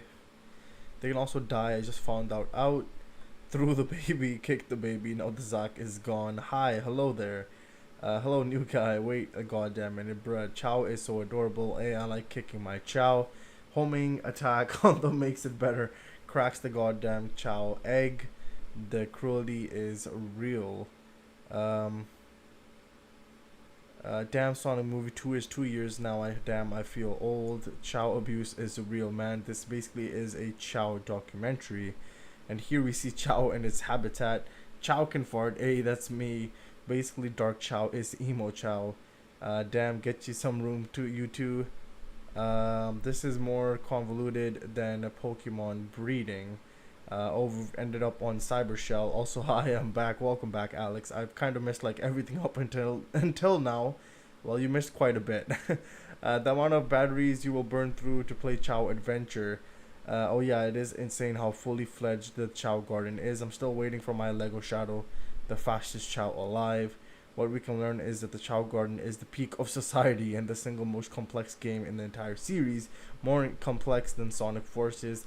Wacky World's Creativity Studio is more complex than Sonic Forces, taking a shot every time he says Chow. Now you see why people want Chow Gardens back. Exactly, I can see why. What I learned is Chow abuse sometimes is good. No. Hold up. What are you guys talking about? What language is this now? Oh god. Okay. Nope, that's not what I wanted.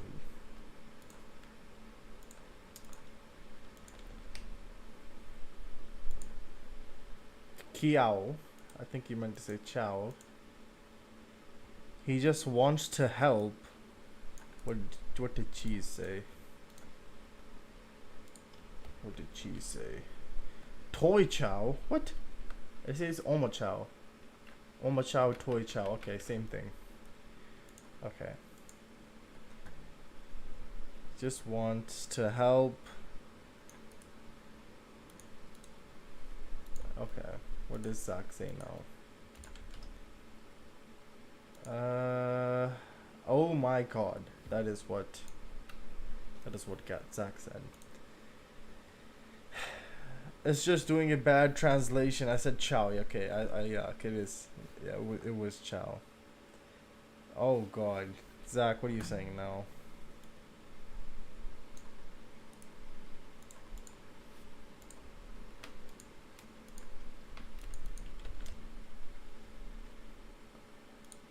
What? It doesn't translate. Don't trust the translation. Okay. To be fair, Oma Chow pretty much is a toy Chow, and that's what it's a play on words of. Okay. Then Chinese said Oma Chow, a Chow that appears in a tutorial of Heroes and is infamous for being absolutely hated for being really annoying. G, you have any other videos left? No, we do not have any other videos. But if it's a song, let me know. But yeah, I do have to go because I have to do my assignment. But let me know if you have a song you want me to check out, Omega. I did not say Chinese. I did not say Chinese. One more song before end. Yeah, let me know, Omega, what song you want. I did not say Chinese, Zack. What? I said cheese.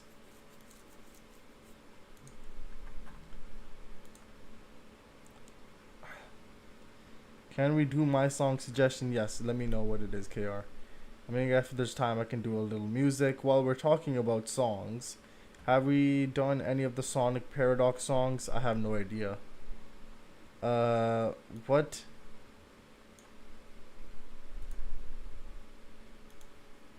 What in the world did you just send? Stim. Okay. Are you sure this is not blocked, Omega? Are you sure this is not copyrighted? I am very afraid. Songs by the people who made Sonic Shorts.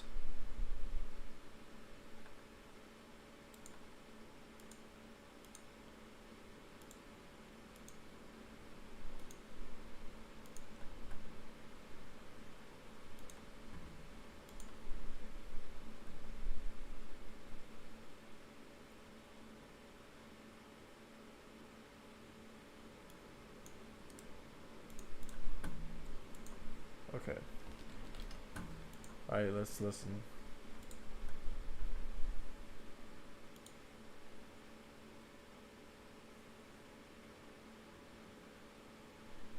I'm gonna do a lyric video, Omega, just to be on the safe side, because I know if I do a lyric video, nothing bad will happen.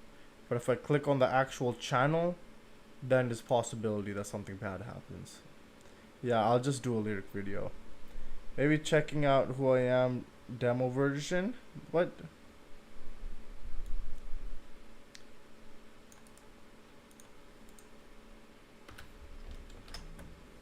Alright, let's check this out then.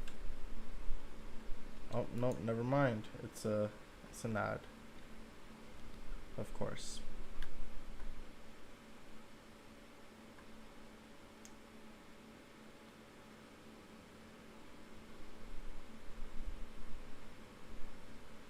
If I lose it all, reborn from the wreckage. I don't need the walls for my protection. Cover your eyes, raise the standard, tattered, candid, close to death. I catch my breath and trust this sigil at my side. Standing, God hand ripping at my spine. I'm branded now. I don't wanna be the last man standing. No, I don't wanna be the last. Be the last. Take a flight to the sun, catch a flare on my iris, sight on my gun, aliens on the high res. For the freedom I can sell myself, for a heaven I can fight through hell. Even on my shoulder to my wrist, my grip tight ain't stuck. Matter bit, hear the hiss when I strike it. Fortune people follow me like a clover.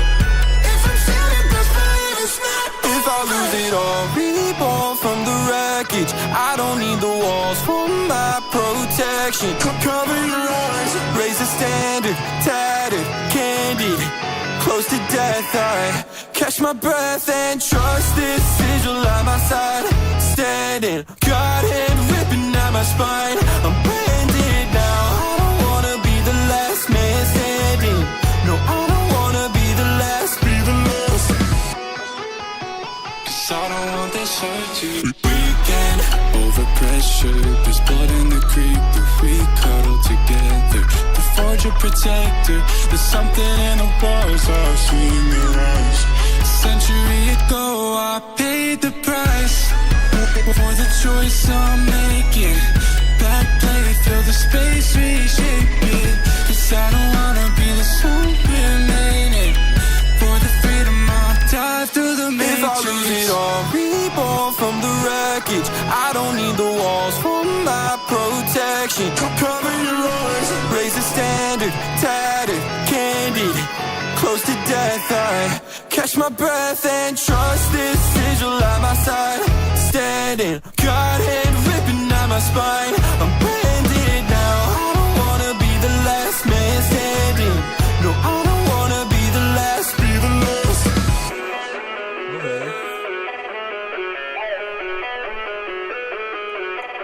Alright, I like the voice. I like the voice. And the music was really good. I liked it. I liked it.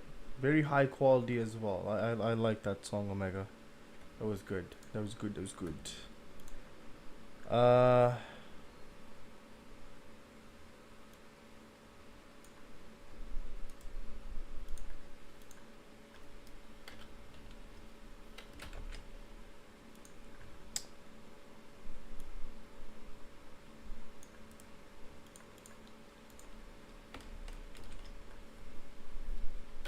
Okay, let me see here.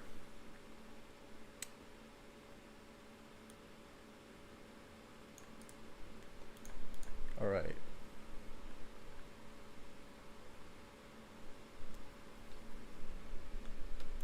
Yeah, that was a good song.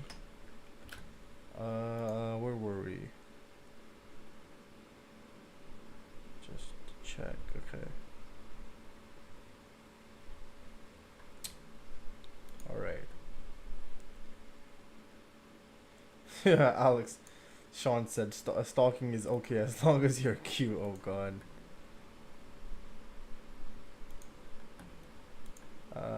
There's an more art from Zach. Very good, very good. Let me give it a star.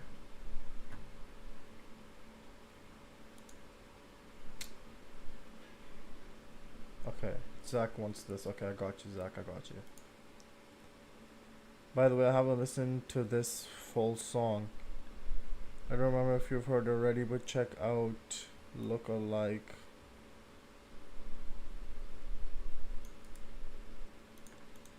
Yeah, we did the full version of Look-alike a while ago. Probably. But I'll double check. Okay. Last little few songs. Then I have to go do my assignment, bro. So let me see. I'm talking about my suggestion. I know, KR, I know. We'll listen to it together. All right, Water Palace Act 2, Sonic Generations 3DS. So let's check this out. Back to back, and spinning on it back to back, on the turntables back to back, and spinning on it back to back, on it back to back, and spinning on it back to back, on the turntables back to back, and spinning on it back to back, on it back to back, and spinning on it back to back, on the turntables back to back, and spinning on it back, spinning on the turntables, spinning on it back.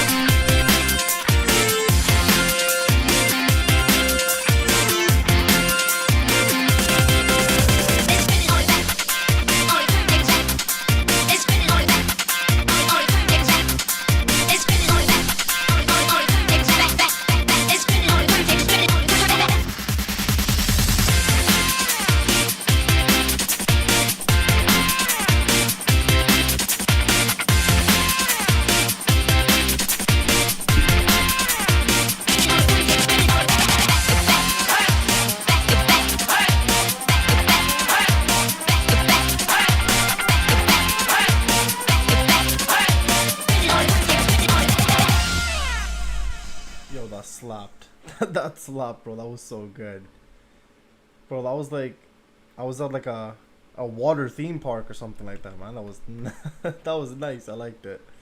All right, we're gonna go to Freedom Planet 2. We haven't checked this out in a while. Let's see here. Let's see. Okay. From Freedom Planet 2. Okay. All right. Alright, let's check this out. Oh, never mind. Listen, there's a good chance somebody's trying to hack your website right now. You gotta...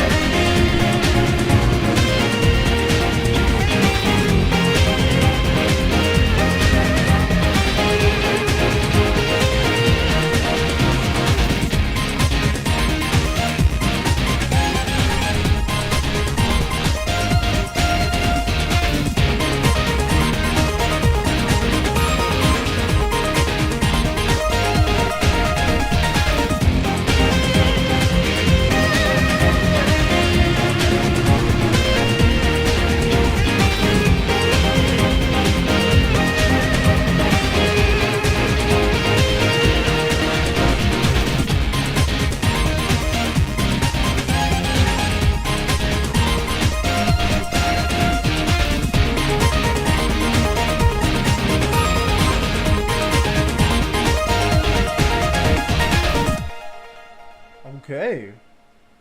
Freedom Planet, bro. They have some good music. I like Freedom Planet music. And that was Freedom Planet 2 as well. Me like. Okay, let me see what was next. Next up was Zack. Okay, let me see where Zack is. This one. Oh.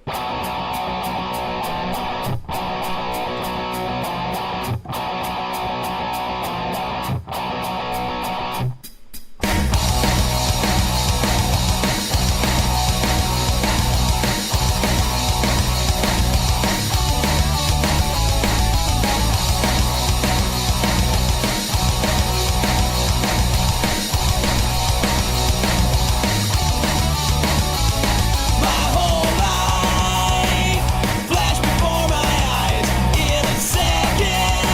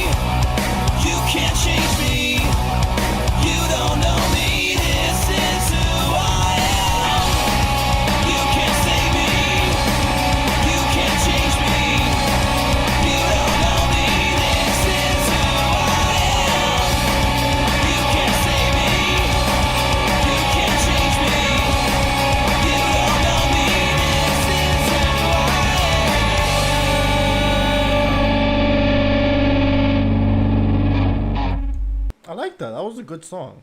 I'm pretty sure, have we not checked this out before? I'm pretty sure we have, but yeah, that was nice though. That was nice. I like that song.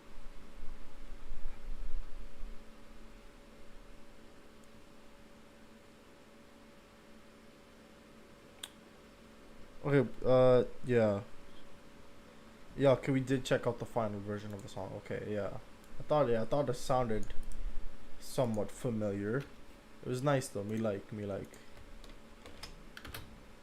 Next up is Sonic Boom Fire and Ice trailer music video on a channel called Blue Rush. Okay. Well, here we are.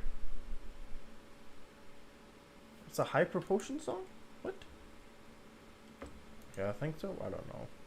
We'll find out, I guess.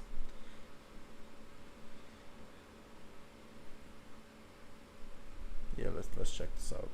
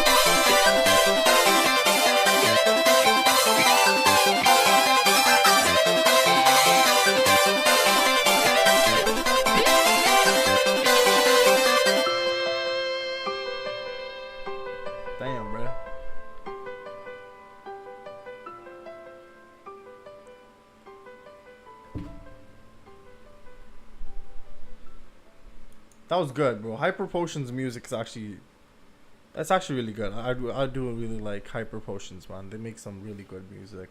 But that was Sonic Boom Fire and Ice trailer music, and I have to say, bro, it brought that heat. It brought that heat for sure, and I liked it. Me like. That was really good. KR, that was really good. G, one last song. What is the last song that you have for me, Omega? What is it? What is it?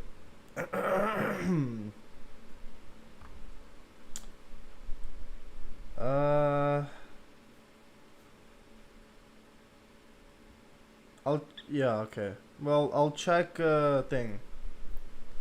I'll check Sean. I'll check your song. Our promotion team up with Jun Sunu once before. It's only a minute long and it's pretty sick. Ooh. Okay. I really like that song. Yeah, that song was really good. Well, check out the song, second last song, or I think it's the second last song.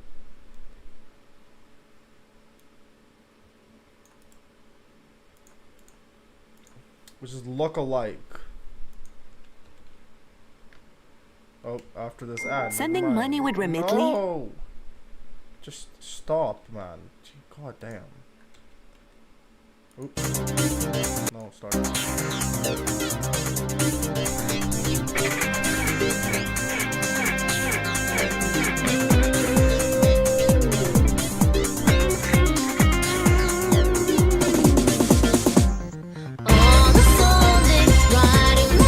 I remember this song. I remember this song, but we'll listen to it. We'll listen to it.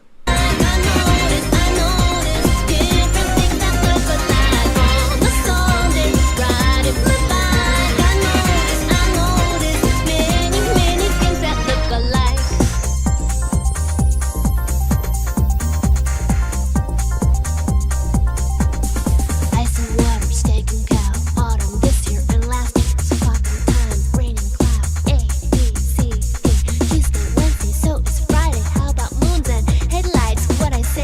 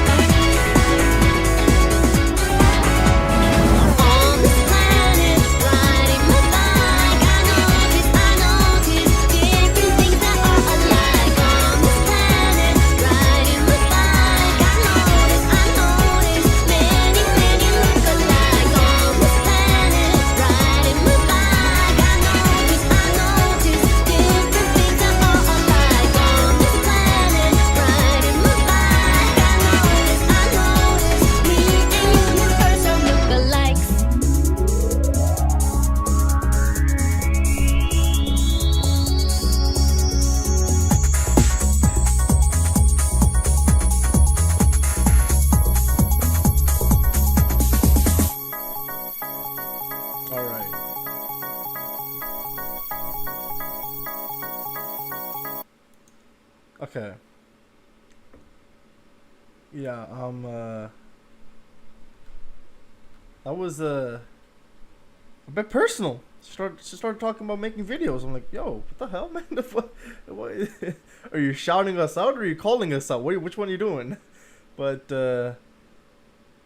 yeah, that was definitely interesting lyric wise. Definitely interesting. Yeah, a lot of the lyrics, just A, B, C, D, E, F. Hey, she left out G. I don't know why she left out G, bro. I think she's attacking me, bro. Personally, I felt like that was an attack. She left out G. Why? Why?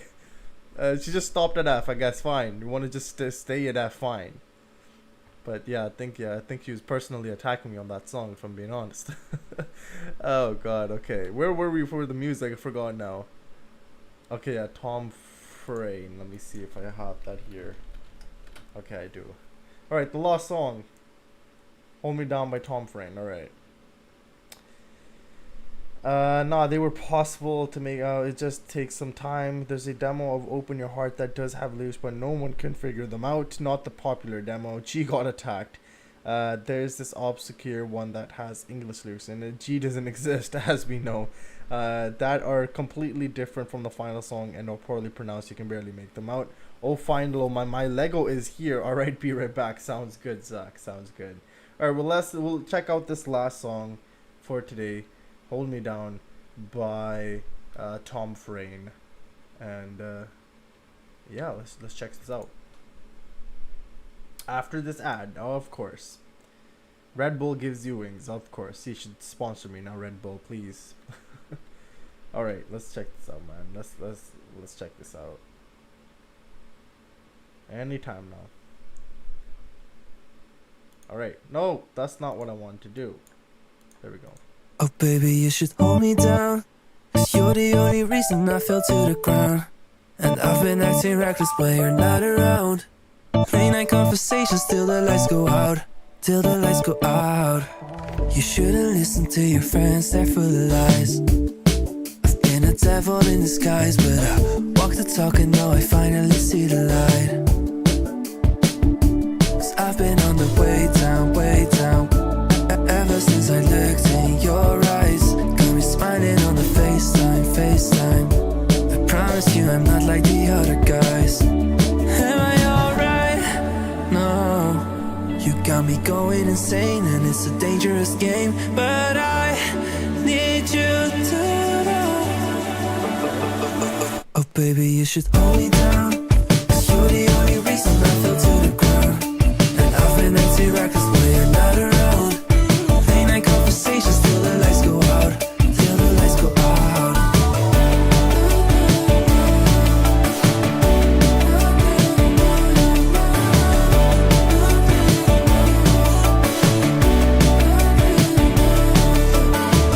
Baby, I'm waiting, it's not complicated, you know. All I'm saying is we don't have to take it slow, 'cause I'm in too deep and still can't get enough. Am I alright? No. You got me going insane and it's a dangerous game, but I need you to know. Oh baby, you should hold me down, 'cause you're the only reason I fell to the ground. And I've been acting reckless but you're not around. Late night conversations till the lights go out. Till the lights go out.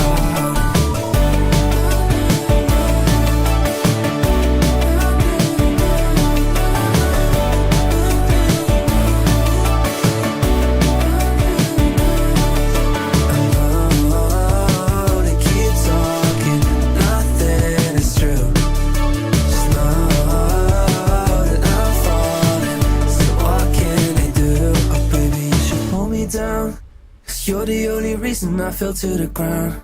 And I've been acting reckless while you're not around. Late night conversations till the lights go out. Till the lights go out. Alright. That was Hold Me Down from Tom Frayne. Now I have to say, bro, that song once again, really damn good. Like, this guy's underrated as hell. I don't know why he only has 19,000 subscribers, but his quality of music is absolutely beautiful. The music is really damn good. I like the lyrics. I like his vocals. I like the different effects that he has going on. Yeah, it's underrated, honestly, man. It's definitely underrated. What the hell, bro? What type of comment is that? Anyways, yeah, what was the correlation with this and Sonic the Hedgehog? It's blue. That's all. That's the correlation. Only correlation that you need.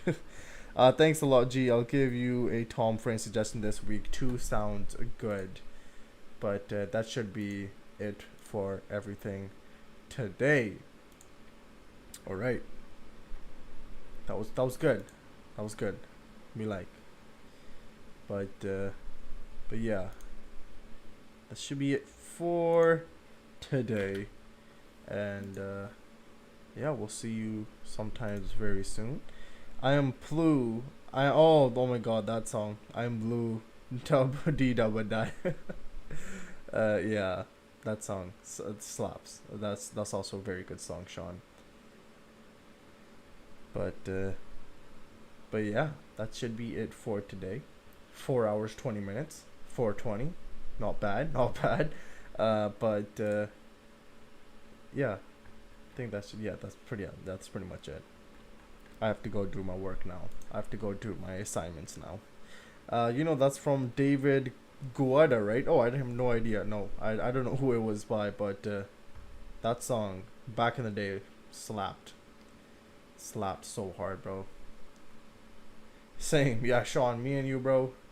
It's time to get on the workhorse now and start doing some assignments. Gotta light a joint. Hey, yo, KR. No lighting joints. Just offload the work to ChatGPT. Easy. we'll see. But yeah, I do gotta do some work now. That's his song. Sounds good, Omega. Yeah, that was a good song.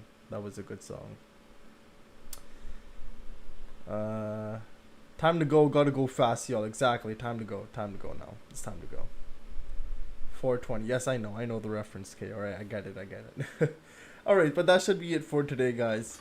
So thank you for the suggestions. Thank you for being here. Thank you for the fun time. We'll be back with more really soon.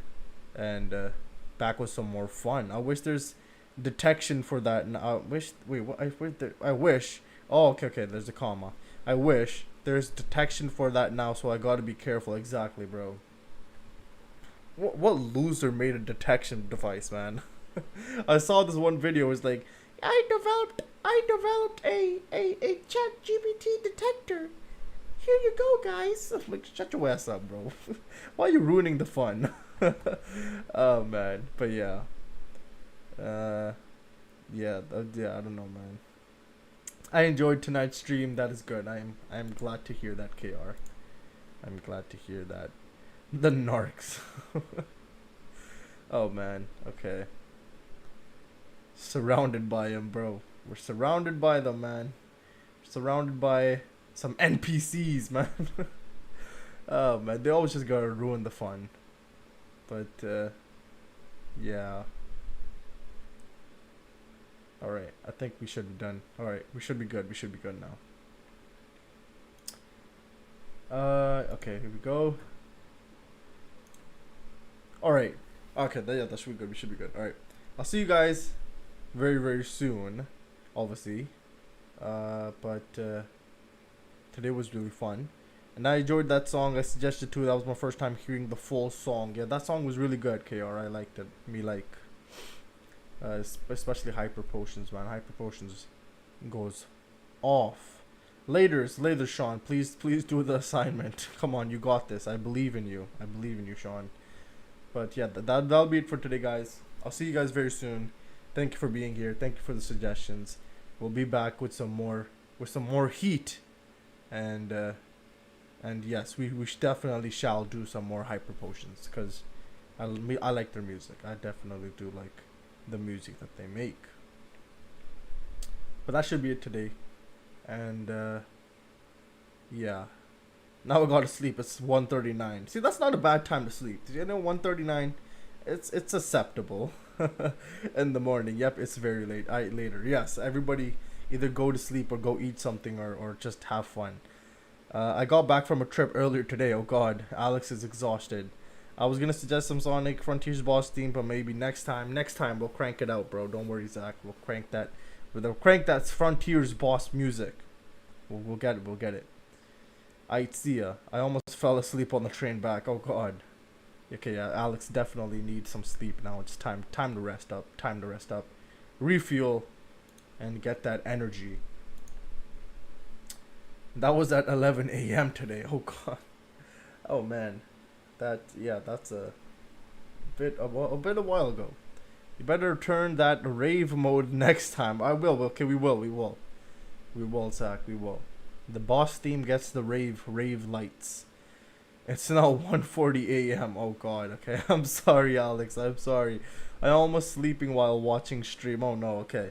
I'll end it now. Okay. So thank you guys once again for the suggestions and being here. It's always a fun time, and I'm always happy to have you guys here.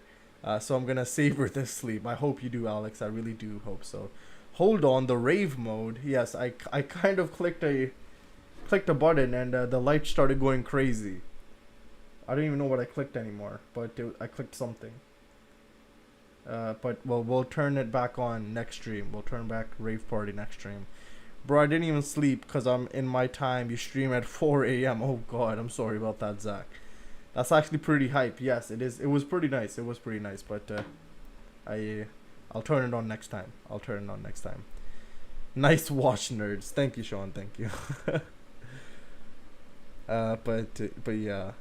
Okay, we should be good. Now. Yeah. All right. Okay. All right. I'll see you guys very soon. Why are all your clocks wrong? What do you mean my clock is wrong? You guys need to replace all your batteries, nerd.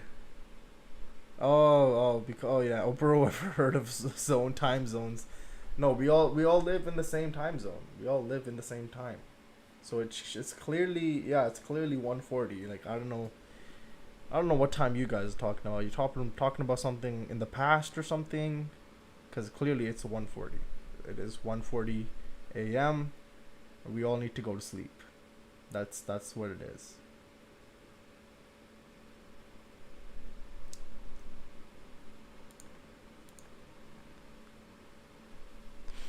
Yep, exactly. Okay. Bro, you thought the earth is flat, goddamn. I'm in the future, lol. Daylight savings, woo. The only time humanity doesn't need sleep is when Gurr is doing the 24-hour stream. Exactly. The only time where nobody can sleep is 24-hour live stream. Nah, I am the future. Zach is the future. He's not in the future. He is the future. Zach is the future. It's 8 April. It is, yes, definitely 8 April. It is definitely 8 April.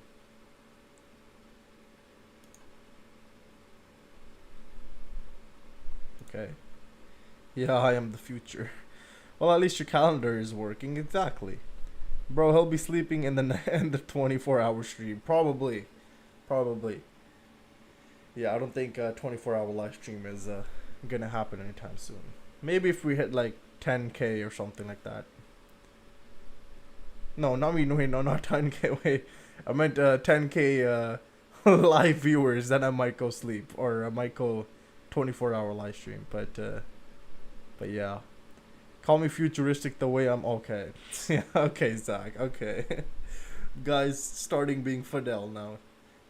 Zach being Fidel. Yep, that sounds like Fidel intro. Yep, Fidel intro exactly. Yeah.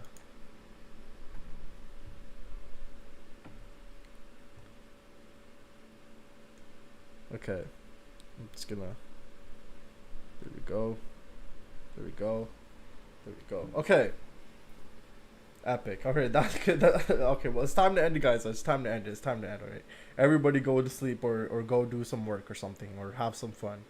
We all have something to do. Exactly. We all need to go do something now. So. Thank you for being here, and I'll see you guys very soon, whether that's work, sleeping, planning, world domination, or something else. Exactly. One of Fidel's intro is call me sicko because I'm a Sonic fan. I mean, he ain't wrong. That's fair. I'm gonna have fun sleeping. Good, good. Okay, KR and Alex, you two especially need to go sleep. And me and Sean need to go do our assignment, while Zach is the one that is doing the world domination. Alright. Alright. Alright. With who? Hey, yo, Alex. Whoa, whoa, whoa. Whoa, whoa, whoa, whoa, whoa, whoa. Whoa, whoa, whoa, whoa, whoa, whoa, whoa, whoa. Get to work. Yes, I am getting to work now. I am definitely gonna go get to work now. It's okay. I'll see you guys very soon. I'm gonna end the stream now because I legit have to go now. I'm gonna go. Alright, I'll see you guys very soon. Thank you once again for the suggestions and for the good time. And we'll be back with some more heat. We'll be back with some more heat. But yeah, okay. I'll see you guys very soon once again. And goodbye for now. Enjoy life. Or please try to at least. But yeah, I'll see you guys sometime very, very soon. And yeah, I do my 10-second countdown. So 10, 9, 8, 7. I can't even count anymore. 5, 4, 3, 2, 1. All right, there we go. I counted down. All right, there we go. All right. All right. All right. There we go. See you guys. I'll see you.